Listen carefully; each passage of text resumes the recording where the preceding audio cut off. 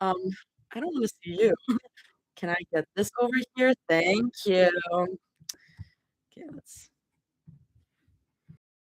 burp. I always feel like burping whenever I'm on stream, and I'm like, "No, now is not the time." One day, I'm gonna figure out this dang microphone, and I'm gonna be on this microphone, and I'm gonna feel all cool and shit. But right now, it's pissing me off. Anyways, you'll just stay over there. Proper stream etiquette. Hey, Aaron. Hey, Mark. I honestly don't know why it hit me so hard. The writing was just gorgeous.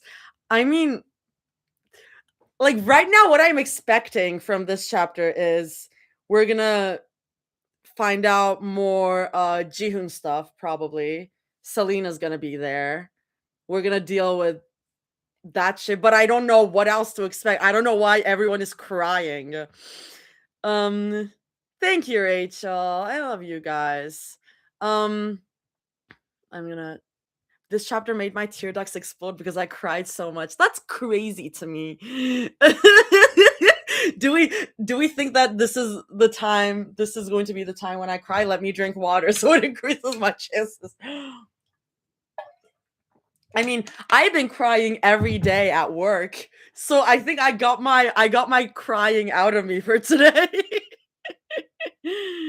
um but yeah. Everyone's crying because someone cut a really big onion over the chapter. I see.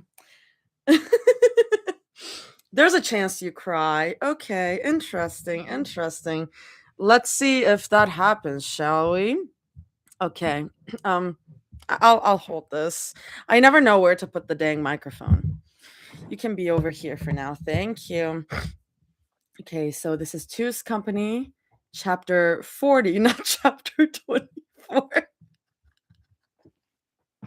I don't know why, but it always automatically goes to chapter 23. Uh which is, I think 23 is the first ever chapter I read on stream, right? Because Take Your Mind Off Things is the smut chapter. And I started reading it from the chapter that came right before the smut chapter. Yeah, 23 was the first. Yeah. Hi Dane. Hi Dane. Okay, so this is chapter 40. Hello. Is my voice clear in the YouTube? I hope it is. Chapter 40, Way In Over Your Head, part 1. So this is gonna be a two-parter. Thank you for splitting it into two parts, Toss, because I don't think I would have done any more than 25k. Summary: Rumi shares the news. A deeper dive into Miyang, Rumi, and Celine's past. I see. I see. Awesome. Thank you, Sam. Lots of POVs, so prepare for a little whiplash. One look, give me whiplash. Anyway, and trigger warning: self-harm and death. So yeah, if you're reading Two's Company, yeah. So yeah, trigger warning for self-harm and death. Take care of yourselves. Part 1. Okay, I'll just get started. Okay. What was Jihoon's voice? I don't remember. I love you, Miyong. Jihoon murmured, lips brushing warm skin just below her ear. You're my everything. The words settled into him the moment he said them. Solid, unquestionable. Truth, not confession. Miyang laughed softly against his chest, the sound light and unguarded, and poked his cheek. You say that like it's nothing. He pulled back just enough to look at her, brows lifting in mock offense. I am serious. Why are you laughing? Before she could answer, he leaned in again, stealing quick, playful kisses, fingers finding her sides. She squeaked, squirming away, laughter spilling freely as she tried to escape him. June, stop! They tumbled in the grass, sunlight filtering through the trees, her laughter ringing sharp and bright. He chased her easily, he always did, and caught her just as she rolled onto her back. He caged her in with his arm, pinning her there, breathing a little heavier now. He pressed kisses to her cheek, her jaw, her temple, drinking her in. Stop! She laughed again, breathless. He did, just like that. Jihoon hovered over her, the world narrowing until there was only her face beneath his, hair fanned out in the grass, eyes still shining with leftover laughter. Beautiful. The word echoed, steady and reverent. He brushed a strand of hair from her face, slower now, letting his fingers linger at her temple like he might memorize the feel of her. "I'd do anything for you," he said quietly. Not a line, not exaggeration. Mi-young was still catching her breath when she looked up at him. "You would?" she asked, half teasing, half uncertain. "Absolutely." His hand slid into hers, fingers threading together, grip firm, anchoring. "I'd burn the world for you if it meant keeping you safe." "Well, you're a fucking liar, anyway." She snorted softly, turning her face away, embarrassed by the intensity. "You're funny." Jihoon smiled, but it didn't quite reach his eyes. He leaned down and pressed a gentle kiss to her lips, chaste, controlled, a promise, not a demand. "I'm not joking," he said. "You're my soulmate." That got her attention. Mi-young turned her head back to him, eyes searching his face. "Maybe slow down a little?" she murmured, shy but sincere. "We've only been together for, what, 3 months?" "4," he corrected immediately. He swallowed, thumb brushing over her knuckles. "I feel it. The pull, like we were tied together long before we ever met." His voice lowered. "You know the red string theory." Not the fucking red string theory. The fucking string theory chasing me everywhere I go. Okay. She huffed a quiet laugh, rolling her eyes as she turned away again. "You're impossible." Jihoon chuckled, letting her deflect, but he didn't let the thought go. He shifted, reaching down into the grass beside them. His fingers closed around a small stem, pale purple petals brushing his skin. Lavender. I saw something about lavender. Darn, Discord doesn't like the links again. Yeah, Discord is annoying with links. I'm sorry. But yeah, that is our Discord. Lavender. He lifted it carefully, then leaned in and tucked it into her hair, right above her ear. She stilled. "Lavender's always lovely on you," he murmured. The scent rose between them, clean, soft, unmistakable, the kind of thing you remember. Mi-young reached up, touching it, smiling as she brought it to her nose. "You think so?" He watched her inhale, watched the way her eyes brightened. "I know so," he said. "It brings out your eyes." She crinkled her nose, flustered despite herself. "Now you're just flattering me." "No," he laughed softly. "I'm telling the truth." As he leaned down again, resting his forehead against hers, Jihoon stayed there longer than necessary, close enough that her breath warmed his lips, close enough that the faint scent of crushed grass and lavender wrapped around them both. His eyes searched her face, lingering on the small smile she wore. Her lashes fluttered when she blinked. "You'd wear it for me?" he asked quietly. Not teasing, not playful, almost careful, like the answer mattered more than he wanted to admit. Mi-young lifted the little sprig again, rolling the stem between her fingers before bringing it back to her nose. She inhaled slowly, shoulders easing as she sighed. "It smells calming," she said, after a moment, like it quiet things down a bit. She tilted her head, smiling, "Like something you'd remember." Something in Jihoon's chest loosened, all and tightened all at once. "Really?" he breathed, unable to hide the way his face lit up. She laughed lightly at his reaction and nodded. "Really?" He reached up, fingers brushing her hair where the lavender rested, careful not to dislodge it. The petals trembled slightly at his touch. I like the idea of you carrying it with you, he said, of people knowing you're mine.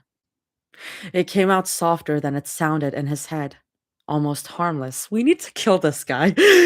I mean, listen, in a normal scenario, saying something like that can be romantic, but like knowing everything, he needs to die. Myung didn't seem to notice the weight of it. She just smiled, eyes warm and hopeful, and leaned closer to him.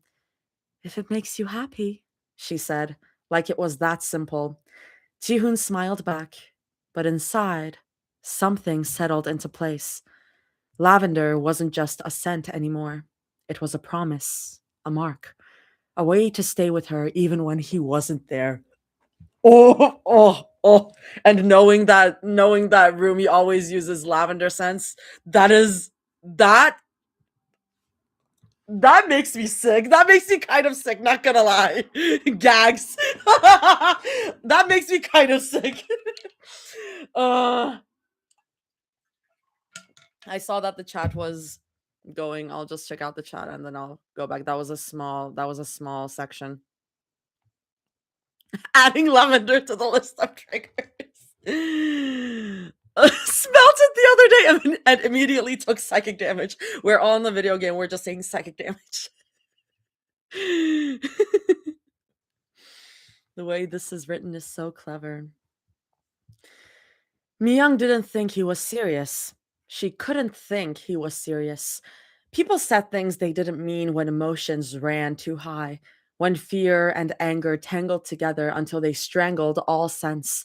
Myung knew she had said things she didn't mean, things she regretted the moment they left her mouth. She told herself Jihoon must feel the same. She needed him to feel the same. So she waited.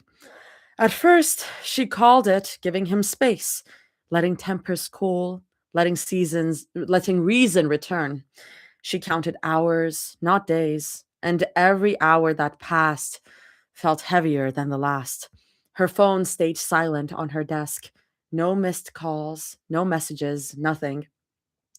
Each night, she lay awake with one hand resting over her stomach, feeling the faint flutter beneath her palm and whispering reassurances she wasn't sure she believed. He won't abandon us. He wouldn't do that. But hope is fragile when it's stretched too thin. By the fourth day, the anger had rotted into something uglier, guilt, the kind that gnawed, that replayed every word she'd said, every look on his face. The what ifs became unbearable. So she called. Her fingers shook as she pressed the screen to her ear. She paced the small room as it rang, heart slamming hard enough to make her dizzy. Once, twice, 3 times, just as panic began to crawl up her throat. Click. Relief crashed through her so violently she had to stop walking. Jihoon? She breathed, voice breaking before she could stop it. She swallowed hard, forcing herself to slow down. Be calm. Be soft. I'm sorry about what I said. I didn't mean any of it. I was scared and angry, and I shouldn't have. You should be. The voice was wrong. She froze. His mother. Oh, that was his mother. Oh my god. Okay. Her stomach dropped. I want to speak to Jihoon, Myung said, forcing her voice to stay steady. Not you. She hesitated, then added quietly, please. A soft, humorless laugh came through the receiver. That won't be happening, his mother said. You've already interfered enough in his life. Myung's jaw clenched. Interfere? She snapped. All I ever did was love him. You confused him, the woman corrected smoothly. Filled his head with unrealistic expectations, encouraged rebellion, and then a pause, deliberate. You trapped him. Myung sucked in a sharp breath. She is not a trap. She is a consequence, his mother replied. An unfortunate one. It was his dick! Bringing back that. It was his fucking dick! What do you expect? Like, oh my god! Leave my girl alone! What the fuck? I fucking hate like parents that enable their children like this. It's like it's well written, but oh my god. Oh my god. She pisses me off. Rage flared, hot and protective. Don't you dare talk about my child like that, Myung snapped. The only unfortunate thing here is you. You broke your own son, and now you're blaming me for it. Silence. Then softly, careful. The words settled over her like a warning hand on her shoulder. You speak as if you understand motherhood, his mother continued. As if instinct alone is enough to raise a child. Love does not protect you from reality, Myung. It certainly does not protect you from us. A chill crawled up her arms. I just want to talk to him, she whispered, suddenly exhausted. Please, just let me hear his voice. There was a pause, longer this time. She heard muffled movement, footsteps, the faint murmur of another voice too far from the phone to understand. Then, hello. Her knees buckled. June, she said, rushing now, fear spilling into every word. I'm sorry. I didn't mean to hurt you. We can fix this. We can leave. We can leave. Go somewhere they can't control you. I don't care how small or hard it is. We'll figure it out together. Please. I can't, he said quietly. Not angry, not cold, empty. Her breath caught painfully in her chest. What do you mean? You can't. I meant what I said, he replied, voice tight, strained like it hurt to speak at all. This isn't something I can come back from. Her vision blurred. Jihun, she whispered, panic creeping in. You don't mean that. You're just scared. We can be scared together, please. I want you out of my life. The word landed slowly, deliberately, each one another weight pressing her under. A sob tore from her throat. You're lying, she cried. You have to be. You love me. There was a pause, a shaky breath. Stay away from me. Her hands trembled violently now. Please, she begged, dignity gone. Please don't do this. I can't do this alone. The phone shifted. His mother's voice returned, calm as ever. You have your answer. You have your answer. You humiliated our family, she continued. You disrupted plans that have been in place longer than you've been alive. And now you want to pretend love excuses that? You're sick, she screamed, voice breaking. You're a sick, evil woman. You don't love him. You never did.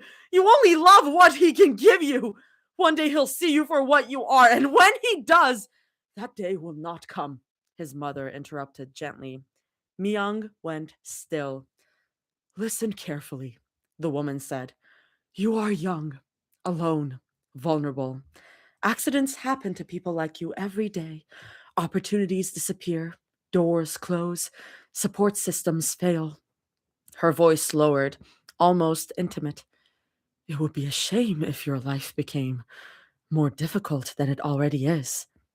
Myung's stomach clenched painfully. Do not contact my son again, his mother finished. Do not speak our name, and do not make the mistake of believing this conversation ends here. Click. The line went dead. She was alone, and for the first time, fear, not heartbreak, settled deep in her bones. This is turning into a fucking crime novel. This is, and I love it. And I love it. It's so good. Oh my god, so fucking creepy. What the fuck? This is insane levels of sinister is true. Gets girl pregnant and then hates girl for being pregnant. True. I'm saying. I'm saying. Yeah. Not all boys' mom, but always a boy mom. Real, real, real, real. Yeah, oh my god, I'll just keep going. These are like short little parts. I'm so used to long ass chapter sections that I'm like, wow, line breaks are coming. Let me give myself a break.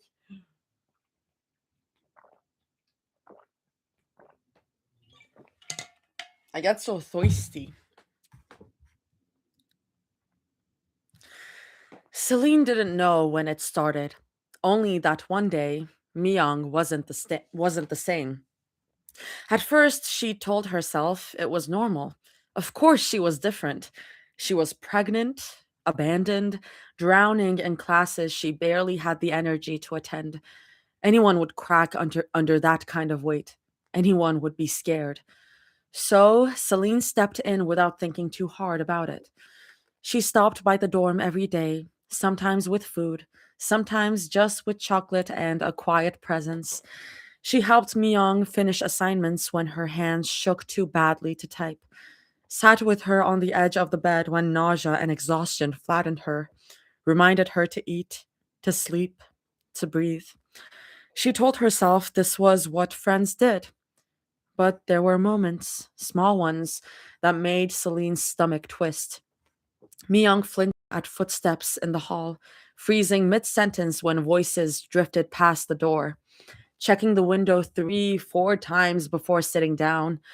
Once, Celine caught her standing completely still by the mirror, staring at her own reflection like she didn't recognize the girl looking back. Myung? She'd asked gently. Myung jumped so hard she nearly cried. Celine tried not to let her fear show. She tried not to read into it. Stress did strange things to people. Trauma did worse. But then came the night Myung finally broke. They were sitting on the floor, backs against the bed. The room was dim, the only light coming from a desk lamp that hummed softly. Myung's knees were pulled tight to her chest, arms wrapped around herself like she was holding herself together by force alone. I'm scared, Celine, she sobbed suddenly. The sound of it, raw, unfiltered, hit Celine straight in the chest. Myung's Myung's words tumbled out in a rush, like she'd been holding for too long. They sent people. I know they did. I see them sometimes. Outside, in the halls. They watch me. They know I'm not safe here. I can't. Her breath hitched violently. I can't protect her if something happens to me. Celine's heart pounded. A dozen thoughts raced through her mind at once. Is this paranoia? Is this stress induced fear? Or is something actually wrong? She didn't have proof, no names, no faces she could point to with certainty. Just the way Myung's fear didn't sound imagined, it sounded experienced. Myung, she said softly, moving closer before she could second guess herself.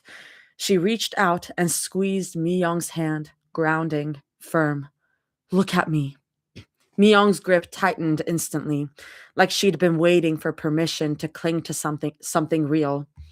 Celine swallowed. She chose her words carefully, not dismissive, not alarmist. I don't know what's happening, she admitted quietly, but I believe you're scared, and that means something. Myung's breath stuttered as Celine brushed her thumb gently under her eyes, wiping away tears that just kept coming. As long as I'm here, Celine continued, voice steady even as unease curled in her stomach, nothing is going to happen to you. I won't let it, okay? It was a bold thing to say. She wasn't sure she could keep that promise, but she meant it anyway. Mi Young stared at her for a long moment, searching her face like she was looking for cracks, for doubt, for fear. When she didn't find it, her shoulders sagged. Okay, she whispered, like the word cost her something. Then, barely audible, you won't leave me too, right? That won't hurt. Celine's chest tightened painfully. She squeezed Mi Young's hand harder, anchoring herself as much as her. I won't, she said without hesitation. I promise. And as she said it, something settled in her chest, heavy, irreversible. Celine didn't know it yet, but that promise would shape the rest of her life. Ah! Oh! I love TC Celine. I love Two's Company Celine. Oh God. Two's Company Celine went from being like the annoying, like strict aunt that you hate at first, and now she's just the goat. Now she's just the goat. She rules. Threatening you and your unborn baby for things entirely outside of your control. No, yeah, it's crazy.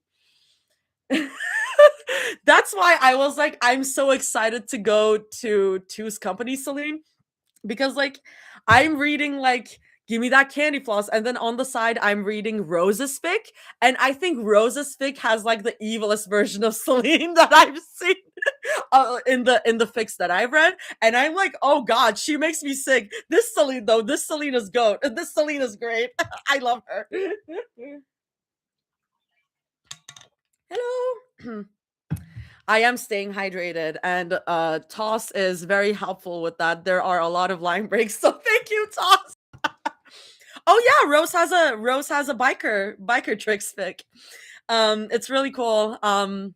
Mira and Rumi are like motorcycles, and they're hot as hell. And Rumi is trans, and Celine sucks.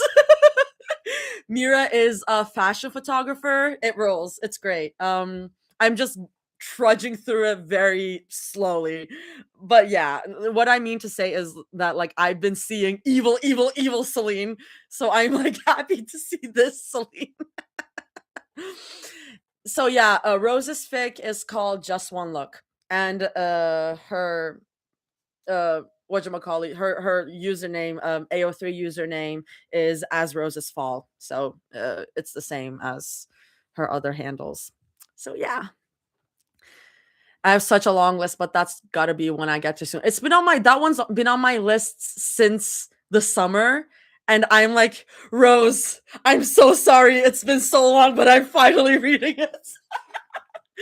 It's just that like fics have become so much harder to read ever since I came like back here, and then I'm working now, so it's not the same as the summer. I keep thinking about the summer as if it wasn't just 1 month where I was streaming every day. But that was a good time. And Toss was posting chapter 18 shit, and I was like, oh my God, summer.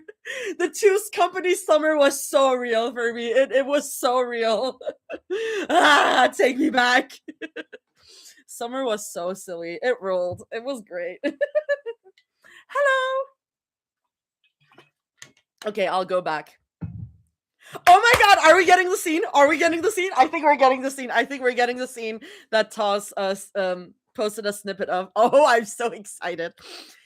Celine pressed her hand to her forehead, rubbing hard between her brows as she sat in her car, engine idling, the dashboard lights glowing faintly against the dark. The other hand gripped her phone, thumb hovering uselessly over the screen as the monotonous ringing filled her ear for the 12th time. Ring, ring. Come on, Rumi. The call finally clicked, and Celine's shoulders sagged with relief. Rumi? Hey, hi, this is Rumi, the voicemail chirped, just a little too bright.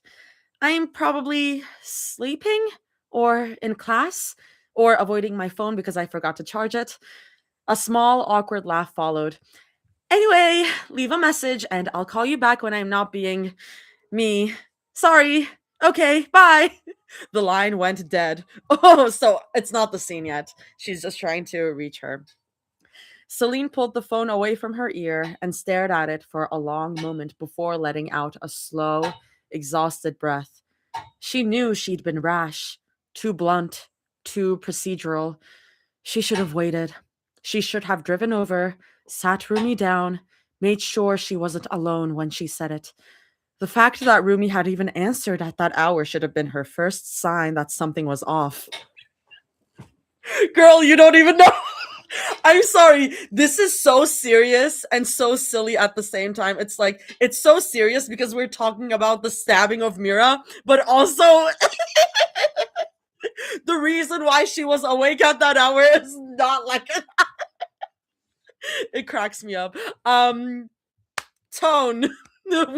Little does she know. I'm so excited for that scene. It's gonna be so funny. Um okay. And the silence that followed, God, that was what haunted her. No questions, no anger, just a small, broken okay before the line cut out. Celine's chest tightened at the memory. She hadn't even gotten the chance to explain what came next, hadn't been able to tell her what they need, what was coming. Her grip tightened on the steering wheel as she shook her head, exhaling sharply.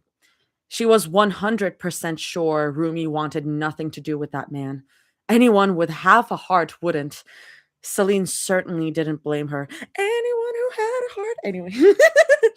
But wanting nothing to do with him didn't change reality. They were questioning him now.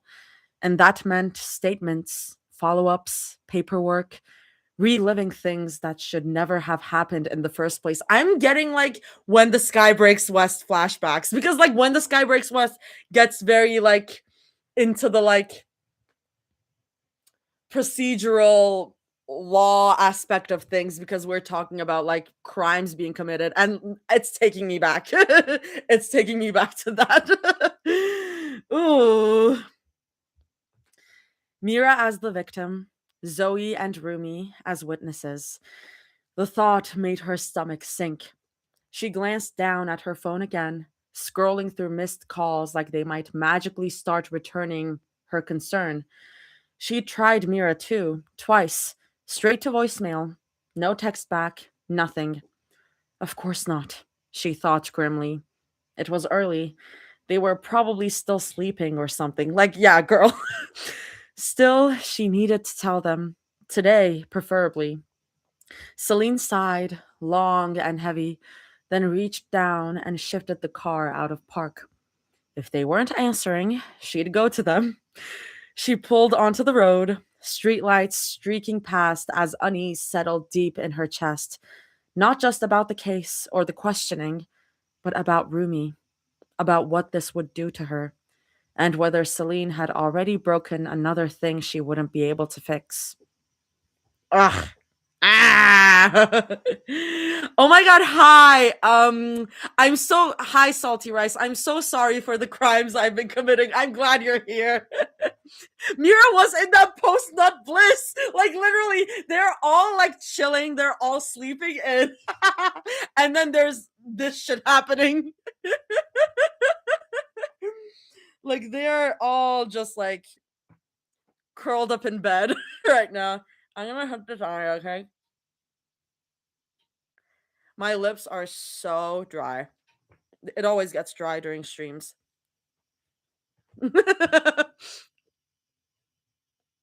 It definitely feels like it's headed in that direction, and I love it. I love when she doesn't want to know. I love when a fanfic starts off as like, oh, it's an AU. Oh, it's like it's a roommate AU. And with like Choose Company, it's just been like, no, we're like doing crime drama now. It rules. I love it. Okay. The paranoia didn't fade, but it stopped spiraling once Celine brought Myung home. It wasn't a dramatic decision, no grand conversation, just a quiet, practical one made late at night when Myung had been pacing the dorm room for hours, hands clenched at her sides like she was bracing for something unseen. So Celine told her to pack a bag.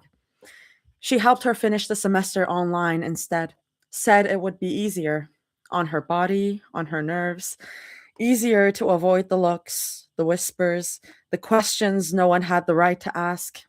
Mi Young didn't argue. She just nodded, relief washing over her face so quickly it almost hurt to see. And she was happier there. That was the thing that stayed with Celine. Mi-young laughed more in the apartment, slept better, ate full meals without apologizing for taking up space. She moved slowly now, carefully, one hand often resting on the curve of her stomach like she was unconsciously reminding herself she wasn't alone. Celine told herself that was all it was: relief, safety. But sometimes, watching her from across the room, it felt like something else entirely. She remembered the day clearly. She'd come back from class, tired, brain buzzing with unfinished thoughts, when Mi-young called her over in a voice that was bright and trembling all at once. She was sitting on the couch, shirt lifted just enough to bear the round swell of her belly, eyes shining with happy tears that hadn't yet fallen. "Come here," Mi-young said, patting the space beside her. "Sit." Celine hesitated, caught off guard by the urgency in her tone. She sat anyway. "I felt her," Mi-young said, laughing softly, like she couldn't quite believe it yet. "Do you want to feel?" Celine blinked. The question hit her harder than she expected. How close they were, of the warmth radiating off Mi-young's body. "Are you sure?" she asked, voice quieter than she meant it to be. Mi-young huffed, affectionate. "Why wouldn't I be?" Before Celine could overthink it, Mi-young took her hand. Her fingers were warm, steady, and she guided Celine's palm beneath the hem of her shirt, pressing it gently against her stomach. Celine sucked in a breath. Mi-young's skin was warm, softer than she expected, real in a way that made her chest feel tight. She flushed faintly, clearing her throat as she scooted closer without even realizing she was doing it. She waited. Part of her felt foolish, like she was holding her breath for nothing. Another part felt unbearably aware of Mi-young watching her, eyes fixed on her face, like she was waiting for something important. Then, a soft, unmistakable thump pressed back against her hand. Celine's breath caught. Mi-young lit up instantly. "Did you feel that?" she whispered, voice full and awed. "She kicked again."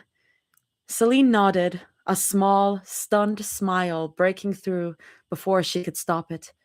"Yeah," she said quietly. "I did." Her hand stayed there longer than necessary.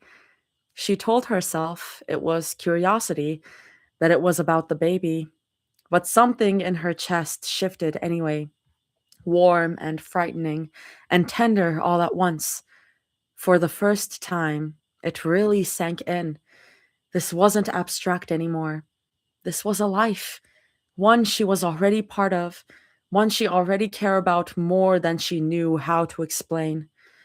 And as Mi-young leaned just a little closer, eyes soft and shining, Celine realized, disturbingly, gently, that she cared about her too, in a way that didn't fit neatly into friendship, in a way she wasn't ready to name. Not yet. The realization settled heavy in her chest, warm and unsettling all at once. She didn't know what to do with it, where to put it.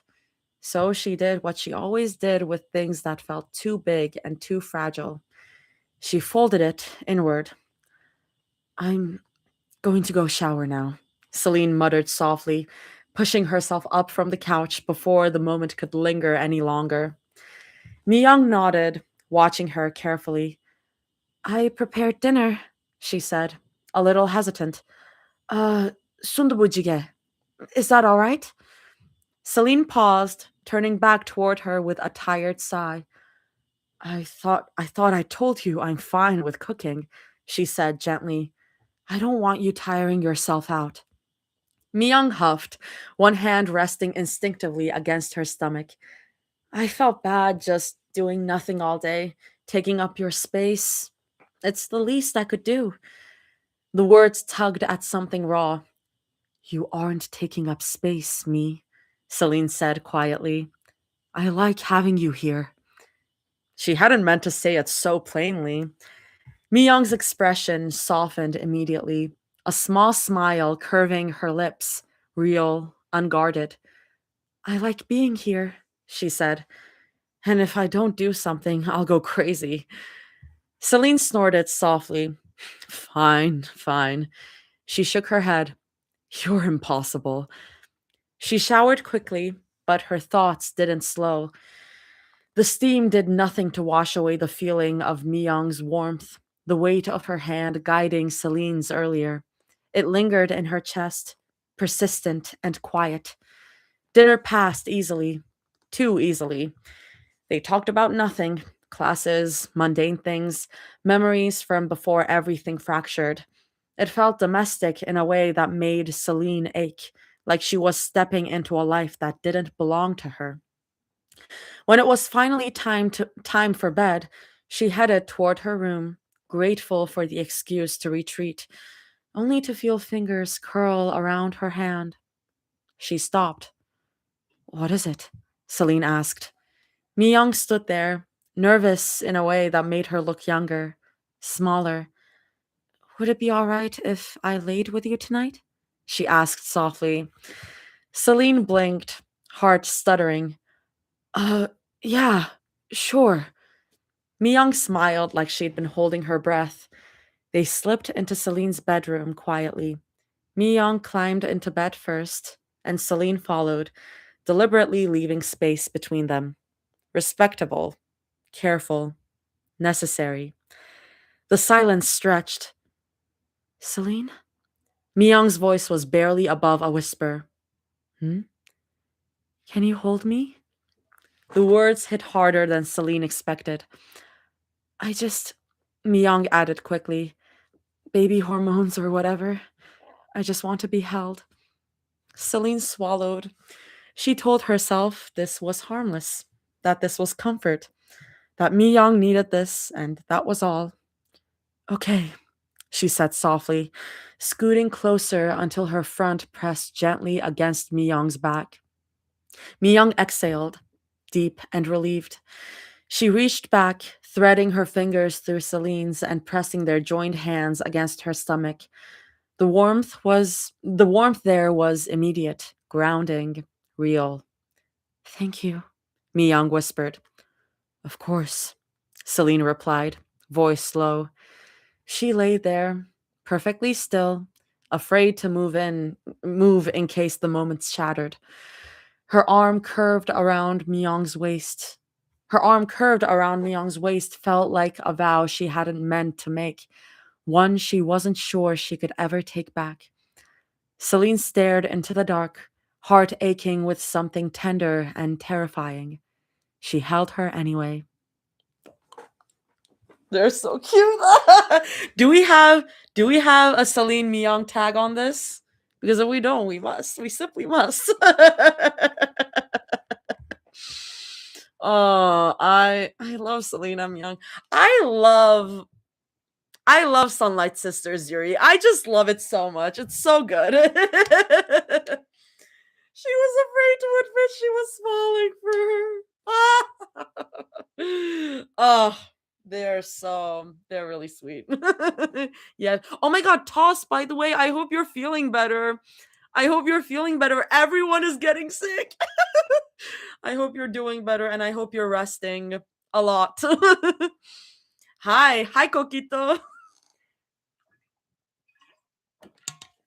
We love Poly Sunlight. Poly Light. We love That's good. That's good. Um yeah, sickness gets rough. It gets real rough, so sending you strength.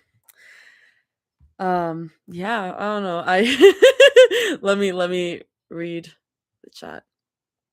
You sound a lot like Celine. Thank you. I'm pretty proud of my Celine voice. Like sometimes it slips. Like if I'm proud of two voices, well, I'm proud of my Mira, my Zoe, and my Celine. I have a different Zoe than the movie Zoe, but I think it makes sense. Um Celine, you are the father. Daddy Celine. Not the AO3 curse striking everyone. It's so rough out there. I think we're using Polylight. I think they're called Polylight. I was reading this Poly Sunlight fic that also had polytrix. It's great when we have them both. Thank you, Sam. Thank you. It's an epidemic. It's yeah, rough. I mean, it is winter. It is sniffly season. So, thank you, Coquito. Really adds to the feels. Thank you.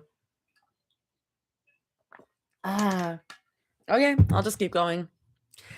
Okay, yeah. Dane is promoting the Discord. If you're not in the Discord and would like to join our Discord, it is fun over there.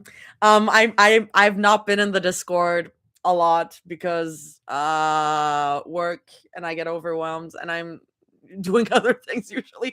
But it's very fun over there. People, look, all the people are lovely. All of you are lovely. I'm sorry that I'm never there. Yeah. Oh my god. Thank you. Thank you. You make the funny stuff funnier and the sad stuff more soul crushing. I appreciate you saying that. That's the goal. Yeah, I'll just keep going. Slow breaths. In through her nose, out through her mouth. Again. Deep breaths. Count them if you have to. 1, 2, 3. Rumi shifted against her sheets, curling tighter into herself until her knees pressed to her chest, fingers bunching hard in the fabric she clutched there. She buried her face deeper into it, breathing it in like it might anchor her, like it could keep her here. Lavender. It always helped. Soft, familiar, something she could name when everything else felt too big and too sharp. Now we also have that scent completely ruined. I'm gonna be sick. Her shoulders eased a fraction, but she didn't move. She stayed frozen like that for a long moment, letting the mattress cradle her weight, letting the worst of the shaking pass. Her heartbeat still thudded too loud in her ears, but it was slowing, eventually. You're okay, she told herself, the words thin but insistent. You're not in danger right now. She just needed a few minutes, just a few, time to calm down, time to let the thoughts stop clawing at the back of her skull, rattling the bars like caged animals. Because part of her kept whispering that it's her fault. If she hadn't been born, if she hadn't existed, if she had, oh my god, I need Rumi to stop saying it, girl. Rumi squeezed her eyes. Rumi squeezed her eyes shut harder. No, that wasn't fair. She knew that. Therapy had drilled that into her. Thank God. It is so crazy, but like I exclusively almost talk about the fan fiction I read in therapy now. It's like kind of crazy because like yeah, that is the shit that you feel sometimes, you know? It's like but like anyways, if you need a sign to go to therapy, let this be your sign. um Therapy had drilled that into her. Her brain liked extremes when it panicked, black and white thinking, blame as a shortcut. It felt easier to aim everything inward than to sit with the truth that some people were just cruel and some harm existed long before she even entered the picture. Still, knowing that didn't stop the ache. She focused on the texture beneath her fingers instead, the weave of the blanket, the slight snag where one of her nails caught. She picked at it absently, over and over. A small, mindless motion. Sorry. She noticed the faint sting at the edge of her cuticle where she'd worried it too much earlier. Don't, she warned herself gently. Not because she wanted to, not because the urge was loud or dramatic, but because there was that familiar pull, that quiet, insidious thought that maybe if she could feel something sharp and definite, it would drown out the mess inside her chest. She flexed her fingers instead, pressing her nails into the fabric until the sensation dulled. Grounding. That's what they called it. Isolation counted too, she knew. Hiding away, pulling back from Zoe's warmth, from Mira's steady presence. It hurt them. It hurt her. But right now, it felt safer than letting them see her like this, fractured, shaking, full of truths she didn't yet know how to say out loud. She swallowed, throat tight. Just a little longer, she told herself. Then I'll go out there. I will. She needed to figure out how to tell them first. Needed the words to stop sticking in her mouth like broken glass. Rumi turned her face slightly, breathing in the lavender again, letting it fill her lungs. Slow, steady, still here. Her fingers stilled at last, resting against the blanket. She could ignore the itch for now.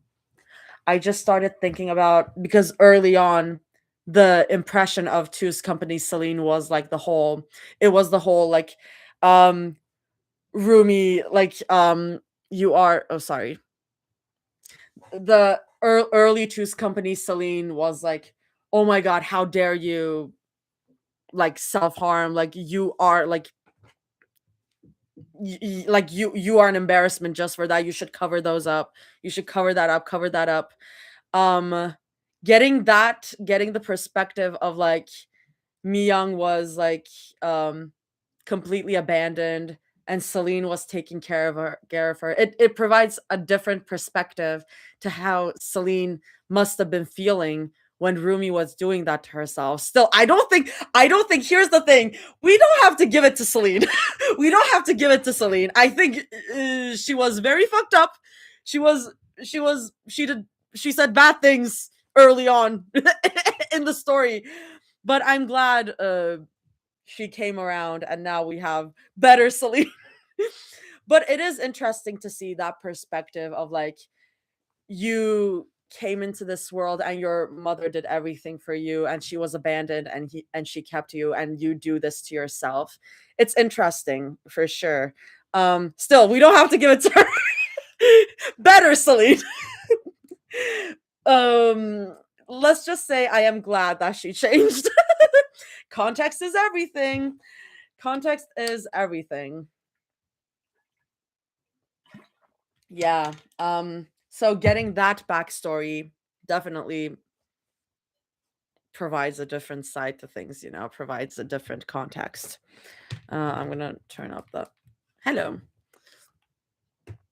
Yeah, it's like Celine is always the most fascinating because it's like, yes, the shit that she went through, all the troubles she went through to raise Rumi, and like her situation is like in every iteration of Celine, it's like pretty much the same. Like her, um, she went through a lot of like difficult shit to be able to raise Rumi, but that still doesn't really excuse what she did to Rumi.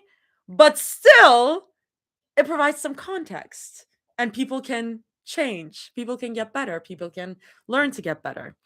So yeah. I am so curious to see the Celine stuff in the movie too. I am like, oh my god, I am so excited to get more Sunlight Sisters backstory in the sequel. Like, oh my god. Guys, wait, I just thought of something. So, my career goal right now, I need to like get on this, but like my career goal right now is to somehow, some way, be in the Turkish dub cast for the sequel because it's coming out in 2029. So I'm like, okay, I have like 3 years. I can do it. I can do it. I just need a I first of all, I need to get better at Turkish voiceover. Um and like get that shit together and find a Turkish agent and like get those connections. But that's my like far-fetched career goal that I'm like working towards. And like, oh my god, I just imagined getting to like voice one of the Sunlight Sisters. I would die. I would simply die. Getting to voice Myung, can you imagine? Can you fucking imagine? Oh, I would die. I would simply die.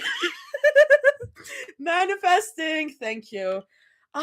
God, there was a person that I knew that I had contacted before, and she used to work for Netflix Turkey, but she doesn't work there anymore. She works more like commercial voiceover stuff. But she is I need to contact her again because I had contacted her years ago. And now I'm grown up and out of school. Manifesting. I'll watch it even if I don't understand Turkish. Man. I need to watch the Korean dub for real, for real. I still haven't watched the Korean dub for the movie, and I heard that it's really, really good. The Turkish dub of the movie, I have my criticisms. I won't air them out here. I have my criticisms. I don't like the translations of most of those songs. It's there. I think there's a problem in the Turkish dubbing industry. I I don't know. I think a lot of those actors. I think there are better people out there, you know. And I don't agree with some of the choices. Anyway, I'm not me airing my dirty laundry with the Turkish dub. The Spanish dub is ass. Not gonna lie, I was like, my main criticism of the Turkish dub was that it felt like they sounded older than they should, which is weird. I mean, not all of them. I think the Rumi voice actors sounded older. And it's like you can bring in the you can say that like they sound old in the English like the original as well. It's like EJ has a husky voice and like yada yada yada. But no, it's like even though like EJ has a husky voice, like Audrey Nuna has like kind of a lower voice, they still have sort of a youthfulness to their voices that somehow makes sense. Like I'm listening to those songs in Turkish and I'm like, I don't know why, but it sounds older. They also sung those songs in Turkish like they sung those like how you would sing like a Broadway song when it's not that genre at all. Like just because it's a musical doesn't mean you should sing it like classic golden age Broadway, you know? These are K-pop songs. Like your voice should be brighter, less vibrato. Like you should be brighter. Like I think there's some it just doesn't mesh. It just doesn't mesh. Anyways, I have a lot of I can yap on and on about the Turkish dub, but like very different musical style. Anyway, that was my yap for today. Let's go back.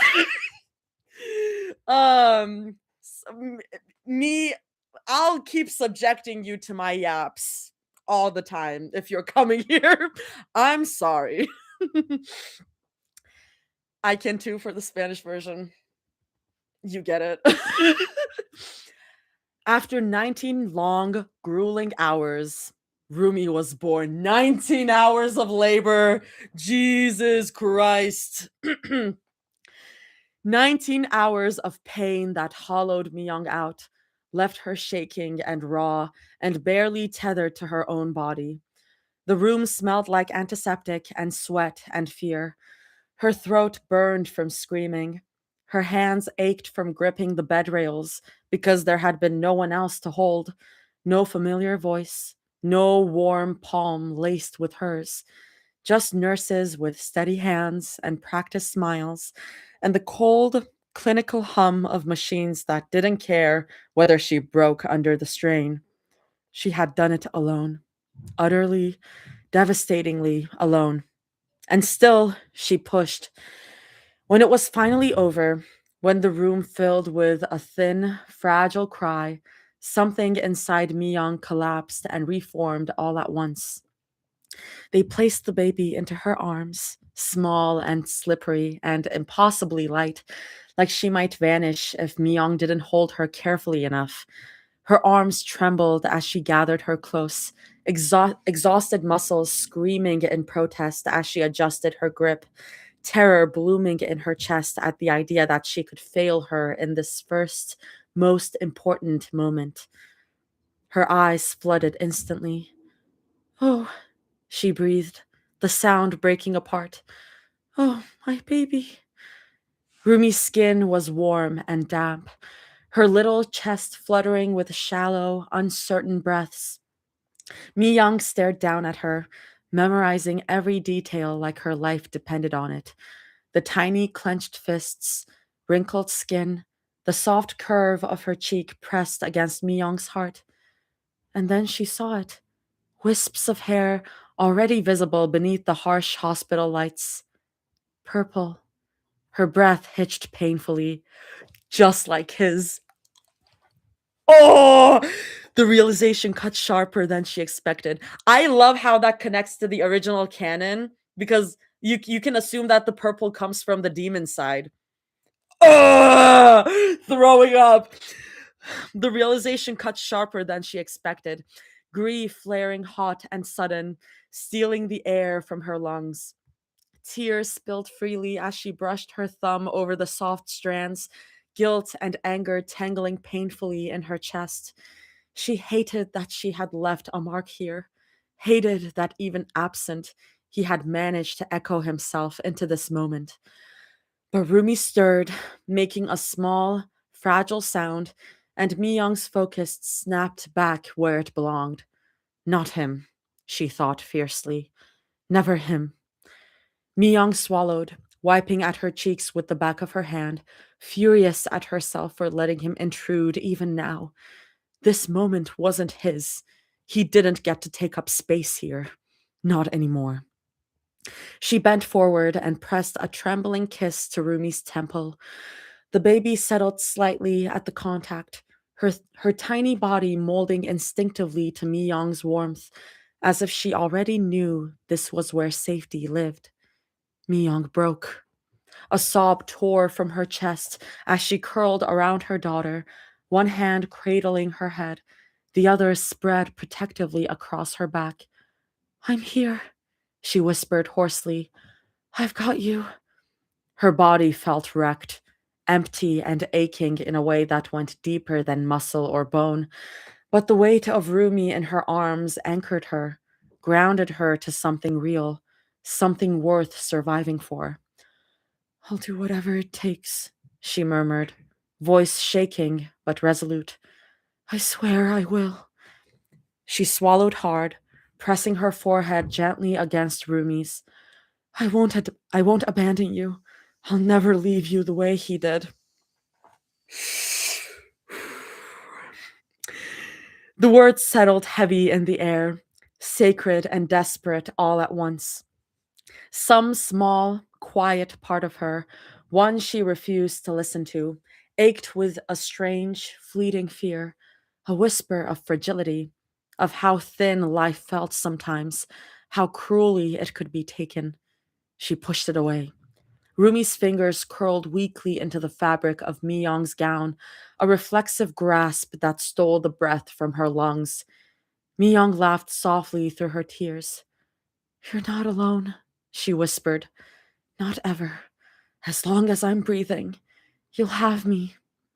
And in that quiet hospital room, broken and bleeding and exhausted beyond measure, Mi-young chose her daughter with her whole soul and never once looked back, not knowing how little time she would be given to keep that promise. The door opened quietly. Mi-young didn't look up right away.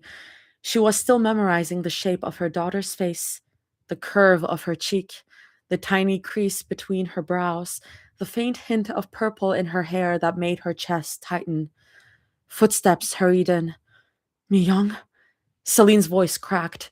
Mi-young lifted her eyes just as Celine stumbled into the room, hair messy, eyes red and frantic, breath coming too fast like she'd run the whole way. "I'm so sorry," Celine panted. "I fell asleep at work. I didn't see your messages or your calls until now, and I came as soon as I—" She cut herself off when she saw her, when she saw the baby. "Did you already?" Mi-young smiled softly. "Do you want to hold her?" she asked. Celine froze. I. She stepped closer without meaning to, eyes wide and shining as they landed on the tiny bundle in Mi-young's arms. Her voice dropped to a whisper. "Oh." Mi-young shifted carefully, cradling her daughter a little closer before motioning Celine nearer.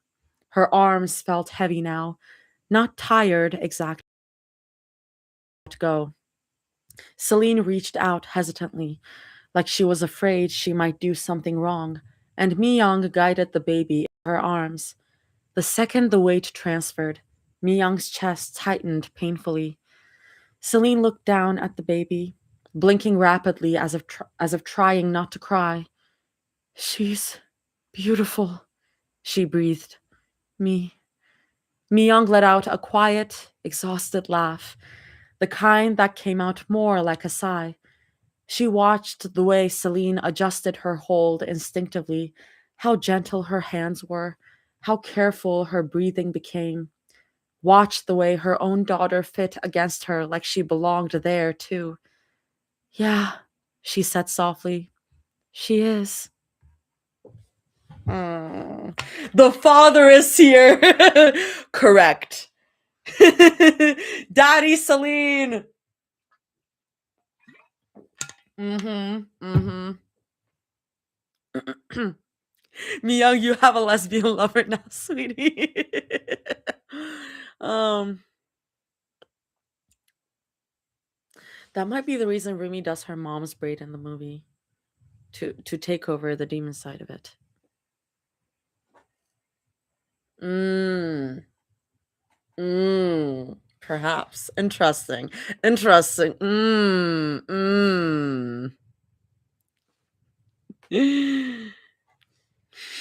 No, Ruby, I am your father.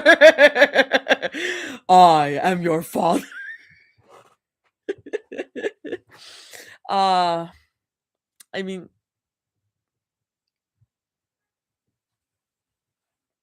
I was thinking stuff, and then I'm not gonna say it. It's okay. This one. Sometimes things can stay in my mind. I don't have to say everything. Okay. Celine wasn't sure when things had shifted between her and Mi-young. There hadn't been a conversation, no line in the sand she could point to and say that was it. No confession, no agreement, nothing that would make this feel earned or official or safe. Just days bleeding into each other, small routines, shared mornings, familiar silences that stopped feeling empty and started feeling comfortable. The strange, creeping sense that she belonged in this apartment in a way she hadn't meant to.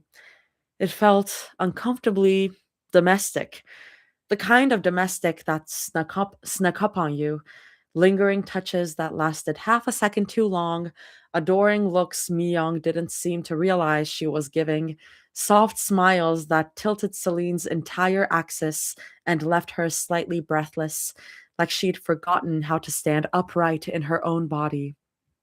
She told herself not to read into it, but her heart knew better.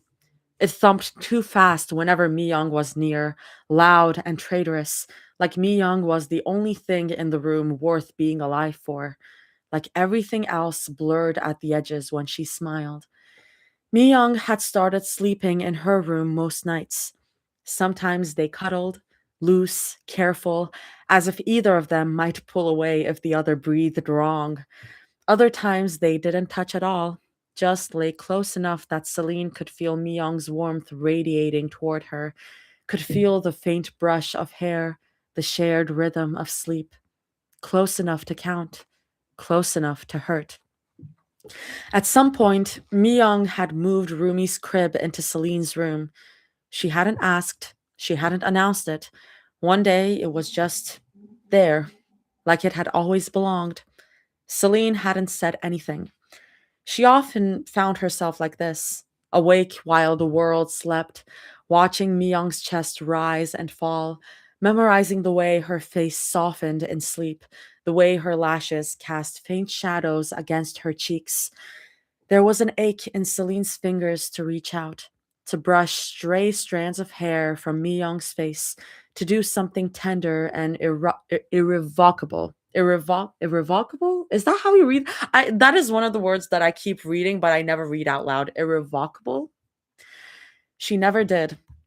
Because sometimes, late at night, when she couldn't lie to herself as easily, Celine wondered if Mi-young was filling the space he'd left behind with her, using proximity as scaffolding, using warmth as a substitute, Using proximity as scaffolding is a crazy That's such a good sentence. Whoa. Whoa. That's so good. I love writers. I love writers. That is so yummy. And part of her hated that it was probably true, more than something to cling to in the dark. Another, quieter, more selfish, hoped that it wasn't. So she just stared and stayed still and let the moment exist without testing it. Rumi's cry cut through the quiet. Mi Young stirred immediately beside her, already pushing on her elbows, hair mussed, eyes barely open, muscle memory pulling her awake before thought could catch up. I've got it, Celine whispered before she could stop herself. Go back to sleep. The words surprised her. How easily they came out. She is the daddy. She is the daddy. Mi-young hesitated, torn between exhaustion and instinct. For a heartbeat, Celine thought she might insist anyway. Then Mi-young nodded, sinking back into the pillows. Thank you, she murmured, voice thick with sleep. The gratitude landed in Celine's chest like something heavy and warm and dangerous. She crossed the room quietly, the soft cry growing louder as she reached the crib. Rumi was red faced and scrunched, tiny fists shaking as she screamed like the world had ended and only she knew it. Celine sighed, tired but careful, and lifted her. It's okay, she said softly, automatically. The words came out practiced, like she'd said them before, like she knew how. You're okay. Rumi's cries broke into hiccuping sobs almost immediately, her body curling in against Celine's chest. The change startled her every time. How fast it happened, how easily the baby settled like this was where she belonged. Celine adjusted her grip, rocking gently, and turned so Rumi could see the bed. Look, she murmured, your mother's still here. Mi-young slept on, face relaxed, one arm flung across the sheets. Celine wasn't even sure Rumi could understand the words, but something shifted anyway. The hiccups slowed, the tension bled out of her tiny body. Celine swallowed. She rocked back and forth, staring blankly at the wall as exhaustion tugged at her vision, the room softening around the edges. She blinked hard, grounding herself, until a small sound pulled her lips, far too present for someone so small. Something in Celine's chest gave an uncomfortable little pull. She brushed her thumb gently across Rumi's cheek, wiping away the last tear. Rumi's fingers immediately latched on, warm and impossibly strong for something so small. Celine froze. Her breath caught before she could stop it. Rumi made a soft, pleased noise, gripping tighter, like this was intentional, like she'd chosen her. Celine looked away and let out a quiet huff through her nose. Rumi copied her. The sound startled a small smile out of her before she could stop it. Don't do that, Celine muttered, though there was no real heat in it. She sat down on the edge of the bed, still rocking, humming something low and tuneless under her breath, something she didn't remember learning. The room felt impossibly still, safe in a way that made her uneasy. At some point, she wasn't sure when, Rumi went completely limp in her arms, sleep reclaiming her just as suddenly as the crying had started. A soft laugh came from the bed. Celine looked up. Mi-young was awake now, lying on her side, hair wild, eyes heavy but warm as she watched them. There was something unreadable in her expression, fond, maybe, or knowing. Celine's heart leapt painfully in her throat. She frowned reflexively, like she'd been caught doing something embarrassing. What? Mi-young just smiled, shaking her head. Nothing, she said softly. You're just holding her weird. Celine blinked, glancing down at Rumi. How am I holding her weird? Mi-young pushed herself up and came over, sitting beside her on the bed. Gently, carefully, she took Rumi from Celine's arm. You're so stiff, Mi-young teased quietly. Celine didn't answer right away. She watched Mi-young settle Rumi against her shoulder, one hand firm and sure at her back, the other cupping her head with practiced ease. There was something instinctual about the way she moved, like she'd been doing this forever, not just for a few weeks. Celine exhaled when Rumi was taken from her arms. Her shoulders slumped slightly, muscles finally unclenching. She hadn't realized how tightly she'd been holding herself until the weight was gone. Yeah, she said, rubbing at her forearm. Well, I don't do this. Myung smiled, small and knowing, like she'd already seen through that. Rumi let out a tiny noise in her sleep, face scrunching for just a second before relaxing again. Without thinking, Celine reached out and brushed her thumb gently over her knuckles, checking that her fingers weren't too cold. Myung noticed. Something flickered in her expression, soft, observant. She didn't comment, just adjusted Rumi's blanket instead, giving Celine time to retreat if she wanted. She didn't. You didn't have to get up, Myung murmured. Celine shrugged. You looked exhausted. That earned her a look, longer this time, searching. You always do that, Myung said quietly. Do what? Notice before I ask. Celine huffed, uncomfortable. Someone has to. Myung's lips curved, but her eyes softened. She held Rumi out again after a moment. Celine hesitated, just a beat, before taking her. She was still stiff, but less than before.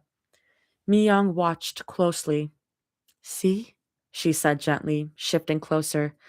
You're holding her like she's a prop. That's so funny. Celine frowned faintly. That's not. Myung reached out and carefully repositioned her arm, fingers warm as they guided Celine's wrist, her palm, slow, intentional. Like this, she murmured. She's not going anywhere. The words felt heavier than they should have. Ooh, Celine swallowed. And you say I'd make a great mother, she muttered, trying for dry humor, but it came out quieter than she meant. Myung didn't laugh. She studied Celine's face, then Rumi's, then back again. I think you already are, she said after a moment, in all the ways that matter. Hello. Celine's breath caught sharply. That wasn't fair. It wasn't something Mi Young should say so easily, like it wouldn't lodge itself under Celine's skin and stay there. You think so? She asked, softer now. Mi Young nodded, immediate and certain. No hesitation, no doubt. The certainty scared her. Celine looked down at Rumi, sleeping so peacefully in her arms, trusting her completely without knowing her at all. She'd never wanted that kind of responsibility. She'd never wanted to be needed. Wanting meant failing eventually.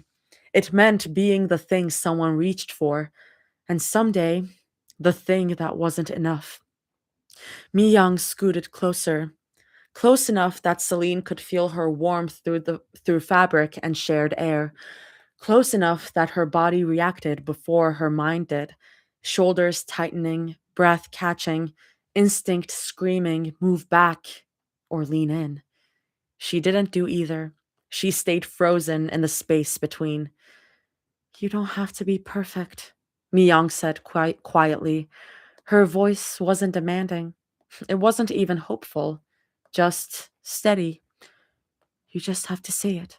You just have to stay. Sorry. In my mind, I'm like, you just have to stay. You just have to stay. Stay. The word hit harder than anything else had. Celine swallowed. Her throat felt tight, like she'd been holding something back for a long time without realizing it. Stay meant constancy. Stay meant choice. Stay meant being seen in all the ways she'd learned to avoid. Okay, she said. The word felt fragile in her mouth, like if she spoke again, it might crack apart completely. Mi Young didn't move right away. Neither did Celine. The silence stretched, not awkward, not empty, heavy, full of the things neither of them were brave enough to say. Celine was painfully aware of Rumi's small weight against her chest, the slow rise and fall of her breathing grounding her even as her heart started to race. She told herself it was nothing, just closeness, just comfort. Then Mi-young leaned in, slowly, like she wasn't sure she was allowed to, like she must stop at any second if Celine so much as flinched. Celine didn't flinch. She met her halfway before she could talk herself out of it. Let's go! The kiss was soft, barely there at first, just the lips, hesitant and questioning, like both of them were asking the same thing at once. Is this real? Is this okay? Can I have this? It was. Mi-young exhaled against her mouth, a soft, startled sound, and something in Celine finally came undone. It wasn't dramatic. It wasn't explosive. It was quieter than that. Something careful and tightly wound loosening at last, like she'd been holding her breath for far too long and only just realized it. She kissed her back just as gently, her heart hammered, every nerve alight, every second stretching thin and fragile. She was painfully aware of everything: Mi-young's warmth, the faint tremor in her breath, the weight of Rumi between them, careful not to jostle her, careful not to deepen it into something that would demand more than either of them could survive. The world narrowed anyway, to warmth, to breath, to the soft, almost inaudible hum of something settling into place, something delicate, breakable, and unbearably right, unbearably right.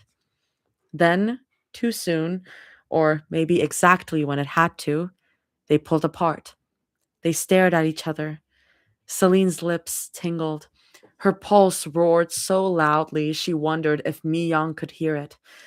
She felt unmoored, like she'd stepped off something solid and hadn't hit the ground yet, like she was suspended in the space between before and after.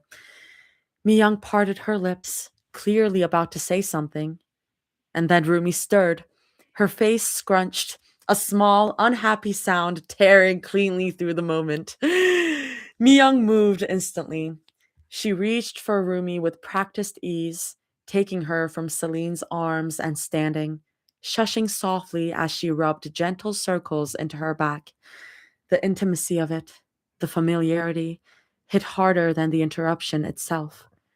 When Mi-young glanced back, her expression was a mess of things she didn't let herself say: worry, guilt, something unresolved flickering behind her eyes, already pulling away. I, she hesitated. I think she's hungry. I'll, I'll take her out of your hair. Thanks again. The words were kind. They were final. Before Celine could speak, before she could ask or confess or ruin the fragile equilibrium by wanting too much, Mi-young left the room. Celine stayed where she was, heart beating so hard it felt like it had climbed into her throat. Swallowing was difficult. Thinking felt impossible. She lifted her hand to her lips, pressing her fingers there like she could pin the feeling down, like proof, like evidence that she hadn't imagined it. Her gaze drifted to the door, still cracked open. Mi-young never spoke about the kiss after that night. So neither did Celine, even though she wanted to, even though something in her ached with the shape of what it had almost been. She had her answer. Myung's heart still reached for him, threaded too deeply, pulled too tight to sever cleanly, even after everything. Celine couldn't blame her. Once you met your true love, forgetting them wasn't a choice. It was a wound you learned to live around. But Celine didn't think she could.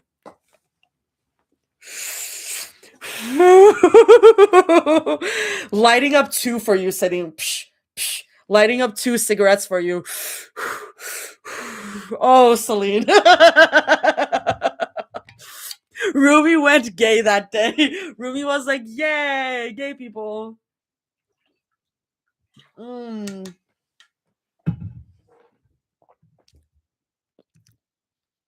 Yeah, that was a flashback. Yeah. If you're just joining, that was a flashback. Inhale the Yuri smoke. It was so gay that Ruby had to stop them. Yay. Kiss yippee.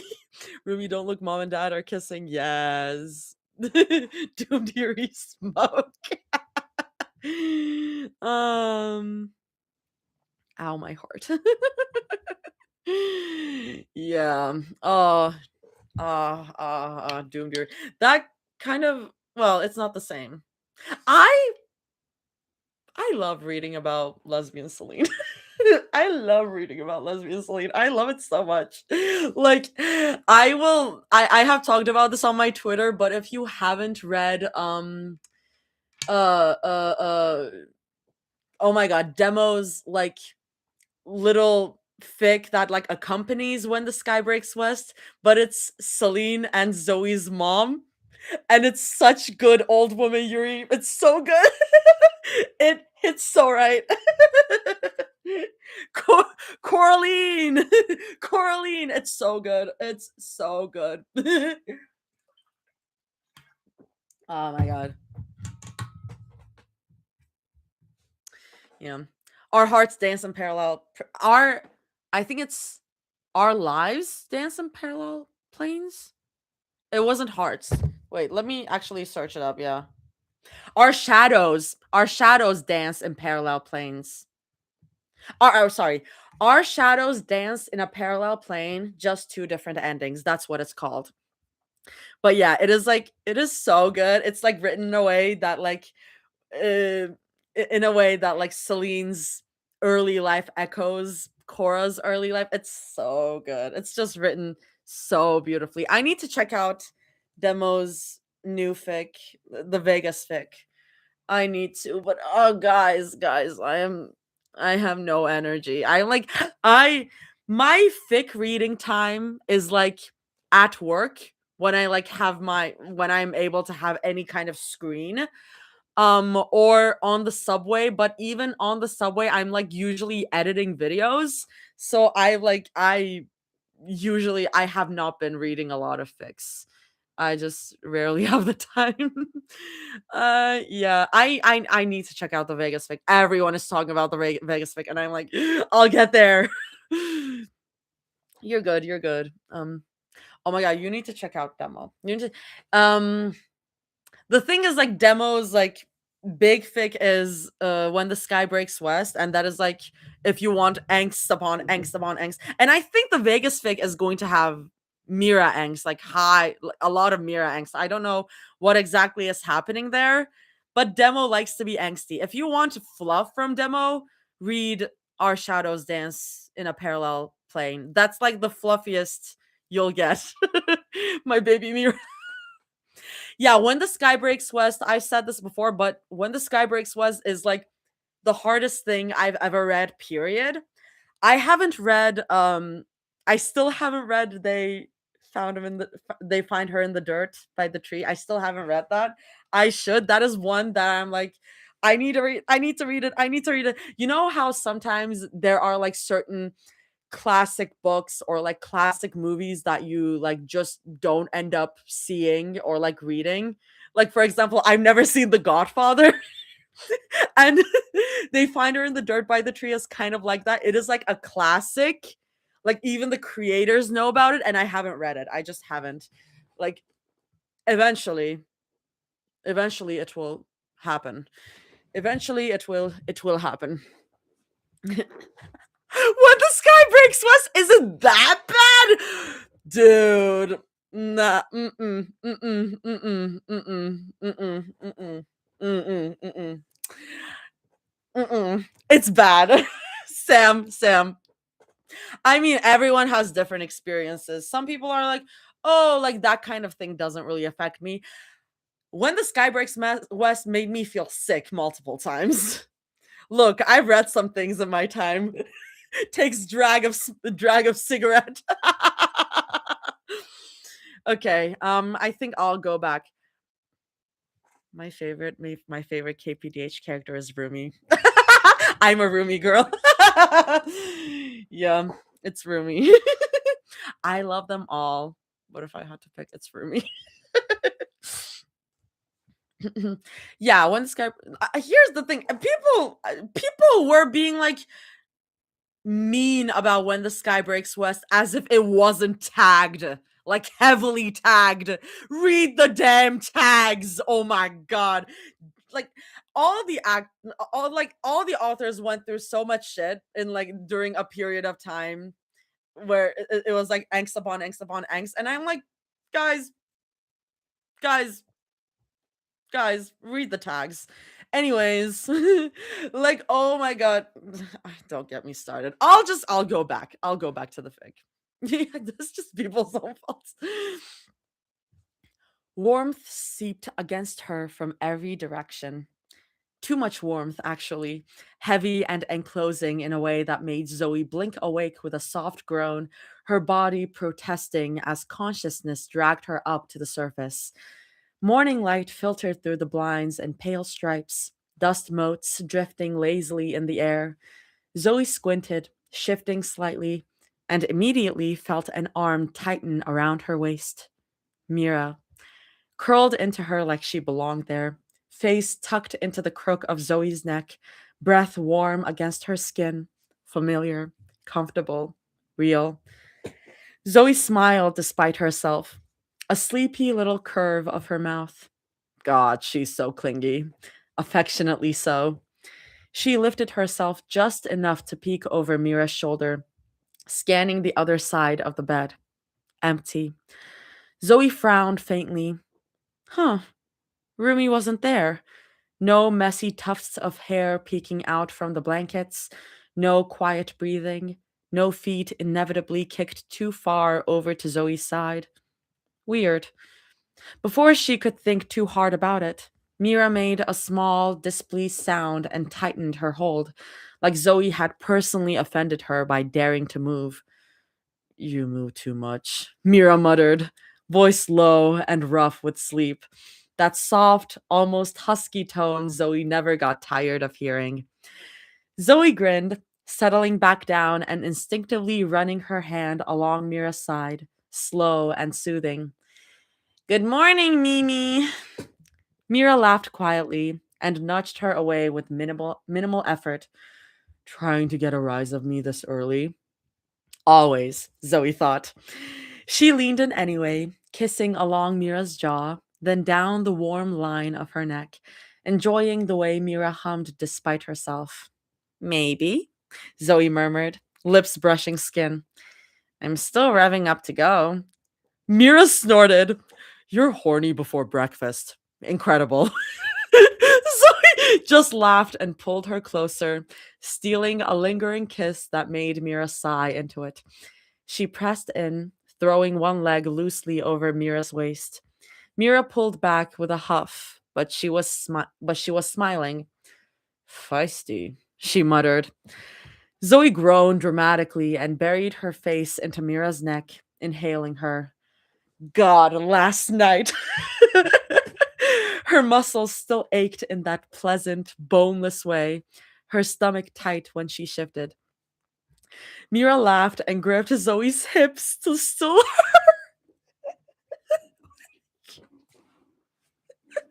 we had no smut during this chapter, but we're still gonna talk about. Mira laughed and gripped Zoe's hips to still her. Stop grinding on me. Whoops, Zoe said, entirely unapologetic. Mira rolled her eyes, then reached her arm out toward the other side of the bed and paused. Her brow furrowed. Did Rumi leave already? Zoe sat up a little, stretching with a soft huff as the soreness reminded her she was, in fact, very alive. I woke up and she was gone, she said slowly. Didn't hear her, though. That part stuck with her. Rumi wasn't exactly stealthy in the mornings. Mira hummed thoughtfully. It's Saturday. She usually camps out on the couch and reads. Yeah, Zoe said, nodding. After the good morning kisses and cuddles. Mira shot her a look. Exactly. Something small and unsettled shifted in Zoe's chest. Rumi never skipped that part. Zoe swung her legs over the side of the bed, rubbing at her stomach absently.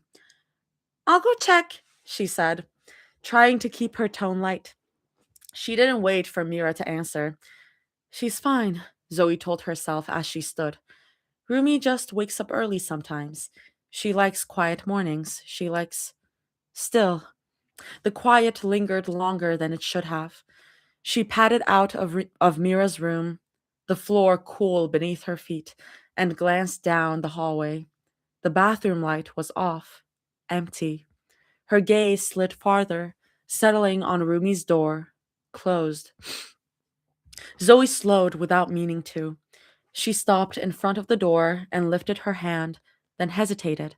A dozen thoughts collided at once. Don't knock too loud. Don't sound worried. Don't make her feel cornered. She knocked softly instead. Rumi? You up? Nothing. Then, movement. A soft shuffle. Fabric against fabric. Relief came sharp and brief. Okay, she's awake. Rumi? Zoe tried again. Quieter now. Footsteps approached, slow, careful. The door opened, and whatever hope Zoe had been holding on to drained out of her all at once. Rumi looked empty, not crying, not breaking, but hollowed out, like something had been scraped raw inside her and left exposed. Her hair was tangled, eyes red-rimmed and distant, not quite landing on Zoe's face. She was swallowed in one of her oversized hoodies, sleeves pulled down over her hands. Zoe's chest ached. Fuck. That hoodie meant something. It always did. Hey, Zoe said gently, forcing herself to stay where she was instead of rushing forward. What happened? Rumi didn't answer. She just stepped into Zoe's space and folded into her, arms wrapping tight around her waist like she'd been holding herself together by sheer will alone. Zoe froze for half a second, then melted around her, hands coming up automatically, one splayed between Rumi's shoulder blades, the other rubbing slow, grounding circles into her back. Rumi's shoulders dropped the moment Zoe held her. Got some news, Rumi murmured, voice small and worn thin. And I kind of spiraled. Zoe swallowed. Spiraled, but came to me, she noted, clinging to that fact. That matters. She pressed her cheek lightly to Rumi's hair, breathing her in, steady and deliberate. Do you want to come back to bed? She asked quietly. We can talk about it. Me and Mira? Rumi tensed. Just barely, but Zoe felt it.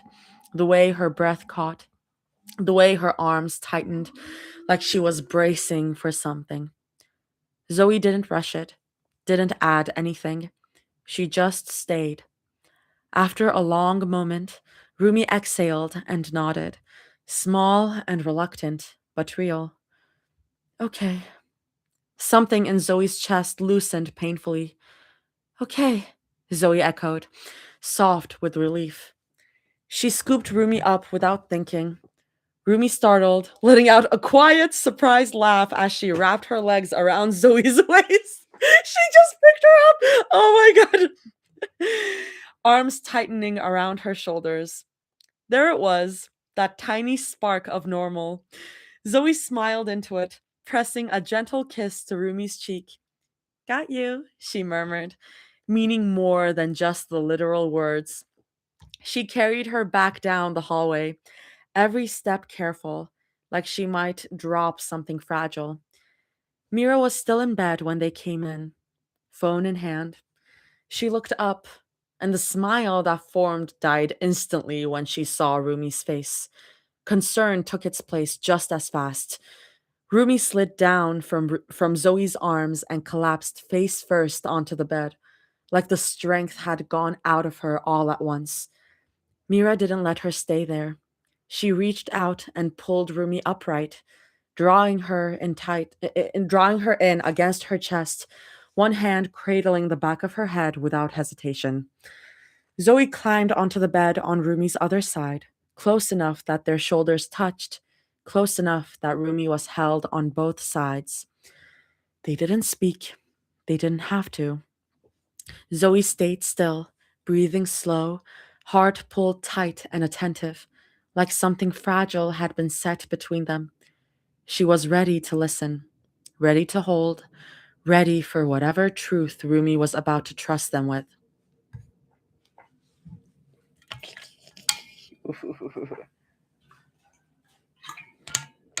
T T T T T. Yeah, the YouTube chat has been going. I love that Sam is just keeping. Sam just got their handles on the YouTube chat, and I'm like, I appreciate it so much. Chaos, you say? Oh well, then I better.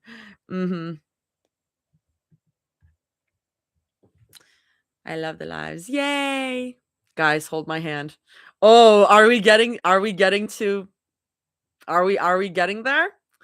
And now we switch from current day suffering to in the past suffering. Yay! I don't read the tags. I go in and accept the consequences. Listen, as long as you don't complain about it afterwards, that's fine. People like don't read the tags and then complain about it. And then the authors have to be like, read the damn tags. Yeah, Sam already said that. Sam already said that. We share the same brain cell, Sam. I don't have a crash out plushie, but I have a small pillow I'm hugging. Should I grab the crash out plushie? Should I grab Cinnamoroll? Let's grab Cinnamoroll. Let's grab it. Come over here. He. My buddy. My little buddy. Me. You're still going? How many words are in the chapter? There's 25,000. So this is going to be a long one. There are no normal size chapters anymore. There are no normal length chapters anymore because trends. I don't know, I guess. No. Don't do that. Don't do that. I'm all tangled up. Oh no. I'm tangled up in a bunch of oh my god. I want to go crisscross applesauce. Ah! 25k and this is a short one. I mean the last two chapters were 40k, so if that helps you compare. The polytrix brain cell doing a lot of work between us all. Oh, isn't it? Oh, ain't it? Like I keep saying, everyone in this fandom is in a hive mind. We're all thinking the same things. Reach out for me. Oh, sorry. Okay. Keep going. Let's hug tighter. The wheels of the shopping cart squeaked faintly with every roll, the sound familiar enough that Myung barely noticed it anymore. She paused in front of the shelves, eyes flicking between rows of pasta and the grocery list open in her notes app. Whole wheat or regular, penne or rotini, things that shouldn't matter, but did, because this was her life now, built out of small, careful choices. A notification pinged. Celine. Myung smiled without thinking. The tension in her, I love that we're getting her point of view. Yay. The tension in her shoulders easing instinctively as she glanced at the screen. A quick update about a meeting, a joke about corporate hell, a heart at the end. Celine had moved away for that company she'd started working with after college. Some big opportunity that Myung was genuinely proud of her for, even if it meant the ache of distance. No, no, you need to return to your daughter. No. Still, Myung had found her own place too, a routine, a life that worked, something she could do from home while raising Rumi. She glanced down at the cart. Mm. Myung's heart softened immediately. Rumi kicked her feet happily from the seat, small hands gripping the bar as she babbled to herself, eyes bright and curious. Hey, she cooed, leaning down. Hi, my love. She pressed quick kisses to Rumi's cheeks, earning a burst of giggles that made Myung laugh too, quiet and breathless, like she'd been waiting for the sound. Oh, ma, Myung said slowly, deliberately. She watched Rumi's face scrunch in concentration, lips pressing together as she tried to mimic the shape. Ma, Rumi mumbled. Good job, Myung laughed softly, joy spilling over as she showered her face with kisses again. Rumi squealed, tiny hands pushing at Myung's face, a weak attempt at escape, followed by a small, indignant whine. Sorry, Myung murmured with a smile, straightening. What is it, Plum? Plum, Plum, Rumi echoed. Yes, Myung murmured fondly. You're my little Plum. She booped Rumi's nose. Rumi giggled and latched onto Myung's finger, holding it tight like it might disappear if she let go. Myung let her. She glanced back at her list, forgetting entirely what she'd been shopping for. Mimu, Rumi said, shaking the finger she still had in her grasp. Yes, baby? Myung hummed, voice soft, distracted in the best way. Rumi made little chomping noises, two tiny teeth flashing. Myung smiled. Hungry? Rumi nodded with enthusiastic seriousness, feet kicking again. Yeah, I figured. Myung dug into her purse, opening a small pack of strawberry yogurt melts and handing them over. Rumi accepted them with dramatic enthusiasm, happily munching away. Myung sneakily slipped a few into her own mouth, too. She wouldn't lie and pretend they weren't bomb. She pushed the cart into another aisle, the hum of the store wrapping around them again. She slowed when she reached the pasta section, squinting at the shelves like the answer might leap out at her if she stared long enough. Whole wheat or regular? Spirals or penne? She lifted one box, then another, indecisive in the most mundane way. Then she heard it. The drag of footsteps. She didn't think anything of it at first. Just another shopper, another stranger in another aisle, until a voice cut through the soft noise of the store. Myung? Her body froze before her mind fully caught up. That voice. Her fingers tightened around the box of pasta as she turned slowly, heart slamming into her throat like it was trying to escape. Jihoon stood a few feet away. For half a second, her brain tried to reject the image, tried to tell her she was imagining things, that grief and paranoia had learned how to wear familiar faces. But he was real, too real. He looked rougher around the edges now, eyes wide and bloodshot, dark circles carved beneath them like he hadn't slept in days. There was a stubble along his jaw, uneven and neglected, nothing like the clean-cut boy she'd once known. His shoulders were tense, posture slightly hunched, like he was always bracing for something. He looked nothing like the sweet, charming boy she'd fallen in love with. And yet, in the worst way, he still looked like him enough. Mi Young's stomach twisted. Every instinct in her screamed to grab Rumi, turn the cart around, disappear down another aisle, but her body wouldn't move. She could only stare, mind racing too fast and not fast enough all at once. How did he find me? How long has he been here? Did he follow me? Her hand slid slowly and deliberately to the back of Rumi's seat, just in case. Something in the way he stared at her, like he was seeing a ghost, made her chest tighten. It really is you, he breathed, voice filled with pure shock, reverence almost, like saying her name would break the illusion. He took a step forward. Mi Young hesitated and took a step back. Her heart slammed painfully against her every instinct screaming, no, no, no. This wasn't supposed to be happening. Not here. Not with Rumi watching. Not after she'd worked so hard to stitch her life back together into something that didn't hurt every time she breathed. Mi-young, I'm so sorry. Ji-hoon rushed out, hands flexing at his sides like he didn't know what to do with them. I realized. Don't.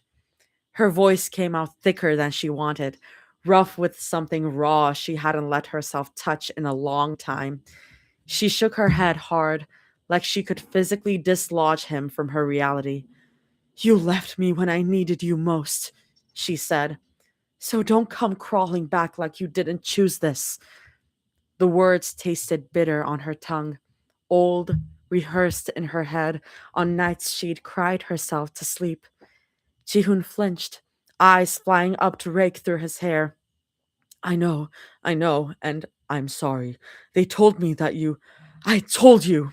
Mi-young cut in, sharper now, the hurt cracking open into anger. That your parents don't want what's best for you. I told you that, and you still believe them. Her chest felt tight, hot.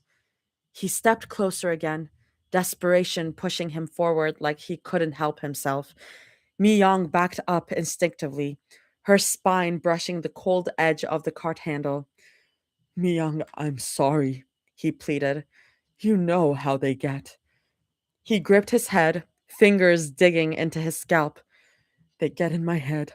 They always do, you know that. But once I realized how badly I messed up. His voice cracked. Please, we can fix this. We can make it work. Fix it. Make this work. As if this were a misunderstanding. As if he hadn't abandoned her alone, pregnant, terrified. As if she hadn't rebuilt her entire life without him. Mi-young laughed weakly, hollow. I'm stupid, she said, shaking her head. Stupid for not realizing that you and your family are the same. His eyes widened.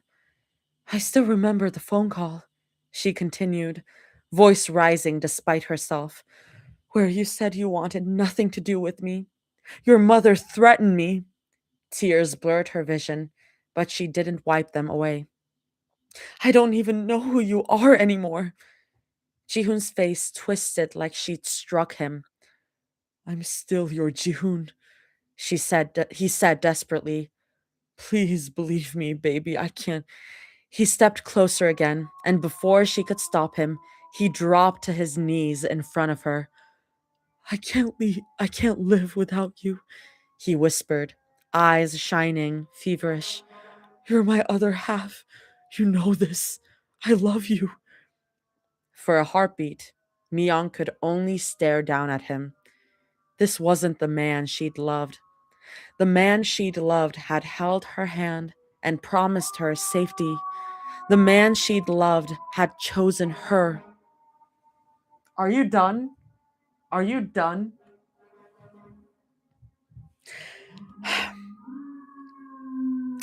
This one was a stranger, clinging to the ghost of something he'd already destroyed. Tears slipped free before she could stop them. The man she loved was gone. Stay away from me, she said, voice trembling but resolute. Mi-young, please. She turned, shoving the cart forward, every muscle shaking. He scrambled to his feet and grabbed her arm. The touch sent panic screaming through her. Let go of me, she shouted, yanking her arm free and shoving him back hard. Mi-young, please, stay away, she repeated, louder now. The sudden noise, the raised voices, the sharp movements startled Rumi. She began to cry. The sound ripped straight through Mi-young's chest. She turned back to Rumi and scooped her out of the cart, pulling her close to her chest. I'm so sorry for yelling, baby, she murmured softly, voice trembling as she brushed Rumi's tears away with shaking fingers. It's okay. Omma's here. You're safe. Rumi's cries softened into small, hiccuping breaths, her tiny hands clutching desperately at Mi-young's collar. Behind her, Ji-hoon spoke again, quietly now. You kept the baby. Mi-young stiffened. She didn't turn around right away. Her arms tightened instinctively around Rumi, her body angling away as if she could shield her completely just by holding her hard enough. When she did look back, Ji-hoon's gaze wasn't on her anymore. It was on Rumi. He let out a small, shocked laugh. A smile cracked across his face. Wrong, unearned. She has my hair, he murmured, awe creeping into his voice. He is so creepy. Mi-young swallowed hard. Her stomach dropped, a cold unease crawling up her spine. Our daughter looks... My daughter, Mi-young said sharply. The correction came out before fear could soften it. Ji-hoon's smile faltered. She is not, Mi-young cut in. Her hands were shaking now, but her voice held. You forfeited any right to her the moment you called her a mistake. His eyes widened. The moment you chose your horrible family over me, she continued, words tumbling out faster now. Over us. You weren't there when she was growing inside me. You weren't there when I gave birth. You weren't there for the nights I didn't sleep, when she cried and needed to be fed and changed and held. Her chest burned. So no, she said, tears blurring her vision. She isn't your daughter. Hell, Celine's more of a father to her than you'll ever be. Period. Confirmed. Celine father, daddy Celine confirmed. Let's go. Yeah. Moment. An applause for Daddy Celine. Daddy Celine. Let's go. Period. Oh my god, I love. Celine's more of a father to her than you'll ever be. You son of a bitch. I hate when sperm donors try to claim parental. That's so funny. Not you're funny. You're funny. I hate when sperm donors try to claim parental rights. Real as hell though. Okay. Something ugly twisted across Ji-hoon's face. She is my daughter, he snapped. She came from my seed. Ew! Don't call it that! Ew! Ew! She came from my seed? Get out of here! What the fuck is wrong with you? Ugh. Disgusting. Like, oh my god. Get out of here. My body. I'm the reason she even exists. Without me, you wouldn't have anything. The words hit like a slap. Mi-young blinked, her mind lagging behind what she was hearing. Did he really just say that? Rumi is a child, not a plant you and your seed can leave. Full exit. No, like... Jesus. The words hit like a slap. Did he really just say that? Her feet shifted back without her realizing she was moving. You're insane, she whispered. His expression changed immediately. Wait, no, please, he said quickly, stepping forward again. No, wait, Myung, please, he rushed. We can talk about this. He tilted his head, eyes flicking back to Rumi. I remember the name you gave her. Rumi, right? Her heart lurched violently. Rumi, Jihoon repeated, voice gentler now, coaxing. I'm your papa. He reached out, snapping his fingers gently, like he was calling a pet. I don't, me don't like it. I don't like this. Ew. Rumi, don't touch her, Myung hissed. She recoiled sharply, turning her body away from him. Rumi clutched tight against her chest as fear finally broke through. She started crying again, small fists shaking on her shirt. A store employee hurried over. Is there a problem here? Myung didn't hesitate. Yes, she said immediately, stepping back and positioning herself behind the worker without hesitation. This man is harassing me and my child.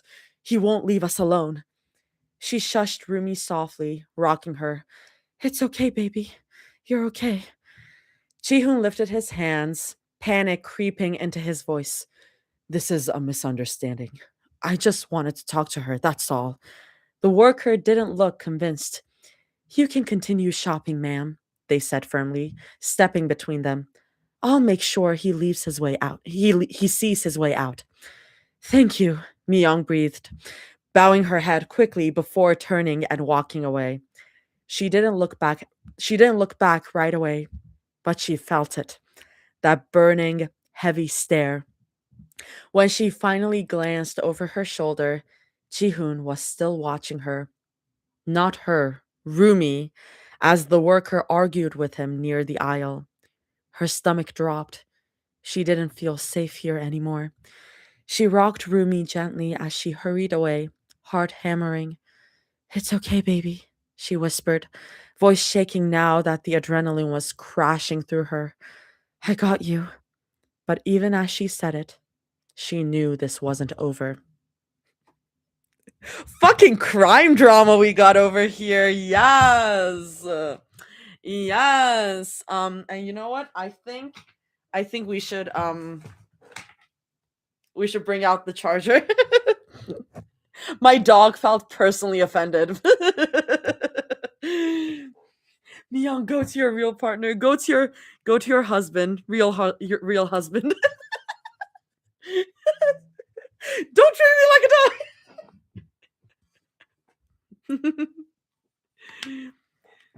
Rumi is not a dog. Oh wait, that's insulting to dogs. uh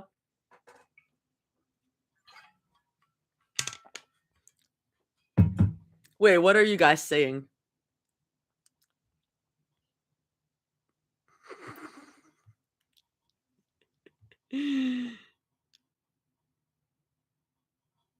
I'm just reading the comments and I'm like, okay, you lost me. If that man had any positive thoughts from me, he's lost them now. I mean, he'd lost them back before in chapter 30. What was it?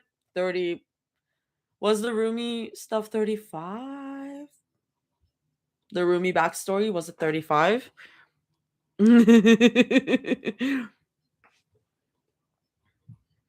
I apologize specifically to all canines. They don't deserve the slander. Okay. Let me adjust myself real quick. Okay. Okay. Oh, you're like listening to this with no context at all? Oh my god.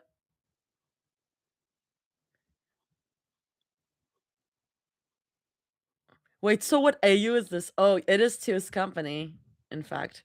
Is Sam always attends these streams like it's their full-time job, and I love it. Like they're on the YouTube, they're on the TikTok, and like explaining everything. I appreciate you, bro. I appreciate you. Um, thank you. Thank you providing context. Yep.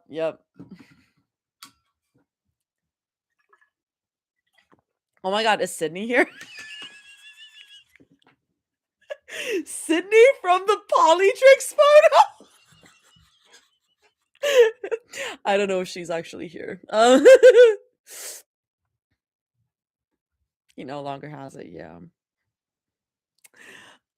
I'll do it. I won't even charge. I'll do it for the love of the game. Hmm. Wait, what are you responding to? Stu needs to be fixed if he wants to be treating people like dogs. Oh my god. Oh god. Okay. I'll keep going. Present time. Let's go. I am so excited for Celine to show up. I'm still waiting for that moment. Oh my god. We're not even halfway into the chapter yet. Guys, we are literally not even halfway. This is wild. Rumi sniffed. Zoe watched her eyes go glassy, watched tears gather and spill as she wiped at them with the sleeve of her hoodie, like she was embarrassed by them. Rumi? Zoe murmured, scooting closer without making a big deal out of it. Close enough that Rumi could feel her there. Hey, I'm sorry, Rumi choked out. She sucked in a shaky breath. I was scared to tell you guys because this topic was the reason you argued and we took a break and I don't want that to happen again. Oh my god, don't even bring up the break. Every time, okay. So here's a little something about me. I work as an usher in a theater, and in the past few weeks we've been having a music review, a Burt Bacharach music review, and every time the singer sings One Less Bell to Answer, I think about Mira, about like Two's Company Mira during their break, and I'm like one less bell to answer, one less what was it, egg to fry. And it's like ever since he went away, and I'm like, in my mind I changed that to ever since they went away, and I'm like, oh my god, I'm throwing up. I'm throwing up. Anyways, awesome. I don't want that to happen again. That hit something tender in Zoe's chest. Oh, oh, Rue. Mira sat up straighter too, face softening immediately.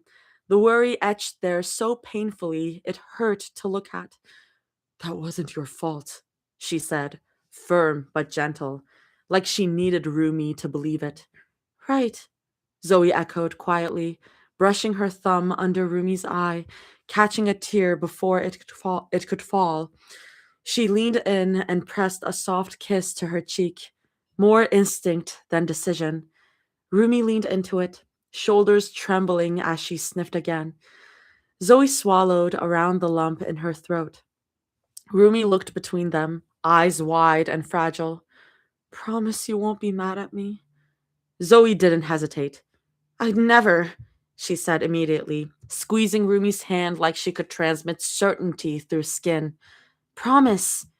Yeah, Mira added, just as sure. Promise. Rumi nodded, like she was committing the word to memory. She sat up straighter, wiped at her eyes again, and drew in a deep breath, bracing herself. Zoe kept her hand, thumb rubbing slow circles over Rumi's knuckles this time. Well, she started, voice thin. I found out some news last night. They found the stabber. Zoe's stomach dipped. Rumi inhaled deeply, like she was bracing for impact. And it turns out it's my dad. The room went quiet in that way that felt wrong, like the air itself didn't know what to do with that information. Zoe blinked once, twice. Dad. It didn't belong there. It didn't belong anywhere near blood on concrete, near hospital lights and stitches and the sound of Mira's breath hitching in pain. It didn't belong near the awful image burned into Zoe's brain of Mira pale and limp and almost. Her thoughts scrambled uselessly, trying to shove the word into a shape that made sense. It didn't. You're serious? Zoe heard herself ask, because maybe, just maybe, saying it out loud would force the universe to flinch, to correct itself. I wish I wasn't. Something sharp lodged in Zoe's chest. A laugh slipped out before she could stop it. Too fast, too brittle, cracking at the edges. Well, she said weakly, clinging to humor like a reflex she hadn't unlearned yet. That's something. God, that was the best she had. She glanced at Mira. Mira's brows were drawn together, one hand rubbing slowly at her forehead, gaze fixed on the floor. Not angry, not accusing, just stunned, processing, like she was carefully taking this new, fucked up truth apart piece by piece, trying to understand how it existed at all. Rumi sat up straighter, panic flaring in her eyes. You guys aren't mad, right? I didn't know. Zoe didn't let her finish. She cupped Rumi's face in both hands, firm enough to make her look up. Rumi, baby. Her voice came out steadier than she felt. I'm not mad at you, okay? Mir's not mad at you either. She leaned in, forehead nearly touching hers. You weren't the one who pulled a knife and stabbed her. Rumi sniffed, shaking her head as she clutched at Zoe's wrists like she needed the contact to stay upright. But I share some of his DNA, so technically I. Oh my god, stop. Zoe let out a short, disbelieving laugh. Not amused, just overwhelmed by how cruel Rumi was being to herself. She rested her forehead against Rumi's, breathing her in. I'm going to tell you two things, okay? She murmured. Number one, you didn't stab Mira. And number two, you are not your father. You don't carry his choices, his sins, his ugliness. You hear me? Rumi's breath shuddered as she exhaled, shoulders sagging like something heavy had finally been set down. She nodded. Okay, then smaller. I'm sorry. Stop apologizing, Zoe muttered automatically, pressing a kiss to her cheek like punctuation. She pulled back, and that's when she noticed how quiet Mira had gone. Too quiet. Mira had taken off her glasses, holding them loosely in one hand while the other rubbed at her eyes. Her shoulders were tight, drawn inward, like she was bracing against something unseen. Zoe's stomach clenched. Mir? She asked softly, shifting closer and squeezing her arm. You okay? Mira sniffed, shaking her head once. She tried to speak, but instead a broken sound tore out of her chest, and she surged forward, wrapping Rumi in a tight, desperate hug.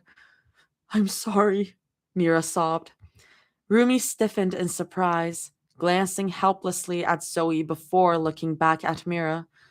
For what? She asked, confused. You didn't do anything. Mira only held her tighter, one hand cradling the back of Rumi's head, fingers threading protectively into her hair like she was afraid to let go. Her body shook as she cried, quiet at first, then not so much. Zoe crossed the bed quickly, kneeling on Mira's other side, heart pounding. Her mind spiraled. Why was she crying? Because the stabber was Rumi's father?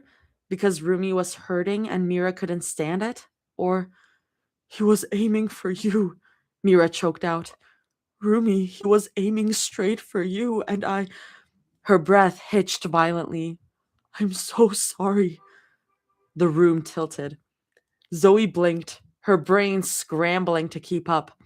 She remembered fragments, streetlights, laughter cut short. It all happened so fast. The sudden blur of movement. One second they were walking, the next Mira was falling and she was screaming her name. But The knife wasn't meant for Mira. It was meant for Rumi.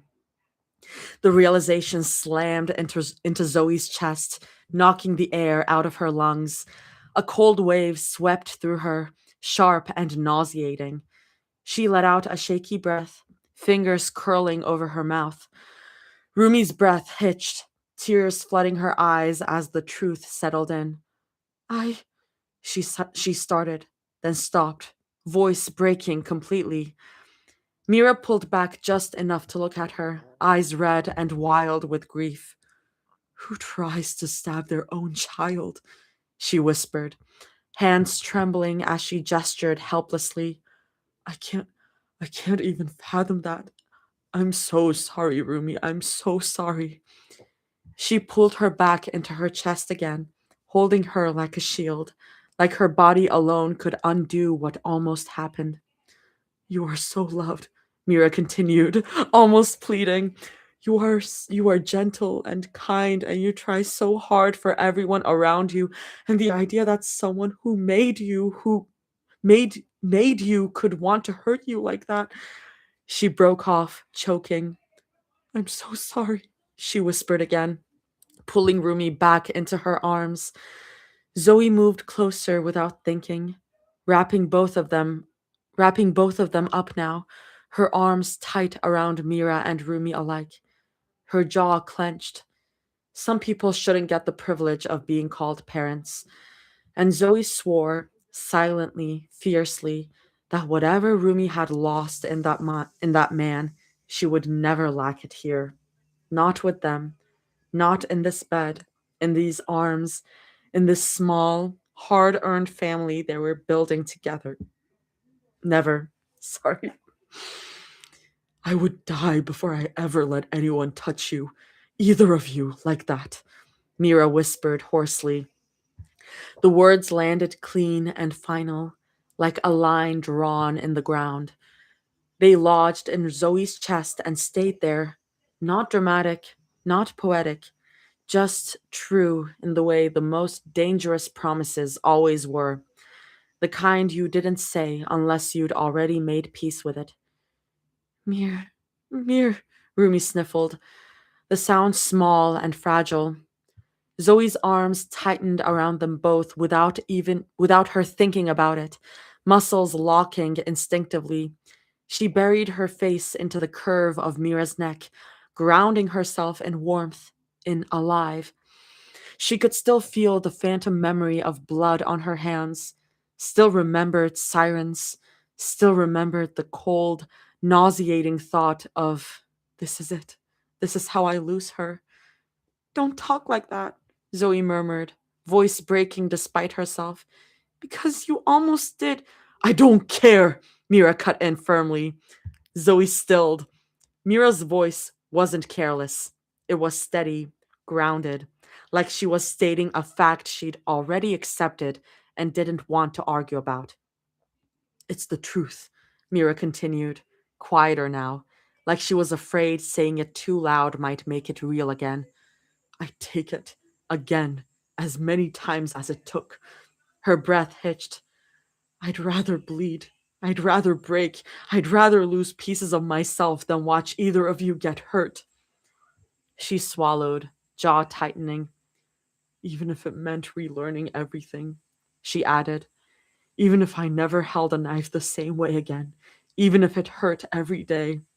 Her gaze flicked to Zoe, brief, knowing, then back to Rumi. The room felt smaller after that. Zoe couldn't stop the image of crashing into her, Mira bleeding, Mira flinching at knives, Mira standing in the kitchen months ago, hollow eyed, convinced she was useless without the one thing she knew how to do. And now this. Zoe's chest ached.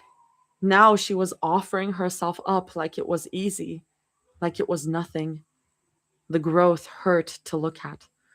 Rumi made a broken sound halfway between a sob and a breath and surged forward, clinging to Mira like gravity had suddenly doubled. Her fingers twisted into Mira's shirt, desperate, terrified, like if she let go, Mira might disappear the way people who talked like that always seemed to. No, Rumi whispered, shaking her head, tears spilling fast now. No, you can't. Don't say that. I'd let myself suffer, Mira said, voice roughening at the edges, before I ever let an ounce of pain land on you. Zoe reacted before she thought. No! The word snapped out of her, sharp enough that Mira actually stilled. Zoe pulled back just enough to see her, really see her, and grabbed her chin, fingers firm, forcing Mira's gaze up to meet hers. Not rough, not gentle either, like she needed Mira here, present. Don't say that, Zoe said, voice tight, almost shaking with how controlled it was. Don't you ever say that like it's an option. Mira blinked, startled. Zoe, I'm serious! Zoe's thumb pressed just under her jaw, grounding herself as much as Mira. You don't get to volunteer yourself like that. Not again. Not ever. Rumi made a small, broken sound between them. I don't care, Mira said stubbornly. If it means you're safe. Zoe cut her off instantly. I almost watched you die, she said. The words landed heavy, final. Her voice dropped, dangerous in how quiet it went. Do you have any idea what that did to me? Mira's breath hitched. Zoe's hand tightened just slightly, not hurting, just anchoring. I still hear the sirens. I still wake up thinking I'm going to turn over and you won't be breathing. Her eyes burned. She didn't look away.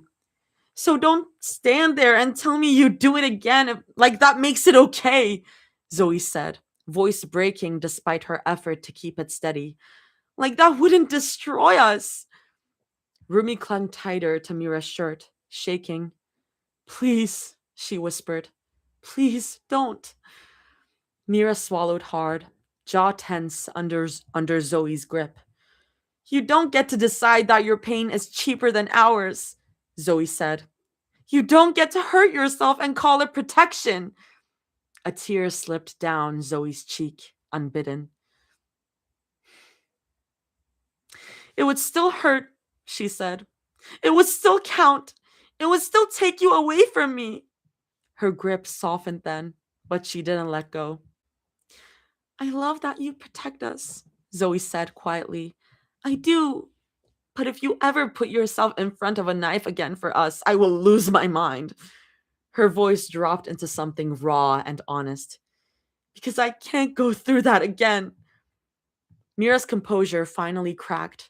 Her shoulders sagged, eyes glassy. I'm here, Zoe said, forehead pressing to Mira's, voice fierce. You stay here, with us. That's the promise. Rumi nodded desperately, like she was afraid the moment might slip away if she didn't anchor it. Together, she breathed. Mira closed her eyes. Zoe's hand tightened just a fraction at her jaw. Mira, firmer now. You hear me? Mira opened her eyes again, swallowed hard. Yeah. A breath shuddered out of her. You're right. I'm sorry. Zoe didn't let her spiral. She leaned in and kissed her. Not desperate, not hungry, just grounding.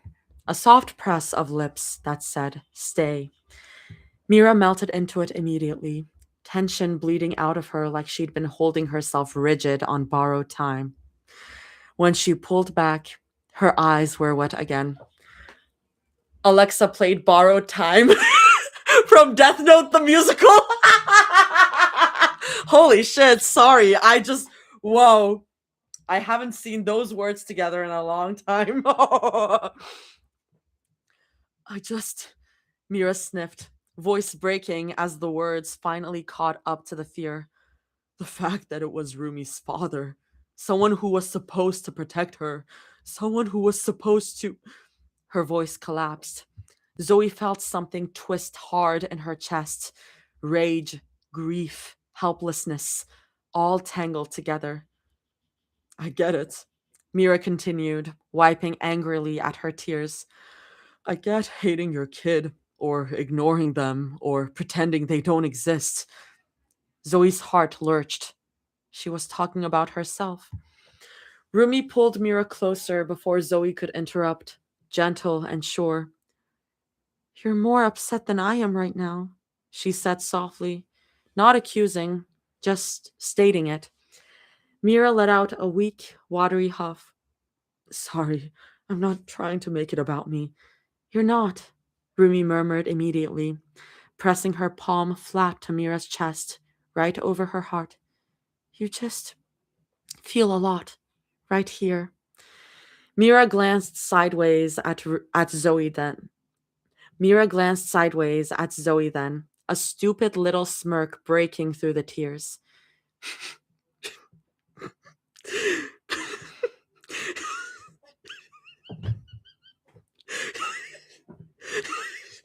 She's groping me again. Sorry, that came after all that. That came out of left field. Oh, God. Zoe barked out a laugh before she could stop herself. Sharp and unsurprised, like her body needed the release. The memory hit instantly. Walking into the living room, Rumi half on top of Mira, Mira blurting out, "She grabbed my boob," like she was filing a formal complaint. Oh my God. Rumi groaned, face dropping into Mira's shoulder.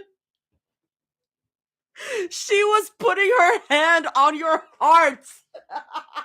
That's so funny. Zoe laughed harder, shoulders shaking now, the image too vivid not to.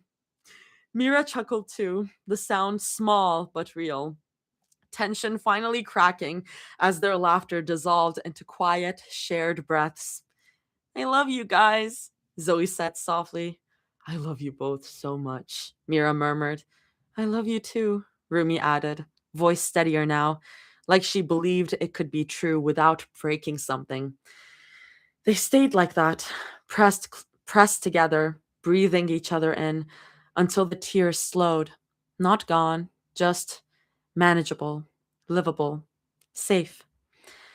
Okay, Zoe said after a while, deliberately light. But seriously, you guys really do have shitty parents, though. Mira snorted despite herself. Join the club. Zoe smirked. My dad sucked at paying child support, if that counts. Mira actually laughed this time. Not polite, not forced, real. You've got a long way to go if you want to qualify. I think Rumi's parents set the bar. She froze. I mean, shit, I didn't mean. Zoe felt her own chest tighten out of instinct, already bracing for Rumi to fold inward again. But Rumi just let out a small huff, shoulders lifting in a shrug. It's fine, she said quietly. The jokes are helping. Makes me forget how messed up it actually is. Mira leaned over then, gentle this time, pressing a kiss to Rumi's lips.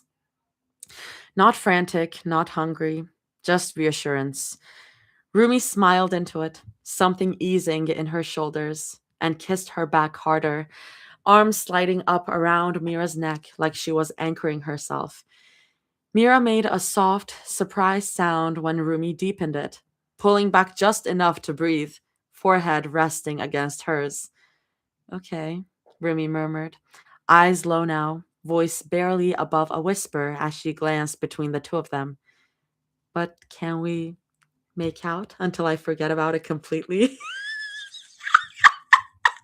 Zoe perked up immediately, a grin tugging at her mouth before she could stop it. Across from her, Mira straightened too, blinking like she'd just been called into class. Well, Zoe said lightly, already leaning in. I'm not one to deny a healthy coping mechanism. She laughed. She caught Rumi's laugh, soft, surprised, and felt something settle. And honestly, she could get behind that plan. Line break.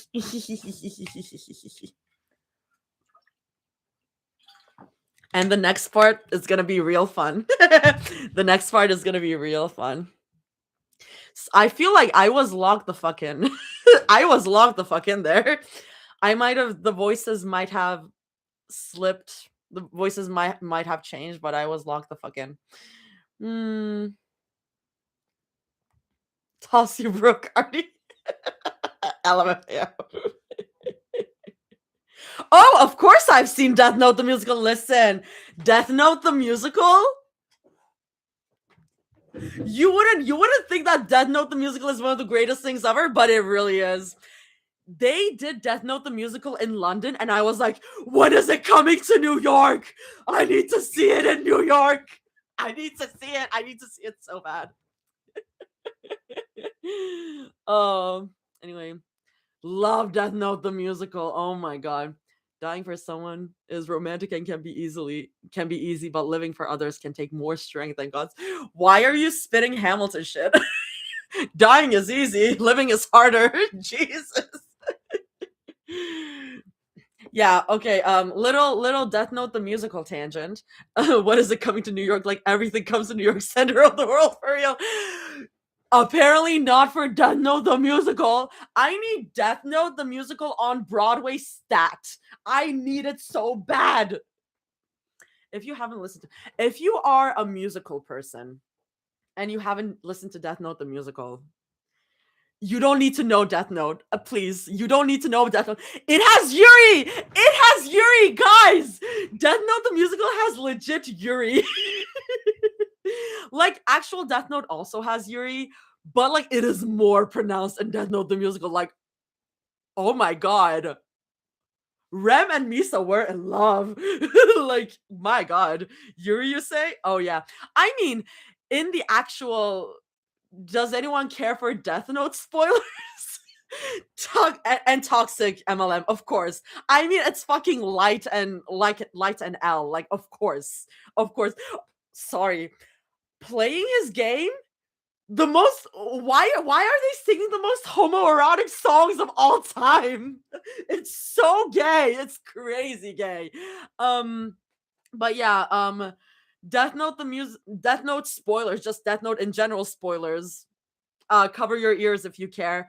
But Rem, who is like a female Shinigami, basically dies to save Misa. So, like, she literally like gives up her life to save Misa. So, like, also Mortals and Fools, one of the greatest songs of all time. Like, I've been needing to cover Mortals and Fools with my roommate for so long. We keep being like, I'm gonna be Rem, he's gonna be Misa. It's gonna be so good.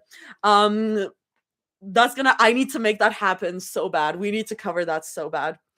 I love Rem so much. That's bestie. I love her so much. Those two could have stopped a lot of people from dying if they just made out. Yeah. Don't forget Hurricane. Listen, all the songs are bangers. I mean, if the only Hurricane you know is the Hamilton Hurricane, listen to Death Note the musical Hurricane. Like, oh my god. I'm waiting for the hurricane. The human states and all their sins blown away. And it's Jeremy Jordan on the cast album. It's Jeremy Jordan playing Light. It's crazy. Hurricane's really good. Yeah, anyway, I only know the viral sound. Bets. Dane, I trust you to know every viral sound ever. It's called Playing His Game, the L and Light. It's Playing His Game. Is that the tennis match? Is Playing His Game the tennis match? Oh my god, we need to listen to Death Note the musical, like something from Death Note the musical as the closer now. Oh my god. I love Death Note the musical so much, guys. Like, oh my god, I'm remembering every time I think about it, I remember how much I love it. Anyways, okay. Going back to the chapter. Oh, I was talking about the one after Lindell Taylor.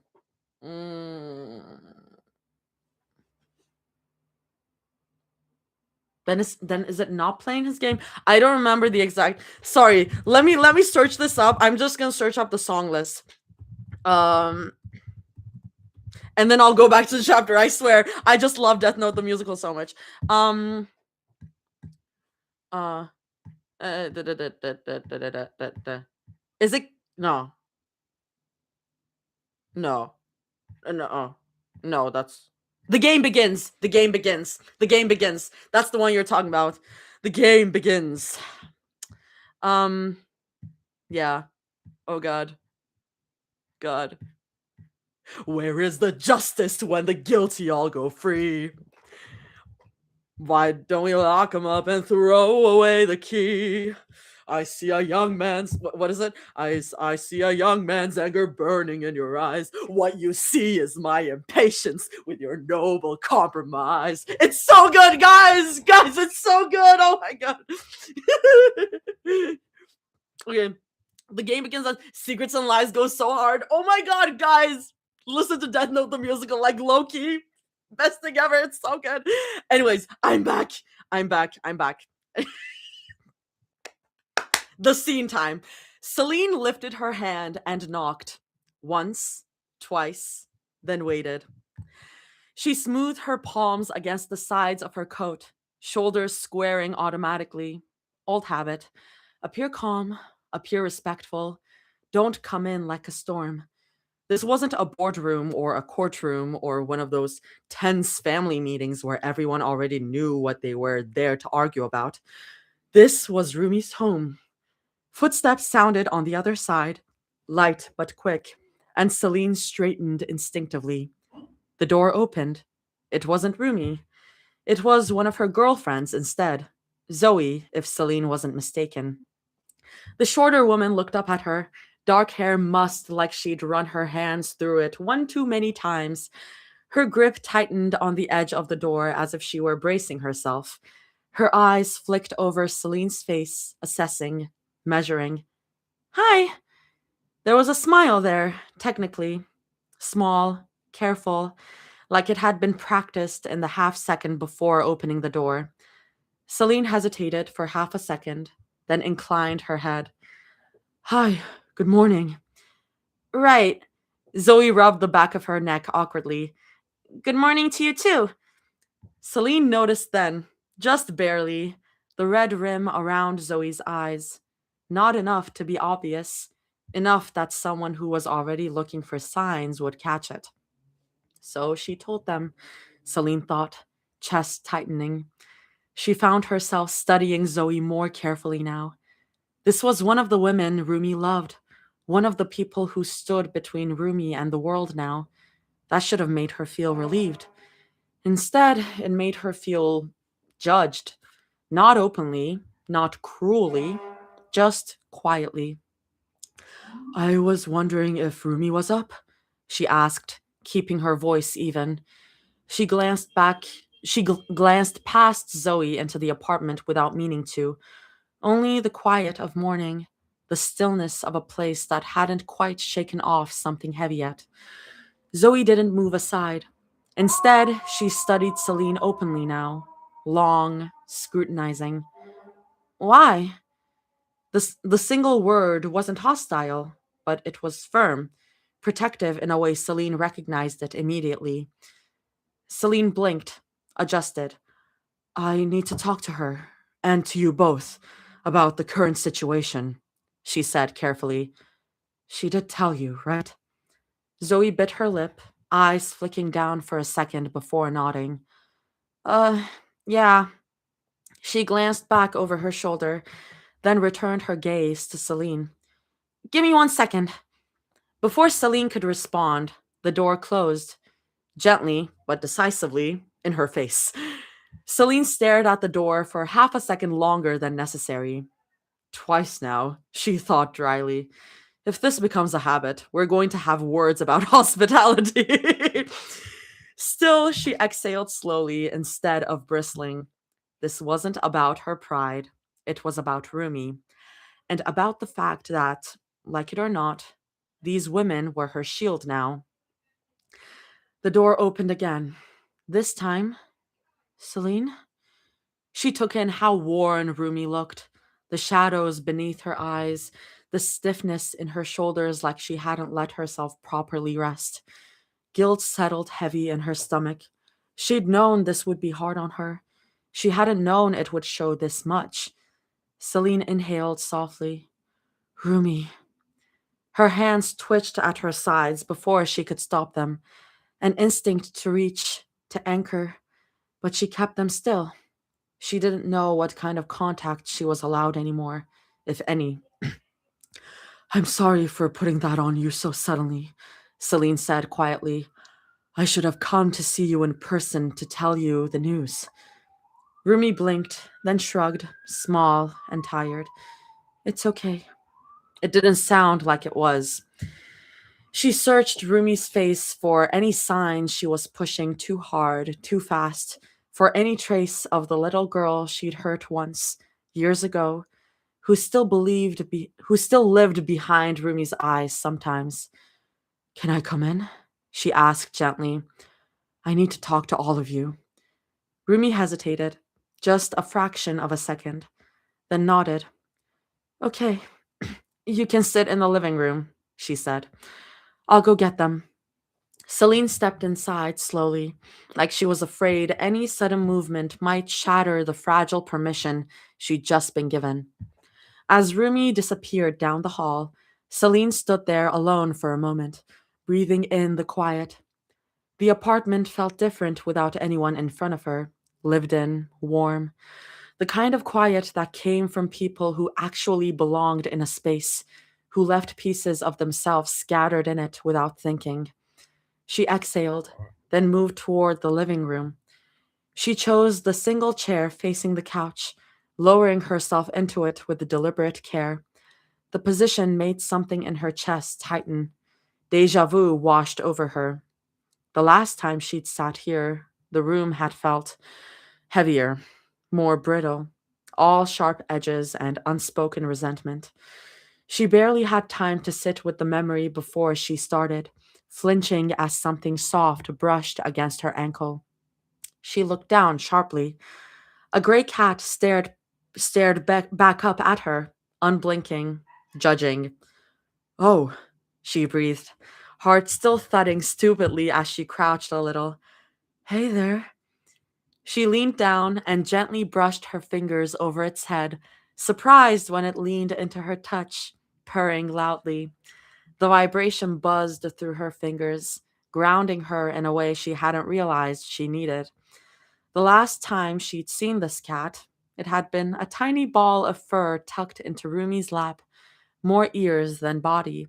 Now it looked at her like it owned the place. A faint smile tugged at her lips.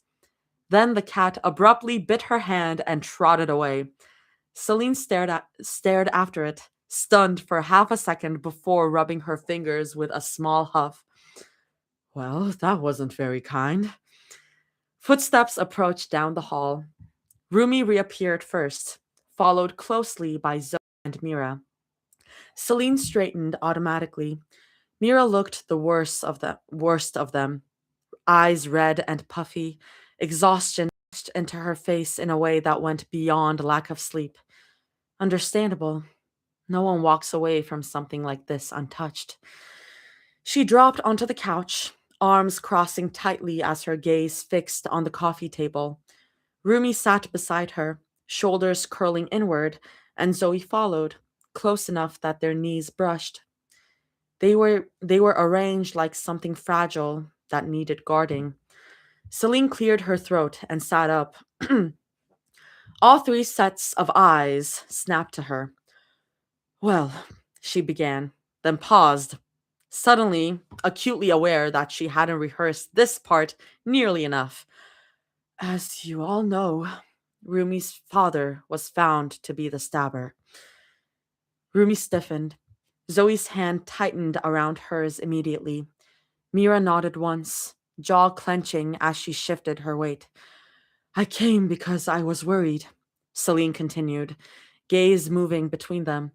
Rumi wasn't answering my calls, or you, Mira, and I didn't know if you were still asleep or if something had happened. She trailed off.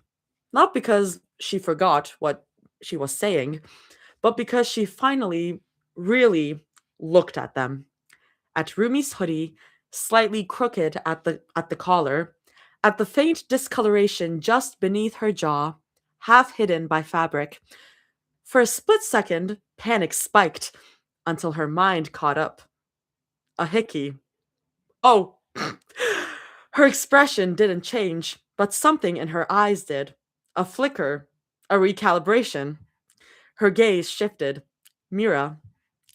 Her shirt slipped off one shoulder, exposing faint discolorations along her collarbone. Mira followed Celine's line of sight and froze. Her hand came up too late, an awkward, bladed tug at her shirt as heat rushed up her neck. Celine's eyes moved again. Zoe. Zoe, who was halfway through twirling a strand of her hair around her finger, easy and thoughtless, until she felt it. The weight of Celine's attention. Zoe stilled, her expression faltered.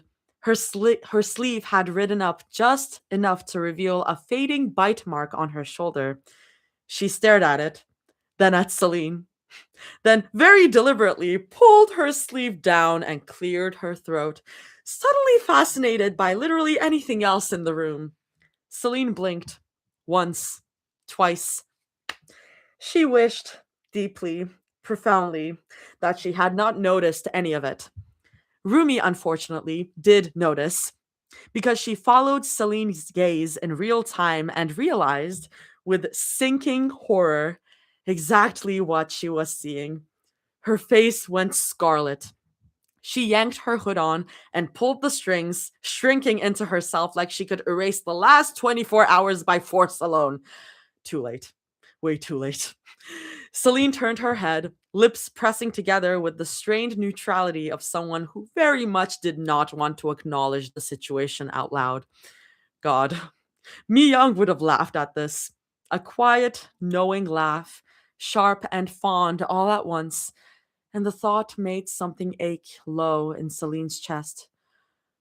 So, she said finally, voice a little too brisk as she circled back to her original sentence like none of this had happened. I decided to come here. She cleared her throat, finished lamely. Silence followed. Thick, awkward, unforgiving. Celine misses her wife. Then, we didn't do it today, Rumi blurted. Not helping, not helping. Celine closed her eyes. Two simultaneous groans followed.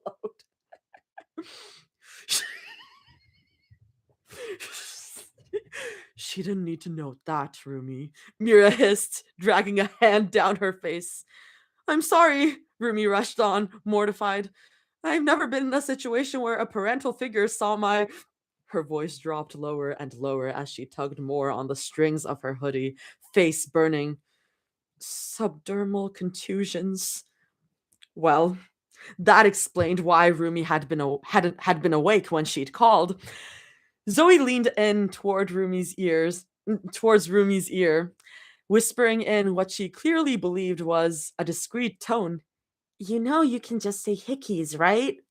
Rumi snapped her head toward her, eyes wide with pure horror. Yeah, she hissed back, but not in front of her. Mira, who had apparently decided chaos was preferable to silence, opened her mouth. Rumi, you can't say hickeys, but you can ask me how it felt being...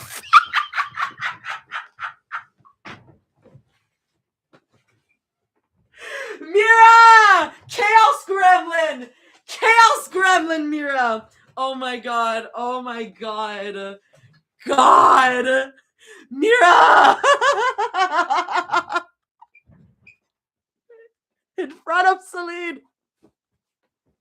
Oh. Oh my god. Rumi slapped a hand over Mira's mouth. Shut up! She doesn't say it like that. I just wanted to say it like that. Shut up! Oh, you slapped me again? Mira protested, voice muffled against Rumi's palm. Zoe, unfortunately, incapable of reading when the room was on fire, nodded thoughtfully. Rumi can be dominant when she wants to be, you know? Guys, we don't need to know that. We didn't need to share with the class being fucking Celine. We did not need to share this with the class.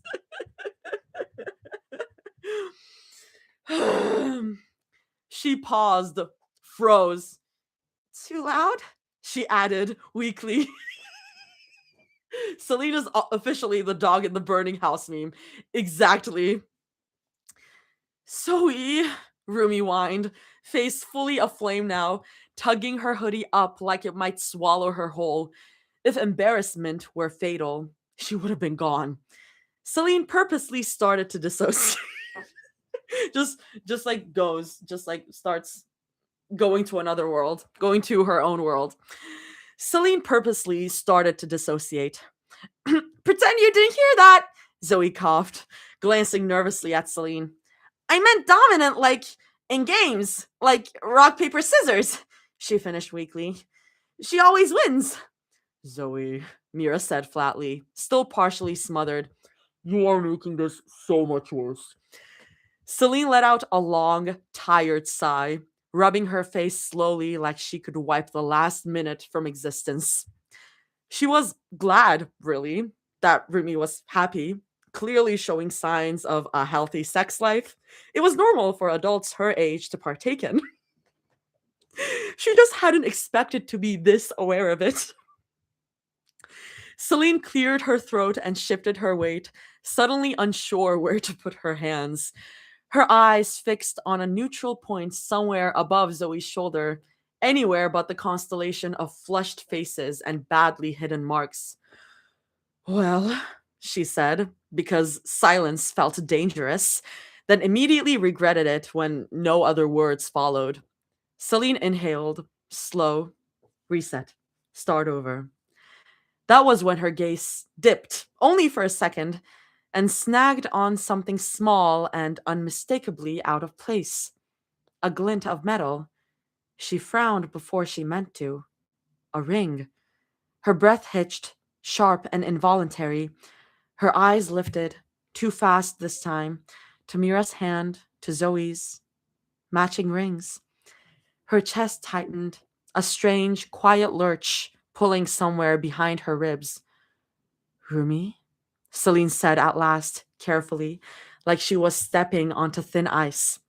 She paused, swallowed, tried to steady her tone before continuing. That ring, are you? The word stuck. She hesitated. She hesitated long enough that all three of them went completely silent. Engaged? She finished, quieter than she'd meant to. The bickering died instantly. Three faces snapped toward her, all equally wide-eyed and red. No, I mean, no, not like that, Rumi rushed out, hands flapping uselessly. Not that I wouldn't want to be someday possibly with them, but she turned desperately to Mira. Promise rings, Mira said quickly, nodding too hard. They're promise rings, not marriage rings, to be clear. Zoe gave an aggressively enthusiastic thumbs up. Yeah, very much not fiancés. Celine stared at them for a long moment. Then she exhaled, slow, measured. Promise rings. She hesitated, then added, gentler still. May I? Rumi nodded and stepped forward, stopping just in front of her. She lifted her hand shyly, like she was half afraid Celine might change her mind. Celine took her hand carefully, aware suddenly of how much smaller it still felt in her own. She turned it slightly, examining the ring. The band was simple, but the stone caught the light, a muted purple, set into a design that reminded her of a turtle shell. Thoughtful, intentional, not something chosen on a whim. They put care into this, she realized, into her. The thought warmed her, and then, inevitably, something more complicated brushed against it. For a brief, irrational moment, she mourned the version of reality where Rumi was engaged, and Celine had found out this way. Standing in the living room, watching the truth click into place rather than receiving a call or even a text. It stung. Then she checked herself. They were still mending, still fragile, still learning how to exist in each other's lives again without reopening old wounds. Wanting more, wanting firsts and announcements might be asking too much too soon. False alarm, anyway. And when this ever did turn into something more, she had a feeling it would, she hoped she'd be invited. She hoped she'd be there, that Rumi would want her there. She looked up and smiled. It's beautiful, Celine said. Rumi flushed immediately, giving one of those awkward, endearingly familiar smiles. Too big, a little unsure, just like she used to when she was younger and didn't quite know how to accept a compliment. Thank you, Rumi murmured. Celine tilted her head slightly. Who got them? Her gaze slid past Rumi to the couch, where the other two were sitting stiffly, radiating the particular brand of guilt usually reserved for teenagers caught doing something they were technically allowed to do. Mira lifted her hand slowly, eyes fixed on the wall like it might offer her protection.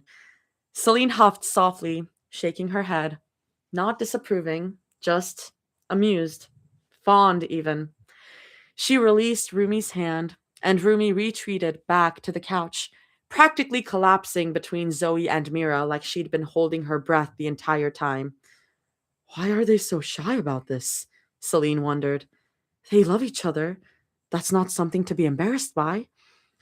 Then again, she supposed she remembered what it was like, loving loudly while waiting for the world to decide whether it would punish you for it. She realized she'd drifted. Clearing her throat, she gently pulled the conversation back where it needed to go. Right, Celine said. Now, since they've detained him and brought him in for questioning, they're officially reopening the case. The mood shifted, subtly but unmistakably. They all want you to come in, she continued, just to make sure everything lines up. She turned to Mira. They questioned you at the hospital, didn't they? Mira nodded. Yeah, once I was awake and coherent enough. And you too? Celine said, looking at Zoe and Rumi. Right when the ambulance arrived? Both nodded. Celine folded her hands together. They want to go over everything again. The sooner it's done, the sooner you can put this behind you. She hesitated, just for a beat. I was hoping you'd be willing to go today. She watched their faces as they absorbed that, the tension, the fear, the exhaustion, and beneath it all, the quiet relief of not having to face it alone.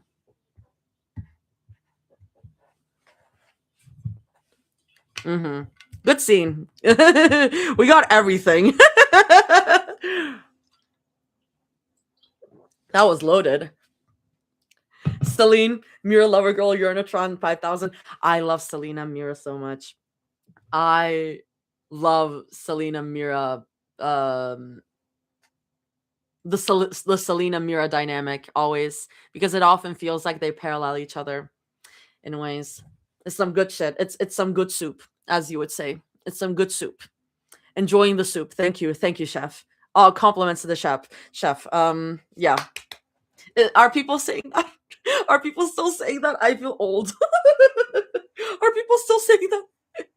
Enjoying the soup. Um,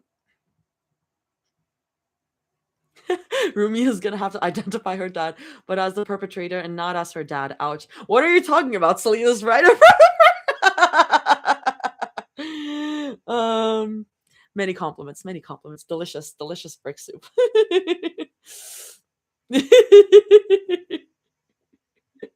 Celine just here, like, truly. Celine is like, well, I'm glad you're doing well. I didn't need to know about this. She's so funny.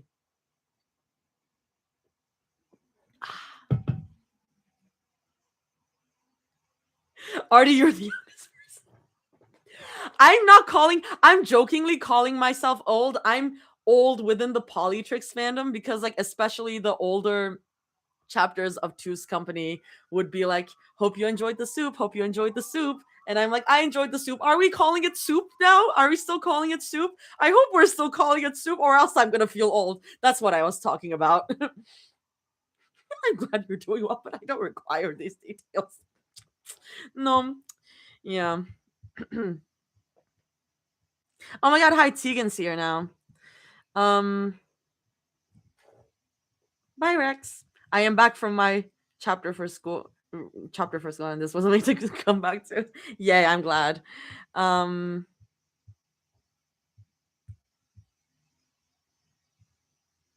Okay. I do unfortunately remember when I said fluffy soup. Oh, wait. Your birthday was yesterday! Your birthday was yesterday, not happy belated! What the hell? Oh my god! Wait, that's a Pisces, right? You're a Pisces? Sorry. I'm not even like big into astrology. I was just like, that's Pisces, right? Happy belated! Aww. Oh my god. This soup has bricks and plates in it. I'm not like calling anyone old by that. I'm not actually calling myself or anyone else old. I'm just like, oh, I feel old. I was here since the beginning of the polytrix fandom. When it didn't used to be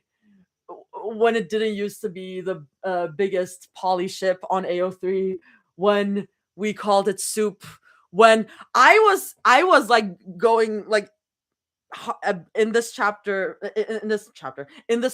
since before we had like any interviews with like EJ, Rumi, and Audrey. I was in the fandom being like, I need more material. I need to learn more about these girls. And I'm like struggling to find information about EJ, and there are no EJ interviews available. And I'm like, I want to know more about her. So I've been here since the beginning. That's why I'm calling myself old. Not actually, just jokingly. Artie's ignoring us. What?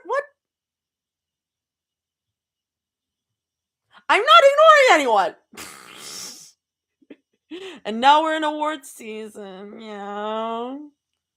Wait, what did Dane say? That's what happens when you don't check the server. I'm sorry. They're making me feel bad now. Artie, don't repeat the deep magics to me. I was there when they were written. I really was. I hit the Shinji post when I discovered that EJ was engaged. I know I have no chance, but still.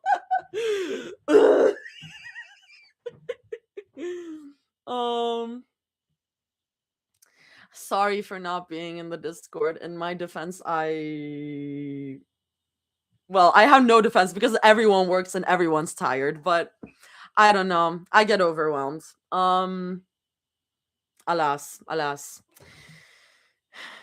I already can barely breathe between all the projects, let alone check Discord. It's kind of, I mean, like I said, like even when I'm like in transit, I'm like either editing videos or I'm trying to read fan fiction. Like I'm always doing something, so I'm literally just a girl. Please. I'm not the same as I was as during the summer, you know. I was on Discord so much. I was messaging people a lot. I know how busy you are. I'm just like, I know you're just teasing, but I'm just like me. I'm just like me, please. Okay, let's continue. Celine glanced towards Rumi. There were things she should have told her years ago. There was never a right time, she'd learned. Only now. Can I talk to you for a minute? Celine asked. Rumi nodded immediately, something in Celine's tone telling her this wasn't casual. This was important. Mira caught it too. She lingered, clearly torn, eyes flicking between them before Rumi offered her a small, reassuring smile. I'm okay, or at least I will be. Reluctantly, Mira stood, nudging Zoe with her elbow. We'll go get ready, she murmured. Zoe popped up a little too fast, already reading the room, and the two of them disappeared down the hall, the door frame swallowing their footsteps. Now it was just them. Celine rose from the chair and crossed the room slowly, as if moving too fast might spook the moment. She sat beside Rumi on the couch, not touching, but close enough that she could if she needed to. Rumi shifted to face her, hands twisting together in her lap. Celine recognized the gesture instantly. She used to do the same thing when she was bracing for bad news. God, she looks so much older like God, she looks so much like her right now. Celine inhaled once, exhaled. There's something I never told you about your father, she said quietly. Rumi straightened, attention snapping fully into place. Celine's jaw tightened. Don't sugarcoat it, she told herself. The family on your father's side, she continued. The Hyos. Have you ever heard that name before? Rumi thought for a moment, gaze drifting, then shook her head. No. Right. Of course she hadn't. They didn't want to, Celine said, the bitterness slipping through despite her best efforts. Or your mother. She paused, watching Rumi carefully, then went on. They're old money, generational wealth, the kind that's been sitting in boardrooms and behind closed doors for longer than either of us has been alive. They own pieces of a lot of big companies, influence, power, all of it. Rumi absorbed that in silence, brow knitting slightly. Okay, she said slowly. Then why am I only hearing about them now? Celine let out a breath that tasted sharp. Because they didn't approve of Myung, she said. Not even a little. Her hands curled into fists in her lap. She wasn't rich. She wasn't famous. She didn't come from anything they could leverage or parade around. To them, she was inconvenient. Her mouth twisted. A commoner, if you want the word they used. Rumi's shoulders slumped just a fraction. And then you came along, Celine added gently, unplanned, and instead of softening them, it made everything worse. She met Rumi's eyes, steady and unapologetic now. You already know about the fight, about why Jihoon left, but what I didn't tell you was how much pressure was coming from his family, how much they wanted him to choose them over the life he'd started with your mom. Rumi nodded, slow and heavy. Yeah, she murmured. Celine hesitated. This was the part she hated most, the part that made everything sound cold and transactional, when none of it had ever felt that way to the people caught inside it. The Hyos have traditions, she said carefully, old ones, the kind they call values, so they don't have to call them what they really are. She looked down at her hands, fingers interlaced too tightly. In their family, inheritance follows a very specific line. Firstborn son, then his son. The bloodline matters more than anything else. Image, legacy, continuity. Her jaw clenched. Jihoon was raised knowing all of that. He was supposed to inherit everything one day. Rumi stayed quiet. And then, Celine continued, voice lower now, he fell in love with your mother. And when they made it clear they wouldn't accept her, he didn't immediately walk away. Celine swallowed. That was his first mistake in their eyes. She lifted her gaze to look to Rumi again. And then you were born. Rumi's fingers curled into the fabric of her sleeve. They didn't recognize you, Celine said softly. Not as an heir, not as family. To them, you weren't a continuation of the line. You were proof that Jihoon had stepped out of it. Celine hated how cruel it sounded when spoken aloud. Hated that Rumi had this. Once Jihoon refused to leave Miyang and pretend none of it had happened, she went on. They cut him off completely. Inheritance, his place in the family, all of it went to his younger brother instead. Rumi's voice came quiet, careful. Because I wasn't a boy? Celine's chest tightened. That was part of it, she admitted. But more than that, because you existed at all. The silence that followed felt heavy enough to crush. Rumi stared down at her lap, emotions flickering across her face too quickly to name. Then, slowly, she looked back up. So, she said, voice barely steady, why would he, what that would be why he tried to. She stopped, breathed. To stab me? Celine's hands curled into fists. God, she shouldn't have to say it herself. So it would seem, Celine said quietly. But until they know for sure what his motive was, they can't say it outright. Rumi blinked, eyes glassing over as she looked past Celine, like she drifted somewhere far away. Celine shifted closer without thinking, her body leaning toward her, then stopped herself. Don't crowd her. Rumi turned. She thought of Jihoon's face in the early day he used to look at Miyang like the world had finally made. The way that expression had slowly changed, worn down by fear, by pressure, by weakness. Yes, Celine said. He did. Rumi's shoulders sagged. He made terrible choices, Celine continued, voice tight, especially when it came to his family. But he loved her. I saw it every time I was around them. She exhaled. After the split, after you were born, he tried to reach out. He sent her things, gift baskets, flowers, little attempts at staying present when he no longer knew how to show up properly. Rumi frowned. I thought he just left, like he never looked back. Shook her head. Myung didn't tell you everything. You were still so young. Maybe 2, 3. She paused, choosing her words carefully. What finally ended it wasn't leaving. It was his family.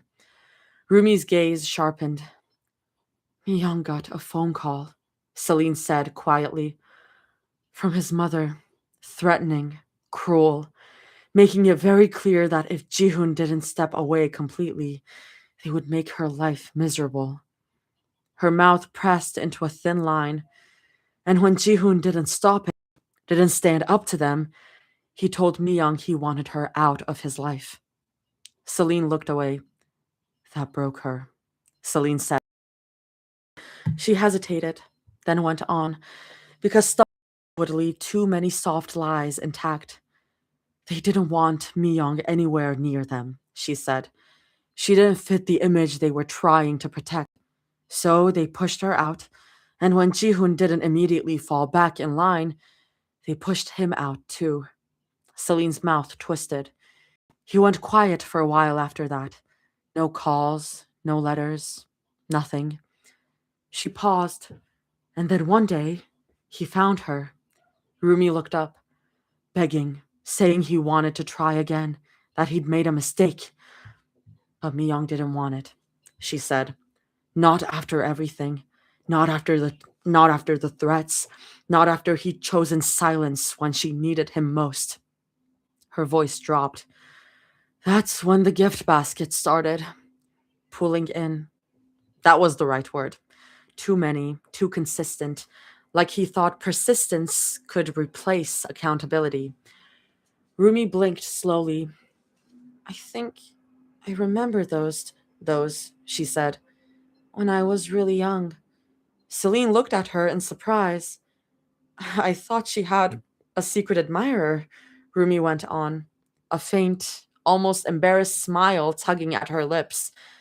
I didn't know they were for him. They were from him. Celine blinked. You remembered that? Rumi frowned slightly. What do you mean? A strange, hollow feeling opened in Celine's chest. Rumi, she said carefully, do you not remember me? The words felt fragile the moment they left her mouth. I used to be around a lot. I was there all the time. Rumi's eyes widened. You were? She scratched her cheek, genuinely puzzled. I remember my mom. One time when I was 8 and I saw you. Stopped abruptly, swallowing.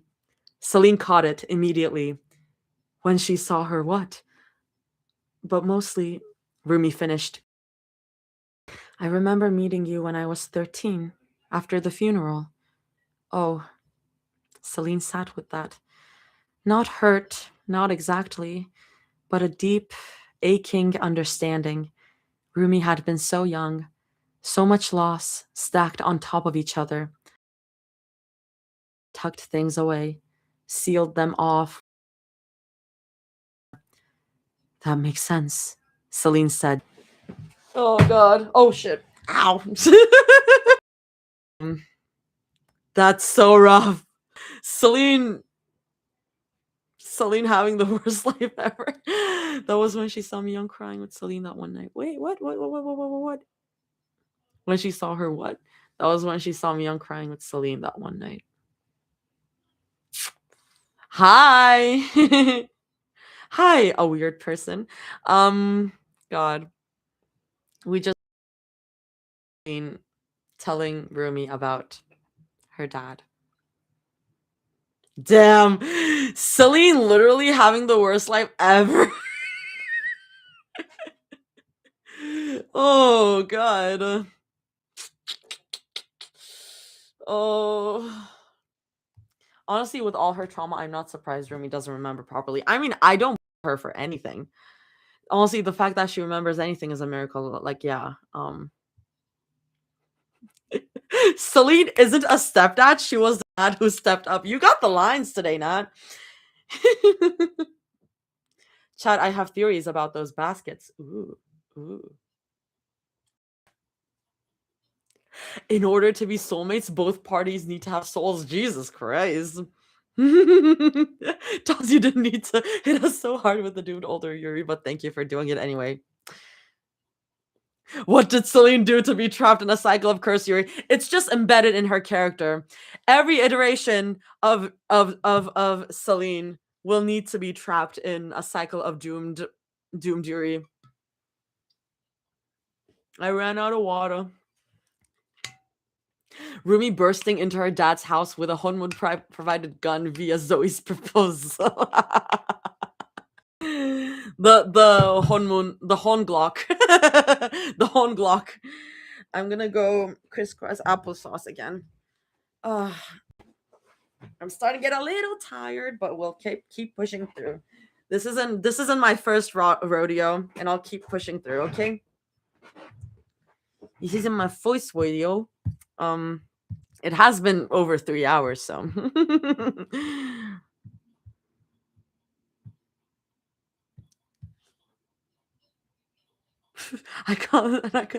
I'm reading your comments, Tegan. Thank you about the 36 questions thing. Thank you. People have been so nice about that. I'm like, wow. Miyang, the woman that you were.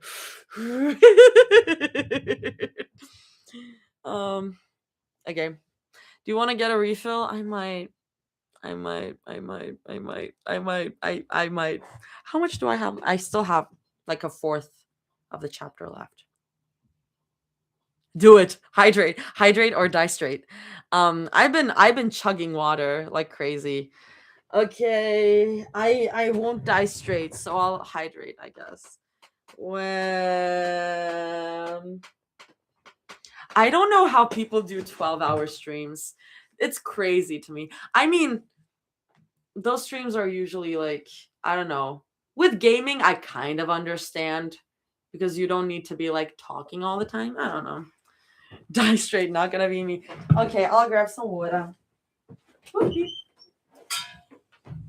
Oh my god, it smells so good. Yay. Oh, yum. Also, wow. Wait, can we do the rest?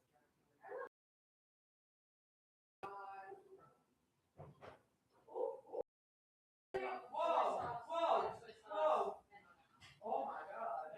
We were out and I said, I'm going to see Trump. I'm going to spend $43 at a farm. To be fair, those dollars are from the tuna I got. Damn. It's special tuna. That's true. And then I got strawberries as well. Oh yeah. So in the end, these were like all $25. This was actually the bulk of it. This was 12. Yeah. These were all half of them now. So yay, because you're running low on dark soy sauce, all the rest of sauce. Yeah. You want to try it first? Make sure you like it. Sure. I mean, it smells really good and I trust it. Okay. Yeah. Yay, back to stream. That's all I can vouch. Truth. Okay, I'm back. Ada's making butter chicken and it was smelling too good and I simply had to talk to them for a second. What smells good? More milk and marshmallows? No, butter chicken. Oh my god.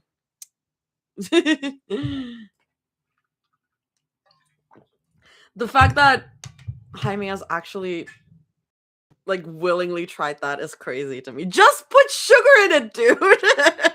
If you want it to be sweeter.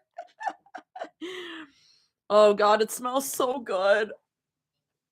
And I ate before this, but oh my god, I'm hungry again. Okay. Let's get back to this. It had been a while since Celine had visited Mi-young. They talked, sure, messages sent late at night, calls squeezed between schedules and exhaustion, but none felt like this. Standing outside her door, hand hovering in the air, pulse already quickening for reasons she refused to name. Sometimes, in quieter moments, she didn't let herself linger in it. In quieter moments she didn't let herself linger in, Celine wondered if taking that job at the company had been about ambition at all, or if it had been easier to leave than stay where her feelings were never going to be returned. For a second, she considered leaving, not because she didn't want to see her, but because wanting this much still scared her. She knocked anyway. The door opened almost immediately. Mi-young stood there, hair loose and a little messy, wearing an oversized sweater and that familiar, radiant smile like she'd been waiting behind that door the whole time. Celine's heart gave a painful little lurch. God, she had missed that smile up close. Before she could get a word out, Mi-young pulled her into a hug, firm, warm, unhesitating. The kind of hug that assumed belonging. Celine's arms came up automatically, clinging just as tight. Celine inhaled without thinking. Softness, warm laundry, lavender. Lavender. Soft, clean, unmistakable. The scent wrapped around her like a memory she hadn't realized she'd been starving for. I missed you, Mi-young murmured into her hair. Celine pressed her face closer into her shoulder, arms tightening as if she could anchor herself there. Miss you more, she said, and meant it more than she should have. Mi-young laughed softly and tucked her fully inside before closing the door behind them. Do you want to see Rumi? Mi-young asked casually, already turning down the hallway. Celine blinked, caught off guard. Sure? Mi-young disappeared down the hall, and Celine let herself wander slowly through the space, taking it in like a photograph she wanted to remember later. Sunlight spilled in through the wide windows, warming the wooden floors. A few toys were scattered carelessly across the living room, soft blocks, a stuffed animal missing one ear. There was a faint hum of a cartoon playing somewhere in the background. It was lived in, comfortable, warm, alive, unmistakably Mi-young. Celine smiled to herself, fingers brushing the back of the couch as she walked. Miyang reappeared moments later with Rumi balanced on her hip. Rumi was bigger than Celine remembered. Had it really been that long? Rumi? Miyang said gently, adjusting her grip. Look who's here. Big brown eyes fixed on her immediately, curious, unafraid, familiar in a way that made something warm bloom in Celine's chest. Then, Miyang did something Celine hadn't expected. She held Rumi out. Celine panicked. Oh, She took her awkwardly, arms stiff, unsure where to put her hands, terrified she'd drop her. Rumi squirmed immediately, making a protesting little noise. Why are you holding her like that? Miyang laughed. Hold her normal. I am holding her normal, Celine muttered. Rumi wriggled again, then suddenly leaned forward with all her weight, small arms wrapping clumsily around Celine's neck with surprising strength. Cece! Celine's breath caught. Miyang smiled, sheepish. She's heard me call you that on our calls. Something in Celine gave way. She adjusted her hold, one hand firm at Rumi's back, the other supporting her bottom. Rumi immediately relaxed, cheek pressing against her collarbone, little fingers gripping the fabric of her shirt. Warm, solid, real. Rumi smelled faintly of baby shampoo and Miyang. Celine swallowed. Down, down, Rumi mumbled suddenly, wriggling. Down now! Before Celine could respond, Rumi pushed off her chest with both hands. Not hard, just insistent. Her quickly, setting her on the floor. Rumi took off down the hall without a second thought. Tiny footstep. Miyang watched her with an indulgent smile. I'm going to make the text a little bit. Okay. Well, Celine said softly, still a bit dazed. She's certainly grown. Don't remind me, Miyang groaned theatrically, her weight against her. She's aging. I want her to stay this small forever. She straightened suddenly, like a thought had sparked to life, and then she was smiling, wide and warm and a little unsteady. Oh, wait, Miyang said, already reaching for Celine's hand. Her fingers wrapped around hers easily, familiar. Do you want to see some of the pictures I took of her? She laughed softly, breathy. God, she's so precious. I'm going to start bawling again if I look at them too long. Oh my god, they're loud. I mean, they're playing video games, so. The troubles of living with a couple. I'm like, okay, we get it. You're having fun together. I love them both. Okay. She didn't wait for an answer, just tugged Celine along toward her room, still rambling as she went about how Rumi made the funniest faces, how she'd caught her mid yawn, mid giggle, mid everything. Celine followed without resistance.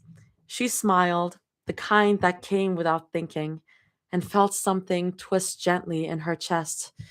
She'd missed this, missed her. The way Mi Young filled space without trying, the way joy spilled out of her in little, uncontrollable bursts, the way she reached for Celine like it was instinct, like there was no world where she wouldn't. Celine's gaze dropped to their joined hands. Myung's palm was warm, warmer than she remembered. Fingers curled securely around hers, thumb brushing absently over her knuckle as she walked. Guys, this is reminding me of the poem I wrote. Ugh, I'm gonna throw up. Uh, it felt grounding, like something real, something she hadn't realized she'd been holding her breath for. For a moment, Celine let herself pretend this was normal, that this was just another day, another room, another set of memories that didn't ache when she touched them. She tightened her grip just slightly and followed her in.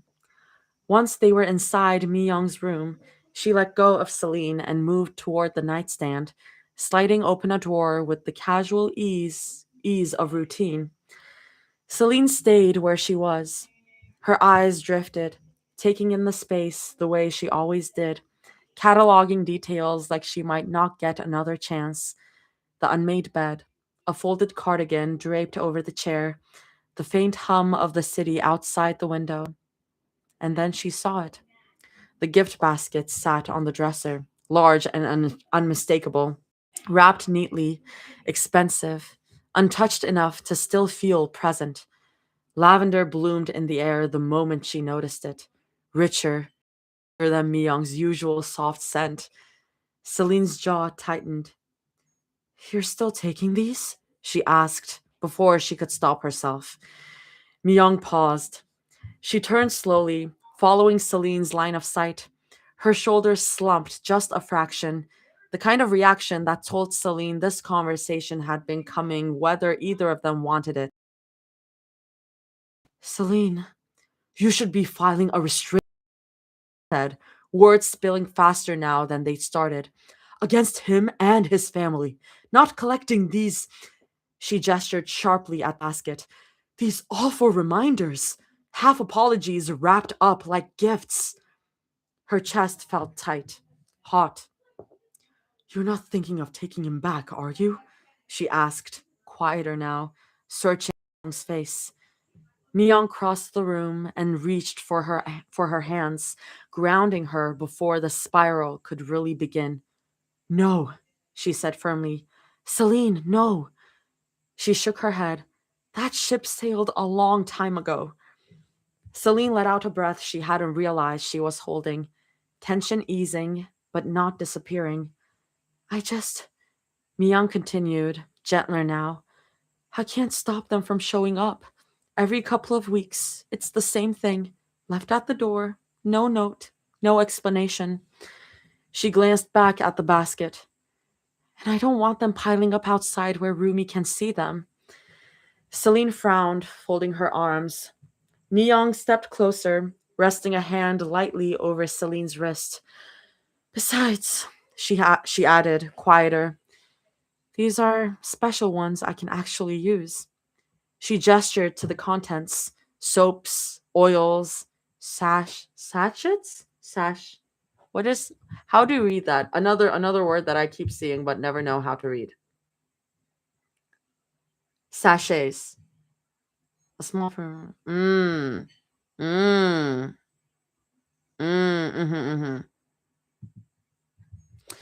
Soaps, oils, sachets, all in matching shades of soft purple. They're expensive, Myung said with a small, tired smile. I like not having to worry about running out, or choosing between that and groceries.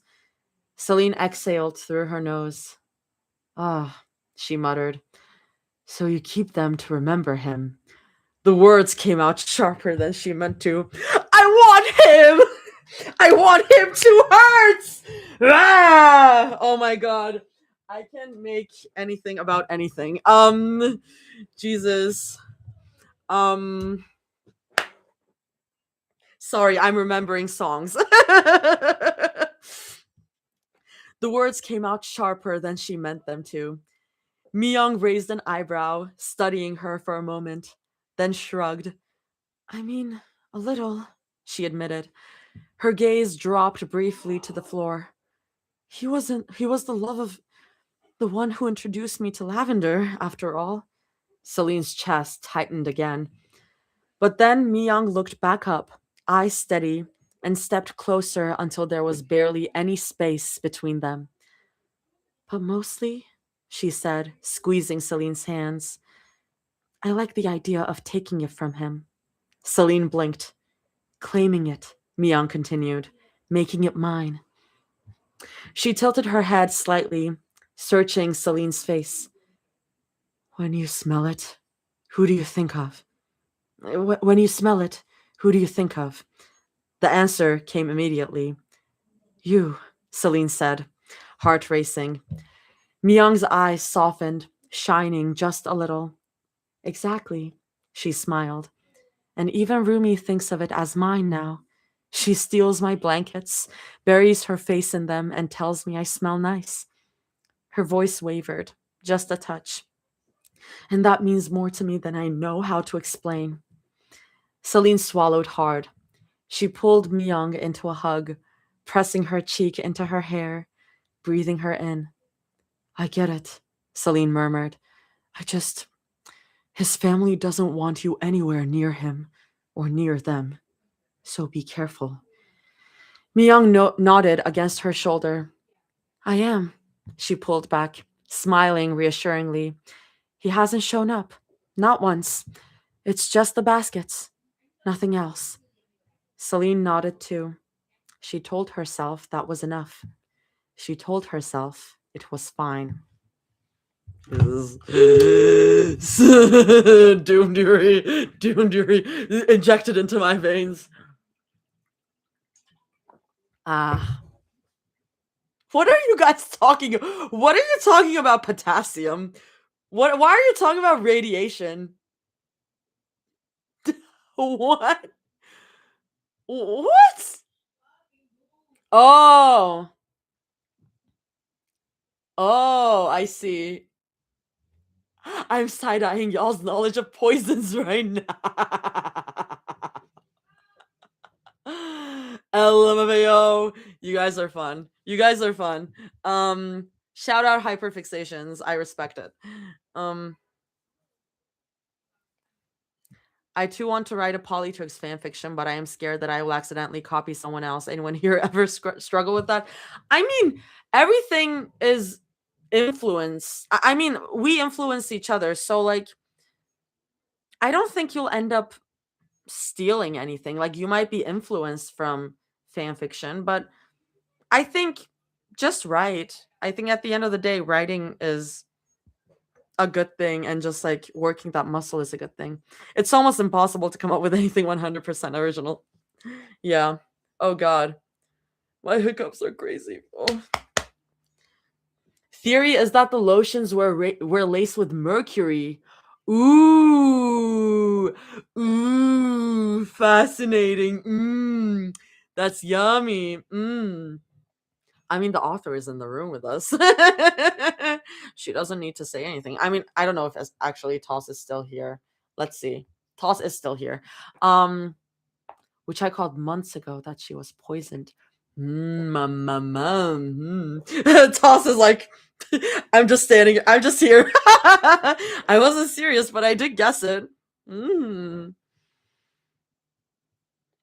Yeah, Sam is right. As long as you're not like copy pasting people, like as long as you're not openly plagiarizing.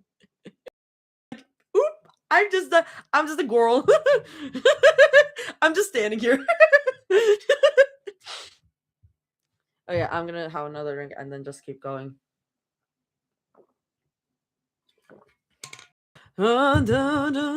Wait, now I need to pull up the lyrics because I keep because I can make God give me strength about Selena Miyagi.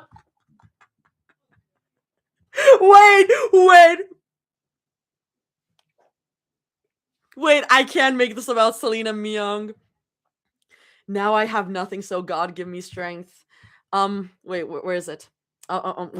Maybe I was washed out like a lip print on a shirt. See, I'm only human. I want him to hurt. I want him to hurt.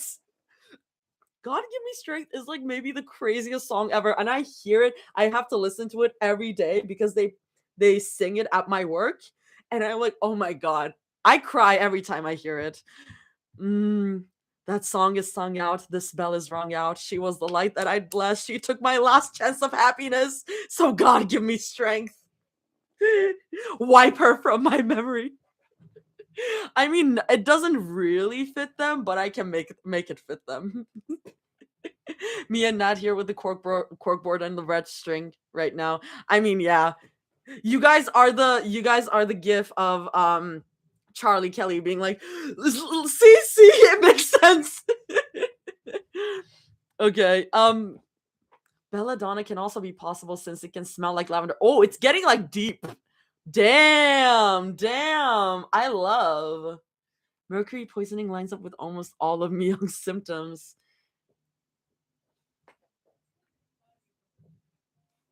Ooh. Ooh. Ooh.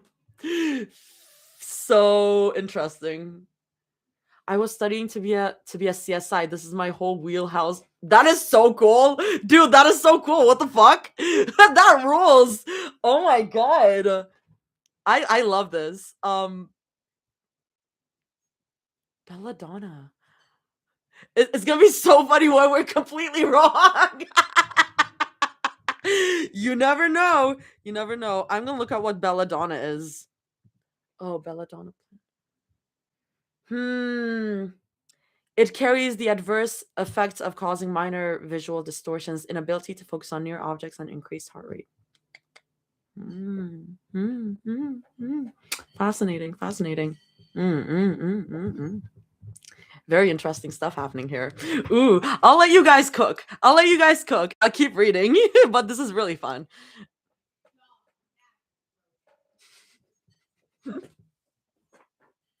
You get to count me out 11. You freaking get it.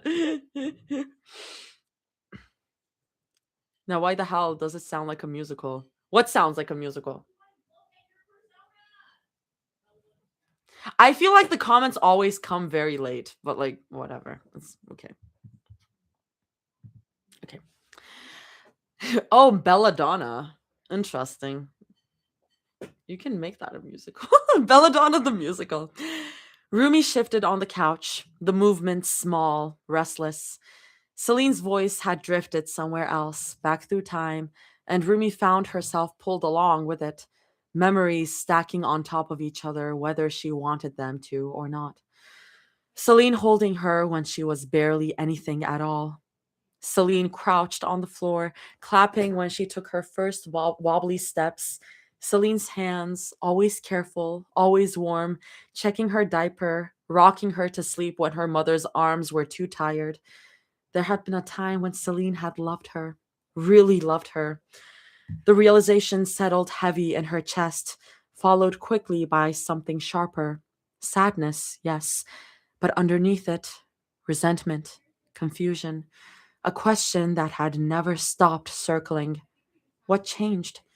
Was it really her mother's death that did it? That turned the woman who used to kiss her forehead goodnight into someone cold, distant, sharp around the edges? Someone who made Rumi feel like a burden, like she took up space she hadn't earned?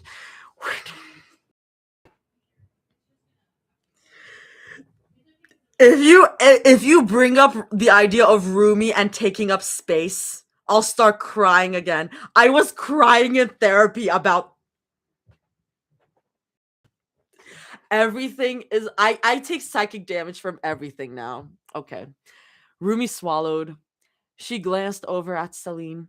Her gaze was unfocused, distant, like she was standing in the same memories, but from the other side of them. Her hands were folded in her lap, fingers pressed together too tightly. For once, Rumi didn't look away. She'd wanted to ask this for a long time, years maybe, been room for it before. Not when everything between them felt brittle and hostile. Not when she was afraid of what the answer might cost her. Now, maybe there was space. Celine? Celine blinked, pulled back into the present. Hmm? Rumi hesitated.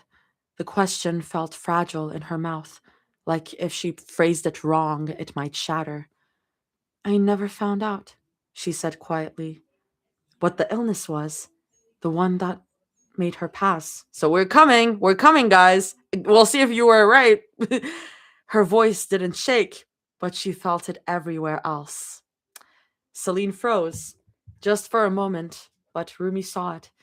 The way her shoulders stiffened, the way her fingers curled tighter into her palms. Celine's eyes glazed over, like a film had slid across them. Sorry, I bit my tongue. Ew. The doctors didn't know, she said firmly. Her voice was steady, but strained. It came and went. Some days she seemed almost fine, like nothing was wrong. Then suddenly she'd crash again. She swallowed. They knew something was attacking her body, Celine continued. Her organs. It made her weak, sickly. But they never figured out what exactly it was. Her gaze dropped to her hands.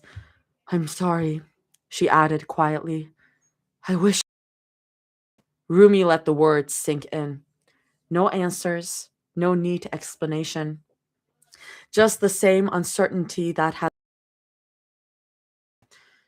Okay, she murmured to the couch, staring ahead, not at anything in particular, and wondered if not knowing hurt more than the truth would have.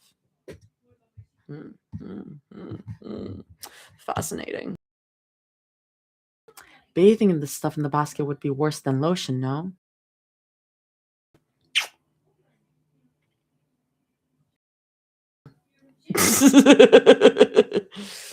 Hmm. Fun fact, every part of a belladonna plant is toxic and it's often used in bouquets. Fascinating. Fascinating.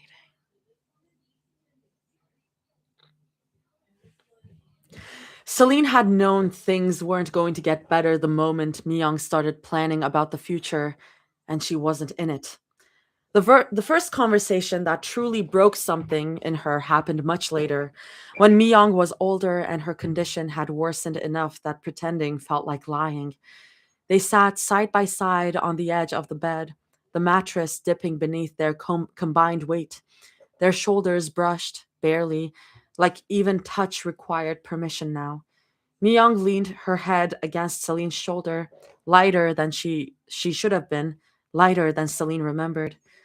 Celine didn't breathe. Myung would feel it, the panic inside her chest. Celine? Myung said softly. Yes, Celine answered too quickly, her voice already thick. She wiped at her eyes, frustrated with herself.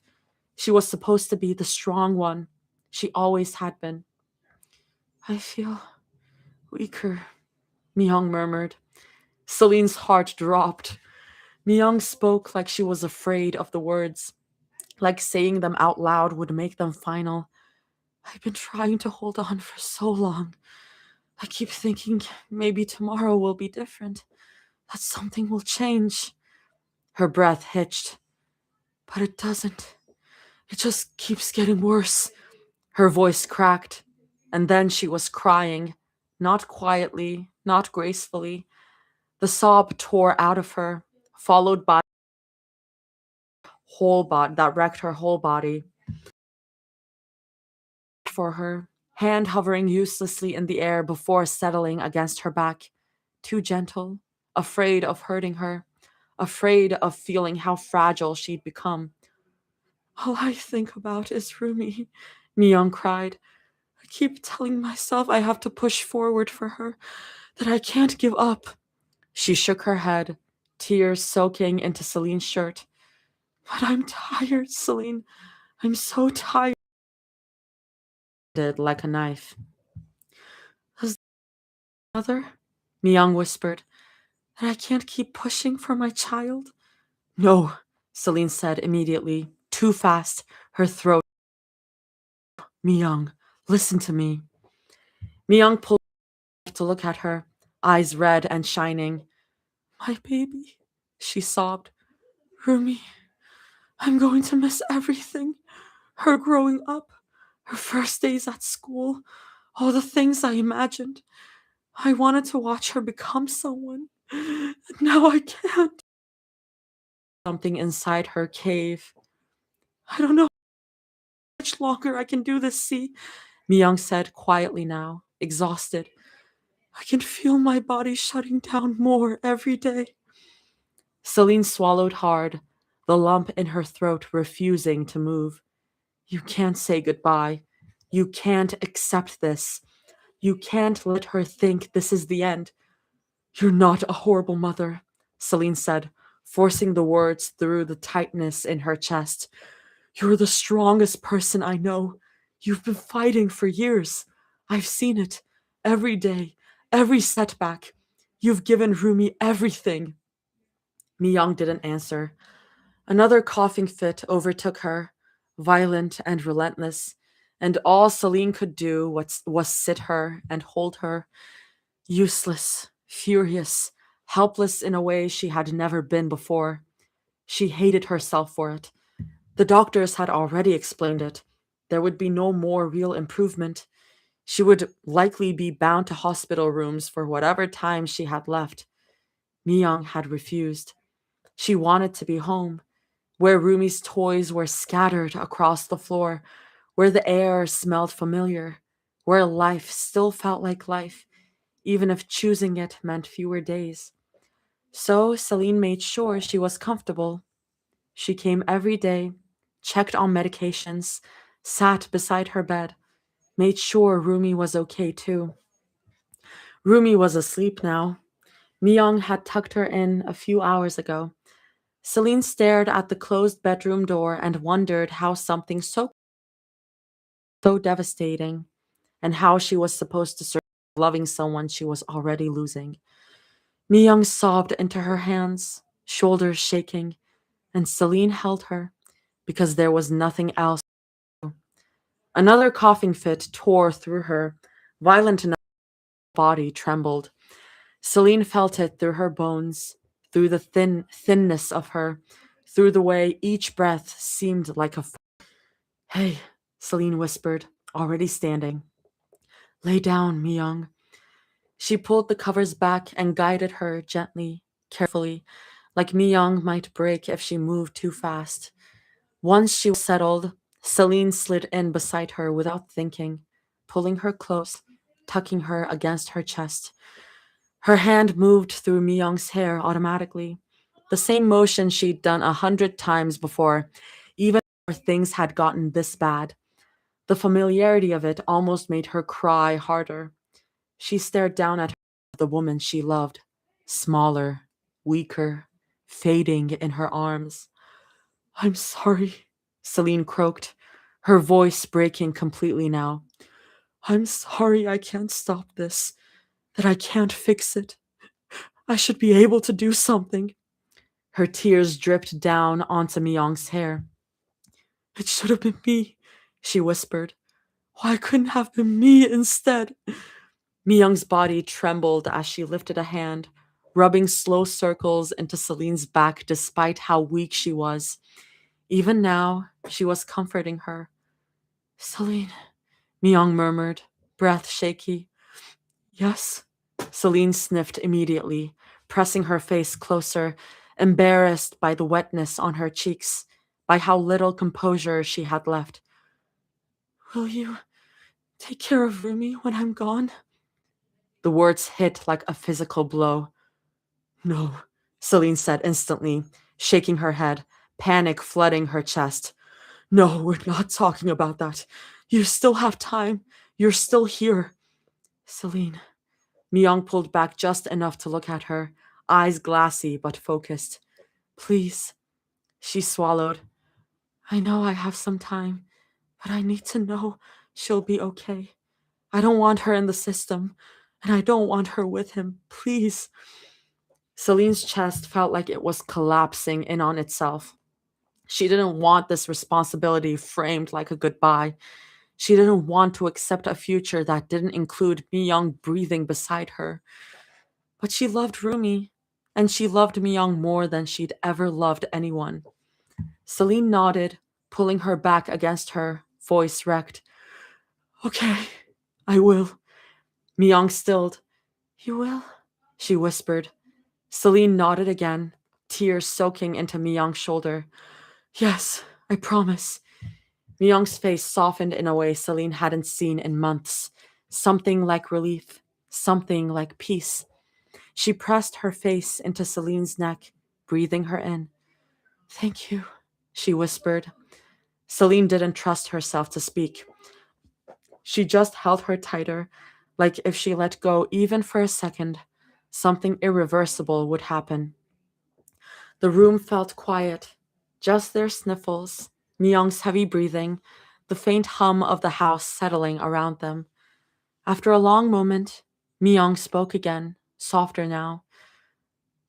I don't think I ever told you how much I appreciate you. Celine squeezed her eyes shut. You've always been there, Myung continued.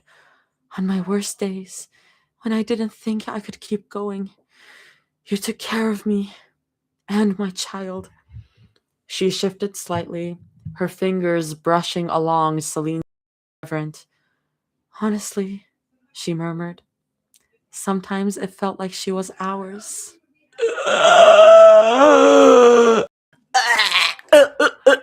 Girl, Jesus. The Doom Jury is crazy. What the hell? Oh my god. Mm, mm. God.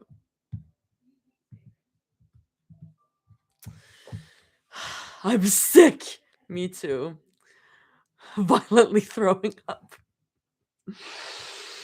Oh, Celine sucked in a sharp breath. You're going to make such a good mom, Celine, Myung said quietly. You already are. Celine looked down at her, vision blurring as Myung went on, tears slipping free again. I don't think I've ever met someone who loved me the way you do, Myung whispered, who was willing to stay, no matter how hard it got. Her thumb brushed beneath Celine's eye. It made me realize a lot about you, about myself. She met Celine's gaze, fragile but certain. You're the one I needed, Myung said. I'm just sorry it took me so long to say it. Something inside Celine shattered completely. Mimi, she sobbed, heart pounding so loud it drowned out everything else. Celine broke again. Myung shifted slightly, lifting her head with effort, and before Celine could even process it, she leaned in and pressed a soft, careful kiss to her lips. It was gentle, brief, warm. Then she pulled back just enough to look at her.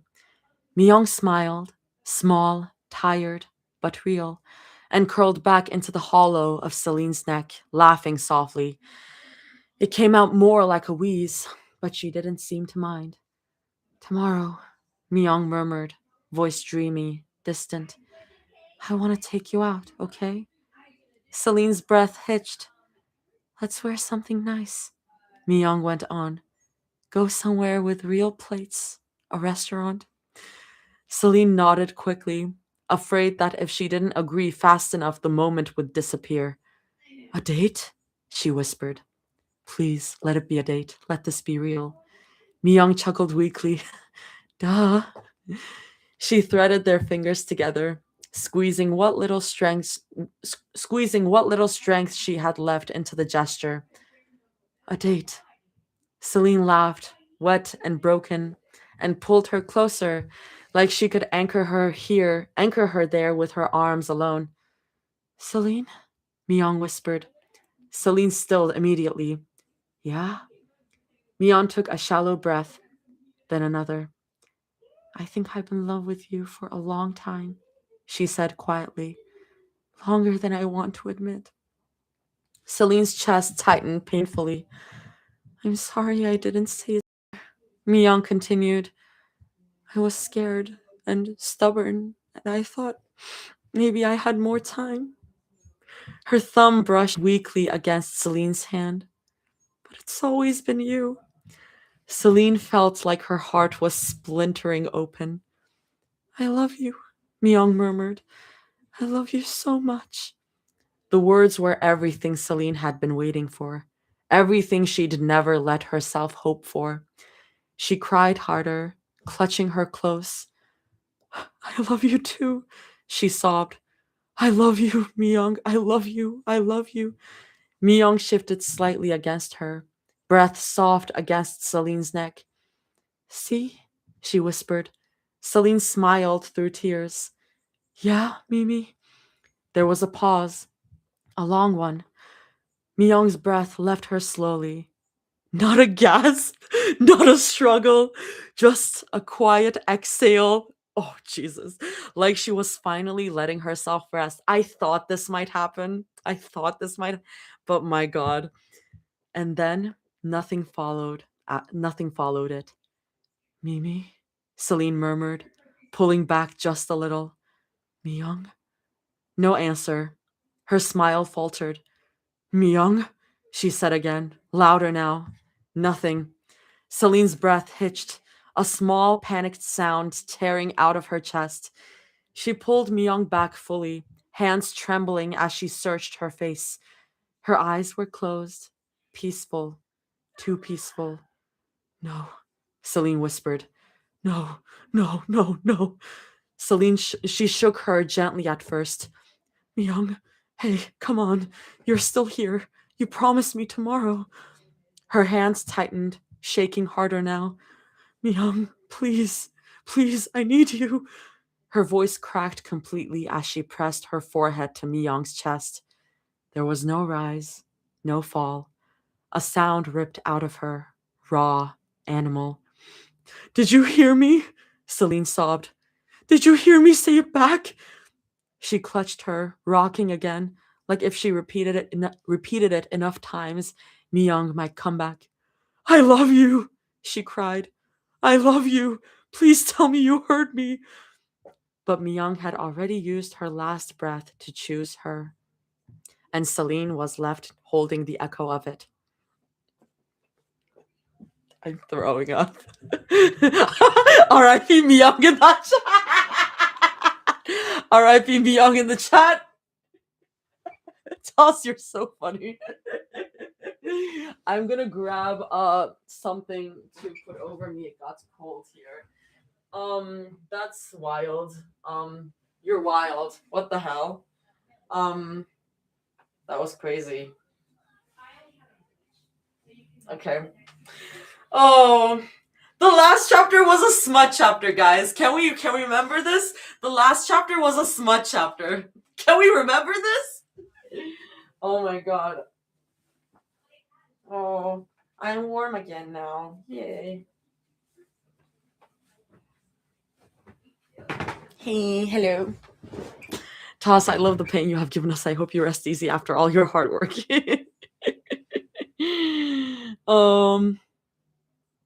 These bricks are cool in exchange for all the fluff. Toss, answer the question. Artie, I got a quote for you. A quote? What quote? Me as a writer who loves making readers cry. Wow, I hate writers who love making readers cry. Toss, did she hear Celine? Oh, that was the question. Oh, that is really good. God, save me, Doomed Yuri. I love you, Doomed Yuri. God, Myung was a lady, and a lady always knows when it's time to leave. Oof. Oof. Oof. Smut, sorrow, eat hot chip and lie. Jesus. Oof.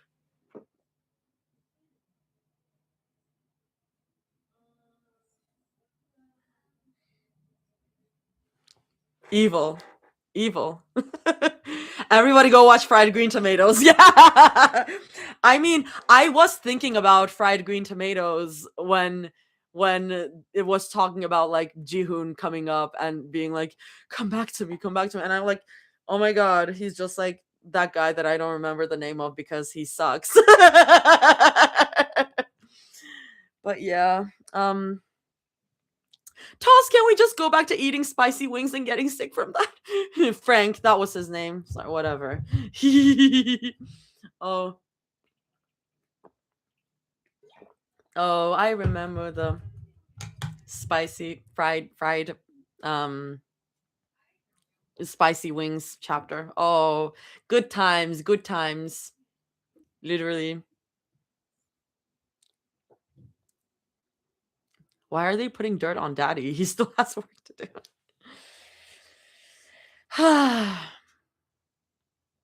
Sorry that I seem tired. It's because I am tired. So if I'm low energy, that's the reason why. Mm. Remember when our biggest issues were lost turtle rings? Remember when our biggest issue was Rumi being in love with both of them, but there was miscommunication? Remember when miscommunication was our biggest issue? Remember when miscommunication was our biggest issue? Because I remember that. Remember when the biggest issue was finding out Rumi was gay? Lols. Lols. Okay.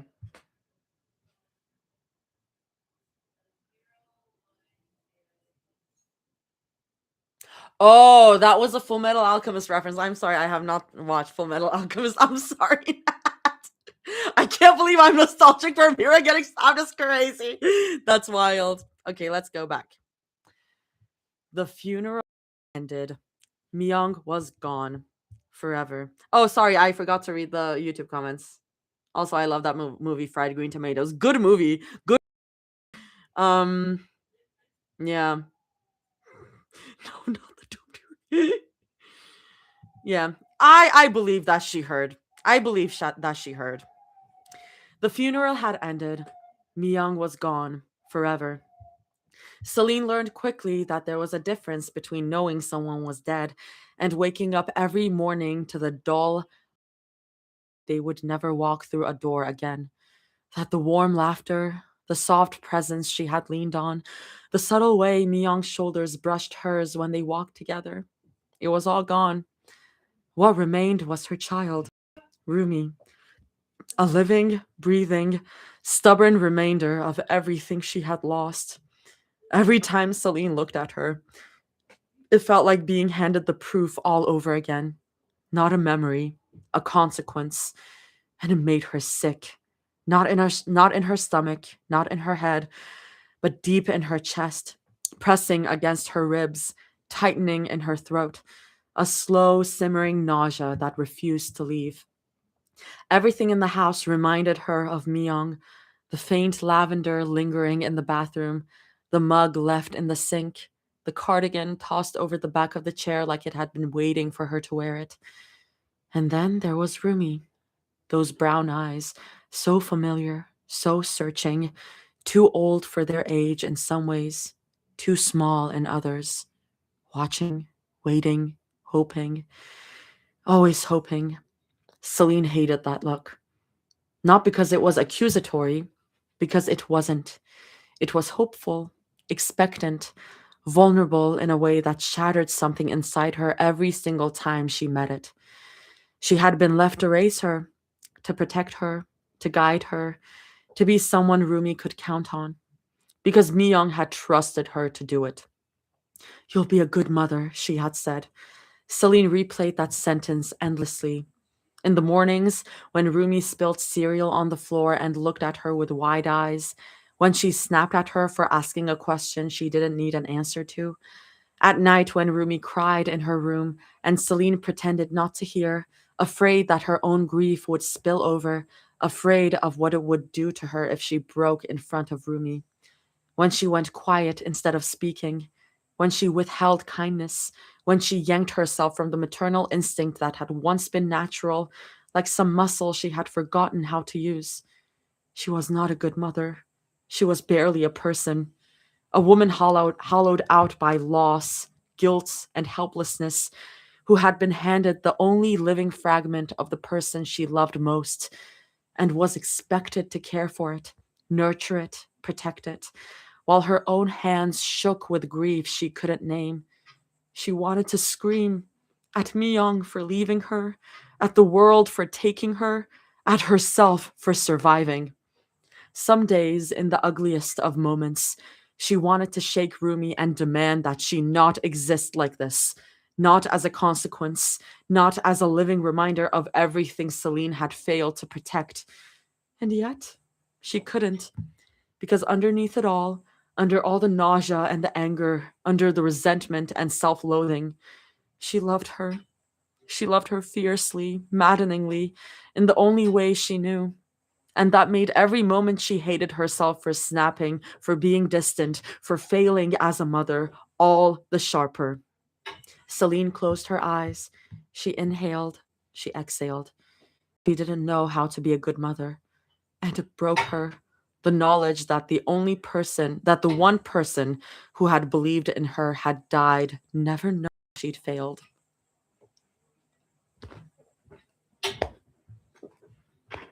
Whoa! Crazy. That's so good.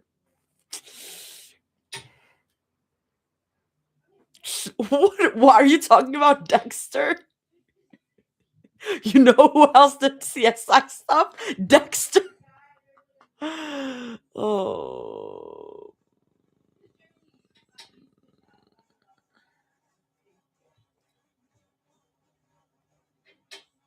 You said it was my defense. Y'all are funny.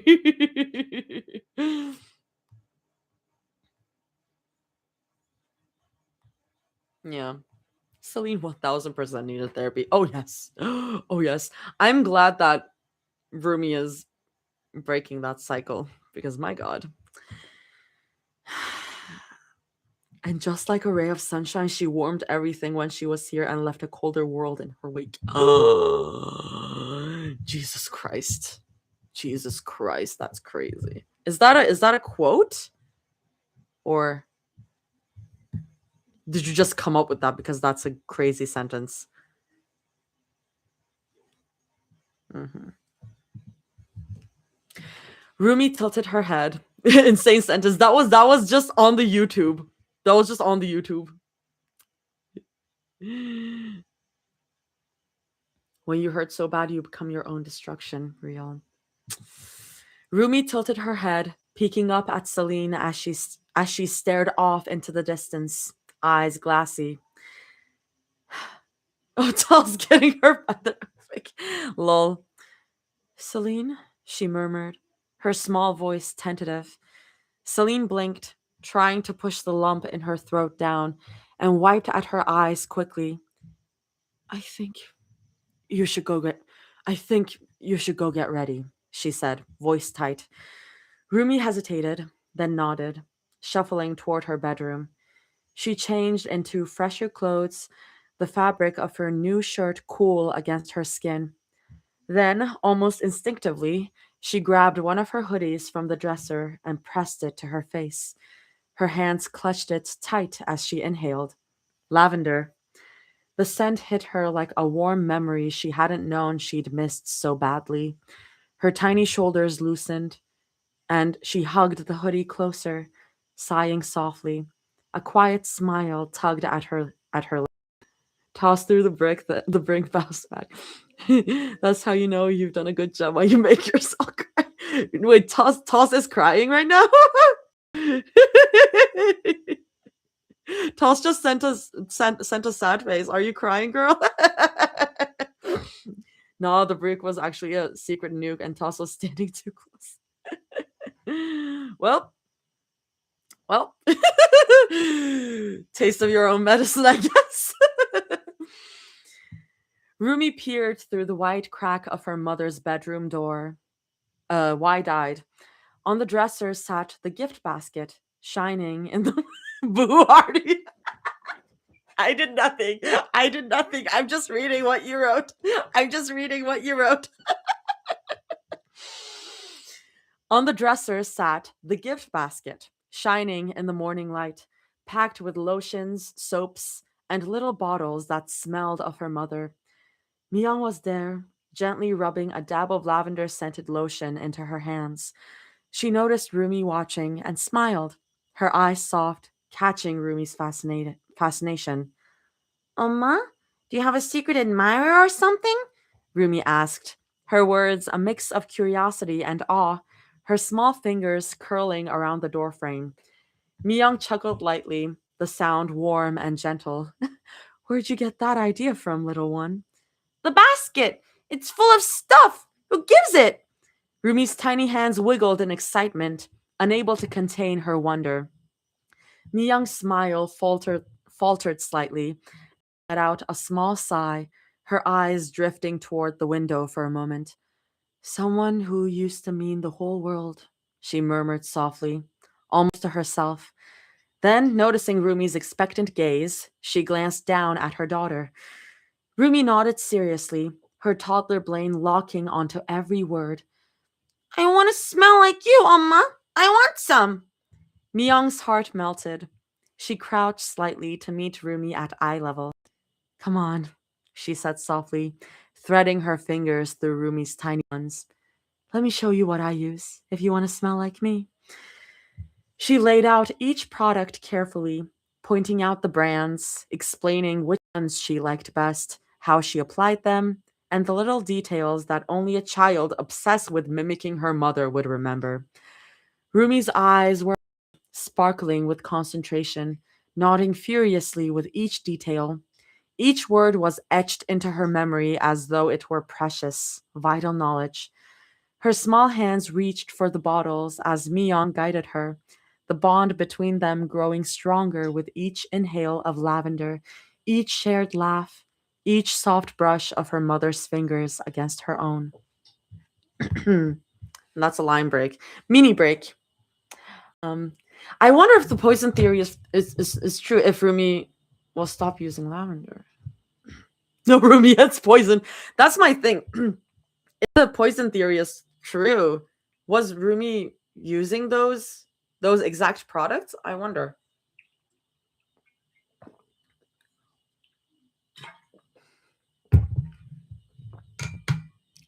Ohana means family, and family means nobody goes to the mental hospital alone.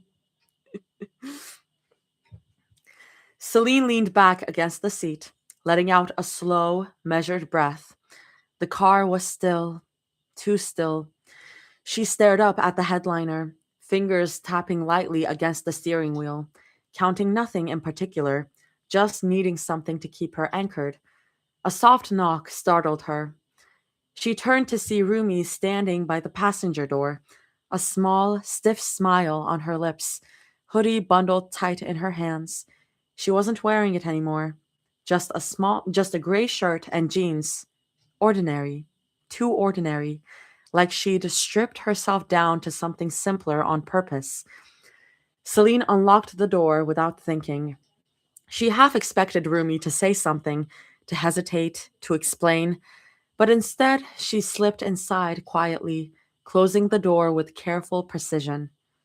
They're coming, Rumi murmured as she settled into the seat. Celine blinked, glancing at her, then at the back seat. A cardboard box sat there, half crumpled, occupying the space where someone should have been sitting. Oh, right. Her first instinct was embarrassment. Of course, Rumi would take the front. The back was taken. She hadn't wanted to ask, hadn't wanted to inconvenience her. That made sense. That was rational. Still, Celine frowned, fingers tightening slightly on the steering wheel. She hesitated, lips parting, then closing again as she flicked her gaze between Rumi and the box.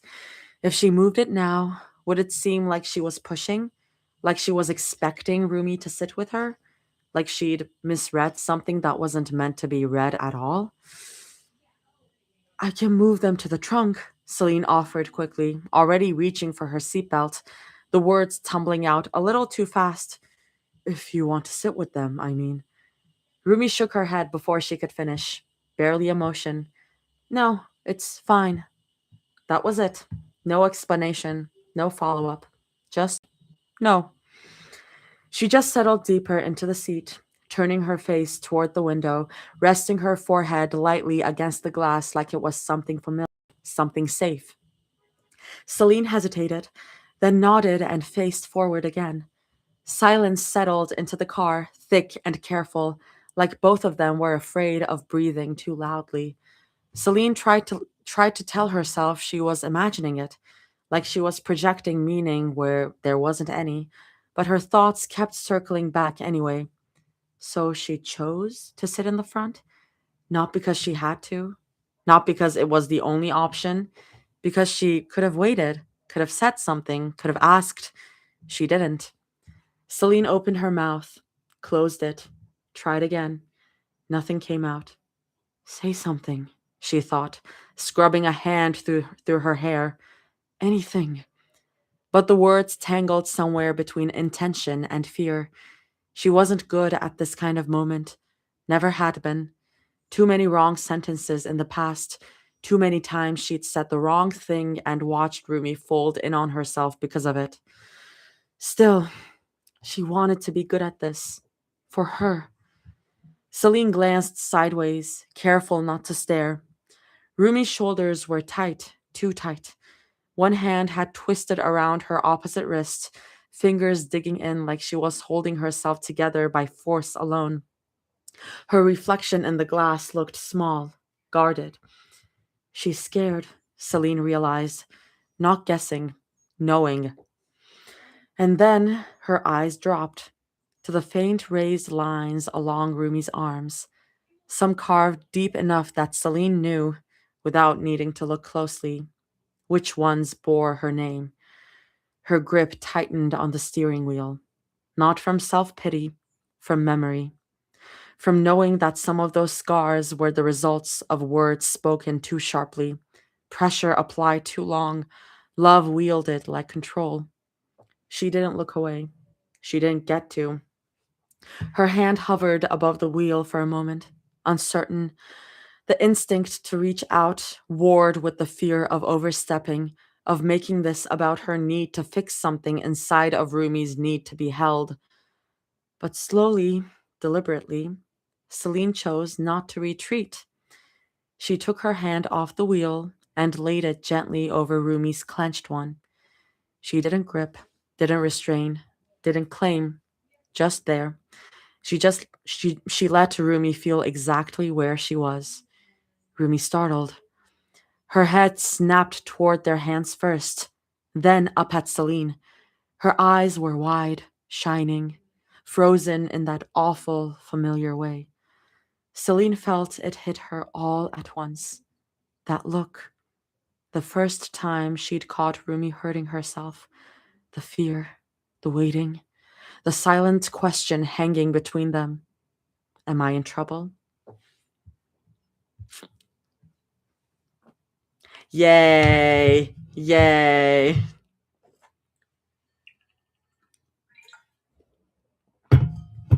Yay.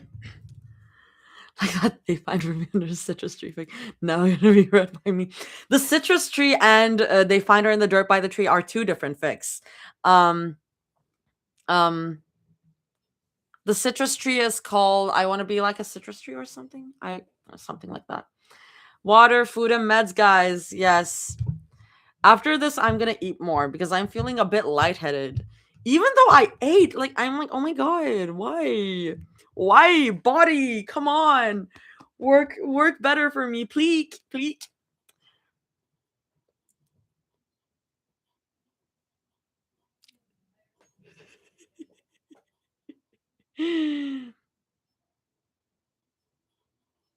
Also, because I don't think that Rumi is going to see the end of her grandparents. Oh, how much protein have you had? Good question.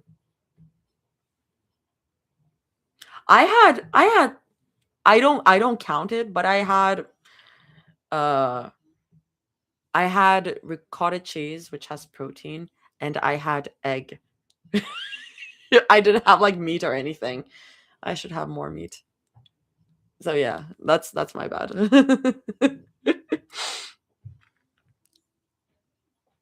Man, I really wish I had some free butter chicken. No, like literally, me too. I want some butter chicken now. Are we as a collective fandom okay? I don't think so. I mean, I feel like we'll stuff. Well, protein shake or meat time.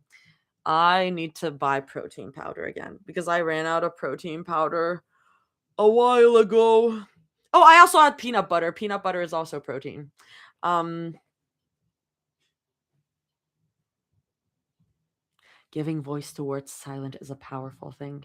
You're opening the story up to a new dimension. I appreciate that. No, no, we as a fandom are not okay.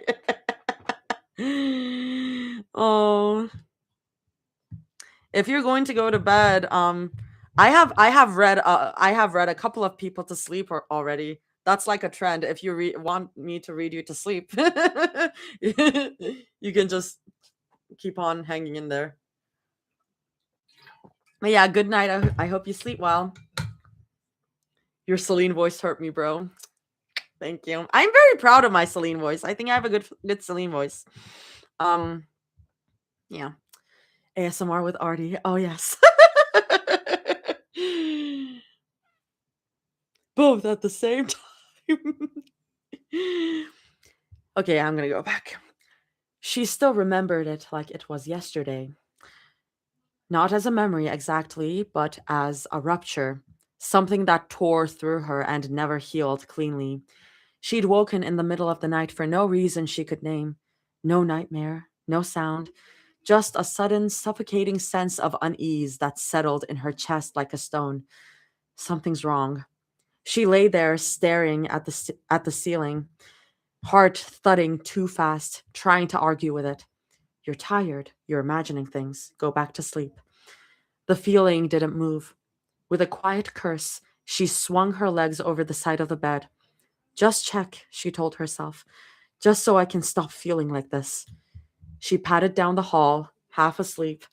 The hallway was dark and too quiet, the kind of quiet that made every step feel louder than it should have been. She slowed outside Rumi's door, hand hovering uselessly near the knob. Don't be ridiculous. She pushed it open anyway. The bed was empty. She paused. The bathroom light was on. The door cracked open just a sliver. She rubbed her eyes, trying to shake off the fog of sleep, and pushed it open. Rumi? The moment fractured. Rumi jerked like she'd been electrocuted. Something flashed silver in the light, too fast to identify, too sharp to ignore. And then the sound, a thin, metallic ding as it skidded across the tile. Celine's brain lagged behind her eyes. A razor. No. Why did she have... What was she... Rumi scrambled backward, panic exploding into movement. The trash bin went over with a brittle crash. The last time we saw this scene was what was it, like chapter 14 or something? And I remember reading it and be like, oh my god. Her knee hit the cabinet. She didn't seem to feel it. I'm sorry. Celine couldn't hear anything past the blood rushing in her ears. Her gaze dragged itself, slow, unwilling, down Rumi's arms. Red. Too much red.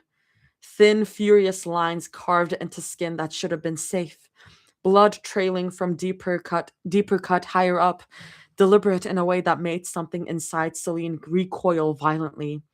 Her vision narrowed until the world felt distant, unreal. Her lungs refused to fill properly. Each breath scraped shallow and useless against her chest. No, no, no. She tried to move. Her legs didn't listen. Rumi's sobs came apart, sharp and broken, as she tried to hide herself, hands shaking so badly they couldn't do what she wanted. I didn't I wasn't trying to. Her voice collapsed completely. Celine still hadn't moved. She didn't know how. What do I do? What do I do? What do I do? The silence stretched between them, sharp and unbearable, like glass pressed against bare skin. Rumi noticed. Her shoulders caved in. Her gaze dropped to the floor. I'm sorry, she whispered, voice barely audible now. Smaller. I didn't mean for you to see. I didn't. Please don't be mad. That was the part that broke something open in Celine. Mad. Not scared. Not worried. Mad. Rumi's body shook with each breath, waiting, bracing, like she already knew what came next. Celine's thoughts spiraled wildly, colliding into each other with no order or mercy. What am I supposed to say? How did it get this far? How did I not know? There were no instructions for this, no script, no warning, no part of parenthood that prepared you for standing in your child's bathroom at 2 in the morning, staring at blood and realizing something inside them had been hurting long before this moment. She felt utterly terrifyingly out of her depth. Every instinct screamed at her to fix it, to stop it, to take control of the situation before it slipped further out of her hands. But she was frozen. Deep breaths, she reminded herself. Celine took them because it was the only thing she could think to do, the only thing that felt even remotely familiar. When everything else failed, she breathed, she controlled, she acted. Rumi, she said softly, taking a step forward. Rumi flinched. Her body folded in on itself, shoulders caving, arms pulling closer to her chest as if she could make herself smaller, quieter, less of a problem. Her sobs turned sharp and breathless. Celine's chest tightened. No, don't make her smaller. She moved closer anyway. She tried again, gentler this time, like saying her name enough times might anchor her back to the room. Slowly, so slowly it hurt to watch, Rumi looked up. Her eyes were wide, terrified. Her mouth trembled open. I'm sorry. Celine didn't let her finish. Oh my God, I don't want to co-host. She crossed the space in two strides and pulled Rumi into her arms, tight and immediate, like instinct had overridden thought. She held her the way she used to, when Rumi was small enough to fit entirely against her chest, when cry diaper change or she was hungry. Not this. It's going to be okay, she said, the words rough, scraped raw on the way out. Her legs gave out as the adrenaline bled. She sank onto the toilet lid, Rumi settling automatically into her lap, curling inward like she still remembered how to be held. Rumi's sobs came harder now, violent and gasping, face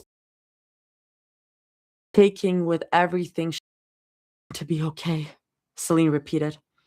She rocked them gently, eyes fixed on the tile between her feet because it felt safer than looking anywhere else. The pattern in the ground, pattern in the ground, a faint crack near the base of the wall. Anything that wasn't Rumi's shaking hands or the heat of blood soaking into her. She didn't know how long she said it, only that at some point the words stopped feeling like reassurance and started feeling like something she needed to believe herself. Like she wasn't sure who she was saying it for anymore.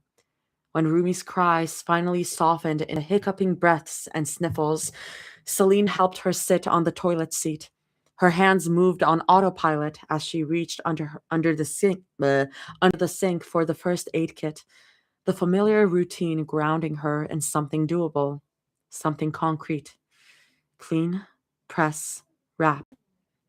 She focused on the deeper cut, the one that needed attention, because it gave her permission not to look anywhere else, because it could be explained by accident if she didn't let her eyes wander. But they drifted anyway, just for a second. Faint lines crossed Rumi's skin, almost healed, too many to register properly to count. Celine's hands stilled. She didn't hover too close, didn't trace, didn't ask. Don't. The word landed hard in her chest. How long? The question rose sharp and dangerous, lodging itself in her throat. How long had this been happening in her house, under her roof, while she told herself everything was fine? Fine because Rumi still went to school, still laughed at dinner, still answered I'm okay when asked. Just trembled as she taped the gauze into place, too careful, like she was afraid of leaving a mark. She kept her eyes down. Looking felt like admitting. Admitting meant blame, and blame had teeth. Her eyes burned, but she didn't let them spill. Crying felt indulgent, something she hadn't earned yet, something that would turn this into her pain instead of Rumi's, into her pain instead of Rumi's.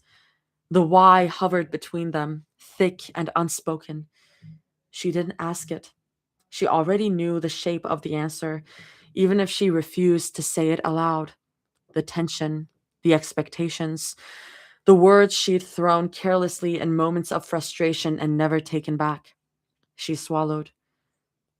I don't want you to do this again, Celine said finally, her voice quieter than she expected, but firm. You hear me? Rumi nodded immediately, fast and shaky, desperate. I won't. Relief flared, hot and blinding, and Celine clung to it without questioning it. Promise me, Rumi, she said, sharper now, urgency bleeding through. Promise me you won't do this to yourself. Rumi shrank just a little, shoulders drawing in again, but she nodded. I won't, she whispered. I promise. Celine exhaled, slow and unsteady, like she had been holding her breath for years and hadn't even realized it. The word promise settled in her chest and stayed there, heavy but comforting, solid, something to stand on. She took it at face value. She had to, because the alternative, that love wasn't enough, that this wouldn't be the end of it, was a thought she didn't know how to survive yet.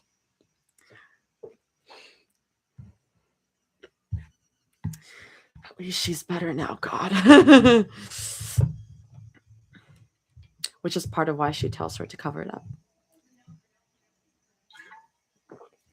That just is not the thing you should say. Yeah, this is heavy stuff. Yeah. I'm sorry. I gave a warning at the very beginning of the stream, but I should have given a warning there, like that part in particular. So I'm sorry about that. Yeah, hugs all around. That is, yeah, I remember, like, oof, that's not the thing to say. In that moment, that's not the thing to say.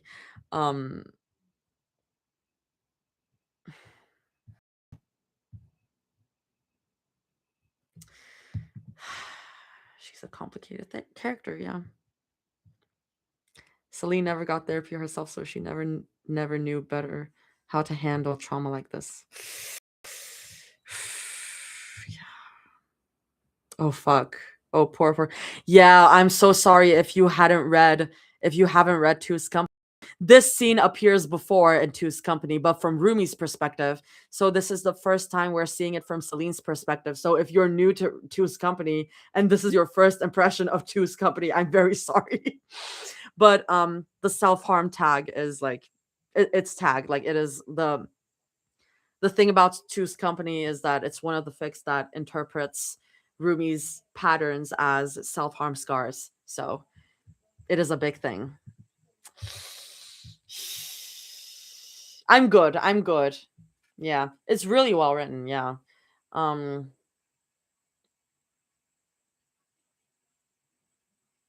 She went from not knowing how to hold her to doing it effortlessly. God. Oh, Celine. Oh, Celine, I have so many thoughts about you. Okay. The first right thing Celine did was eventually getting Rumi that therapist. True. Celine did get Rumi that therapist. I can fix her, Celine. The memory loosened its grip. We're very close to the end, yeah. The memory loosened its grip, leaving behind a dull ache. Celine's gaze dropped, not away this time, but fully to the faint lines tracing Rumi's skin. She didn't rush it. Her thumb hovered first, uncertain, like she was asking permission she couldn't voice. Then carefully, she let it rest against one of the scars, traced it, not to count, not to catalog, just to see, to acknowledge. Rumi tensed, then didn't pull away. Throat tightened. She laced their fingers together instead, firm but gentle, anchoring them both. The contact felt different now, intentional, present. She still didn't have the right words, nothing that could undo the past, nothing that wouldn't sound too small for the weight of it. But she let her eyes carry what her voice couldn't. I'm here. Rumi let out a breath she'd clearly been holding. Her eyes glassed over, the tears threatening but not falling. Some of the tension eased from her shoulders. Not all of it, never all, but enough that Celine felt it through their joined hands. Enough to matter. This time, she told herself, it would be different. Not because she believed promises were unbreakable, not because she thought this was over, because she was finally looking, because she was staying. She wasn't going to fail her again. Celine squeezed once, grounding. Rumi squeezed back. Celine kept her hand right where it was. She didn't let go when Zoe and Mira slipped quietly into the back seat, didn't pull away when the car filled with the soft sounds of seatbelts and fabric shifting. Her hand only lifted to start the engine, fingers lingering like she was reluctant to break the contact even for that long. The car rolled out of the driveway and onto the road. Her hand found Rumi's again immediately. Rumi squeezed it back. She squeezed back, firmer this time. Rumi squeezed it again. She squeezed back, firmer this time, deliberate, an anchor. She kept holding on as the streets passed by, as the morning light shifted across the windshield, as the station grew closer with every mile, because she knew, with a clarity that bordered on fear, that once they got there, once the questions started, once the world pressed in again, Rumi would need her more than ever, and she wouldn't face it alone. Not this time. Notes. Sorry, but I had to split the chapter up. And it's a 25K chapter. Sorry, but I had to split the chapter up. Next part is them at the station and meeting you know who. Anyways, let me know your thoughts. Toodles. That was very good. That was very, very good. That was one of my favorites, I think. Hi, Rose! I think that was one of my favorite chapters. That was really good. Rose, we just finished. You're too late. I sobbed during this chapter. Yeah. Um, like everything about this is just gorgeous storytelling. Yeah. Um, Rose, I did a plug of Just One Look because I was talking about like different Celines, and I was like, I'm so glad to have this Celine back. It's like because this isn't like your typical good mother Celine, but she is like trying to get better. And then we have your Celine, which is like, I wanna fucking kill her. Yeah, of course I did. The only reason I didn't cry was because Toss had me going full CSI. Oh, Nat, you were cooking. You were cooking some stuff. Yeah, no, my Celine is so fucking bad. It's bad. Like whenever she gets mentioned, I get sick. You're like, it's bad. And I'm not even like at the worst parts yet. I'm only on chapter 5. Thank God for Celine being traumatized by polytrix's healthy sex life to lighten things up this chapter. No, like literally, I love that moment so much. It was so funny. Yeah. Rose's fic is really good. Rose, I was reading chapter 5 at work today, and you really love describing food. I'm like it's describing like what Mira's cooking, like the sesame oil and the like soy sauce, and I'm like, oh my god, my mouth is watering. It's like I was like, oh my god. Rose, you're making me hungry. Let's stop sharing. Okay. So yeah, I need to like really lock into that fic because it's not that long. It's like only so many chapters. Hashtag subdermal contusions. Funny as hell. Funny as hell. You could just call them hickeys, Rumi. Well, y'all, I can't sleep. I'm finishing the chapter one of the Ghostwriter Rumi fic. Yeah, 56K and 9 chapters right now. That's the thing. Like when I'm reading by myself, it takes so long, and then I'm on stream and I read like 25K chapters. At this rate, 10 will be 15K words. Damn. Um, is that going to be a future tag? Peace out, guys. Need to sleep. Bye, Toss. Yeah, I'm gonna end it right here too. Um, it is 11:19 over here. Oh god. That's like 1.5 GTC chapters. I can do that in one night. Bye, Toss. Hope you sleep well. Get some protein, Arty. I will. I'm gonna end the YouTube chat. I'm gonna end the YouTube stream. Thanks for being here. And, sorry, and also you're welcome if this was your first, um, exposure to Two's company. It's a really good fic, it's just very long. But it's really, really good, so I would recommend you check out the rest. Bye, everyone. Now we will play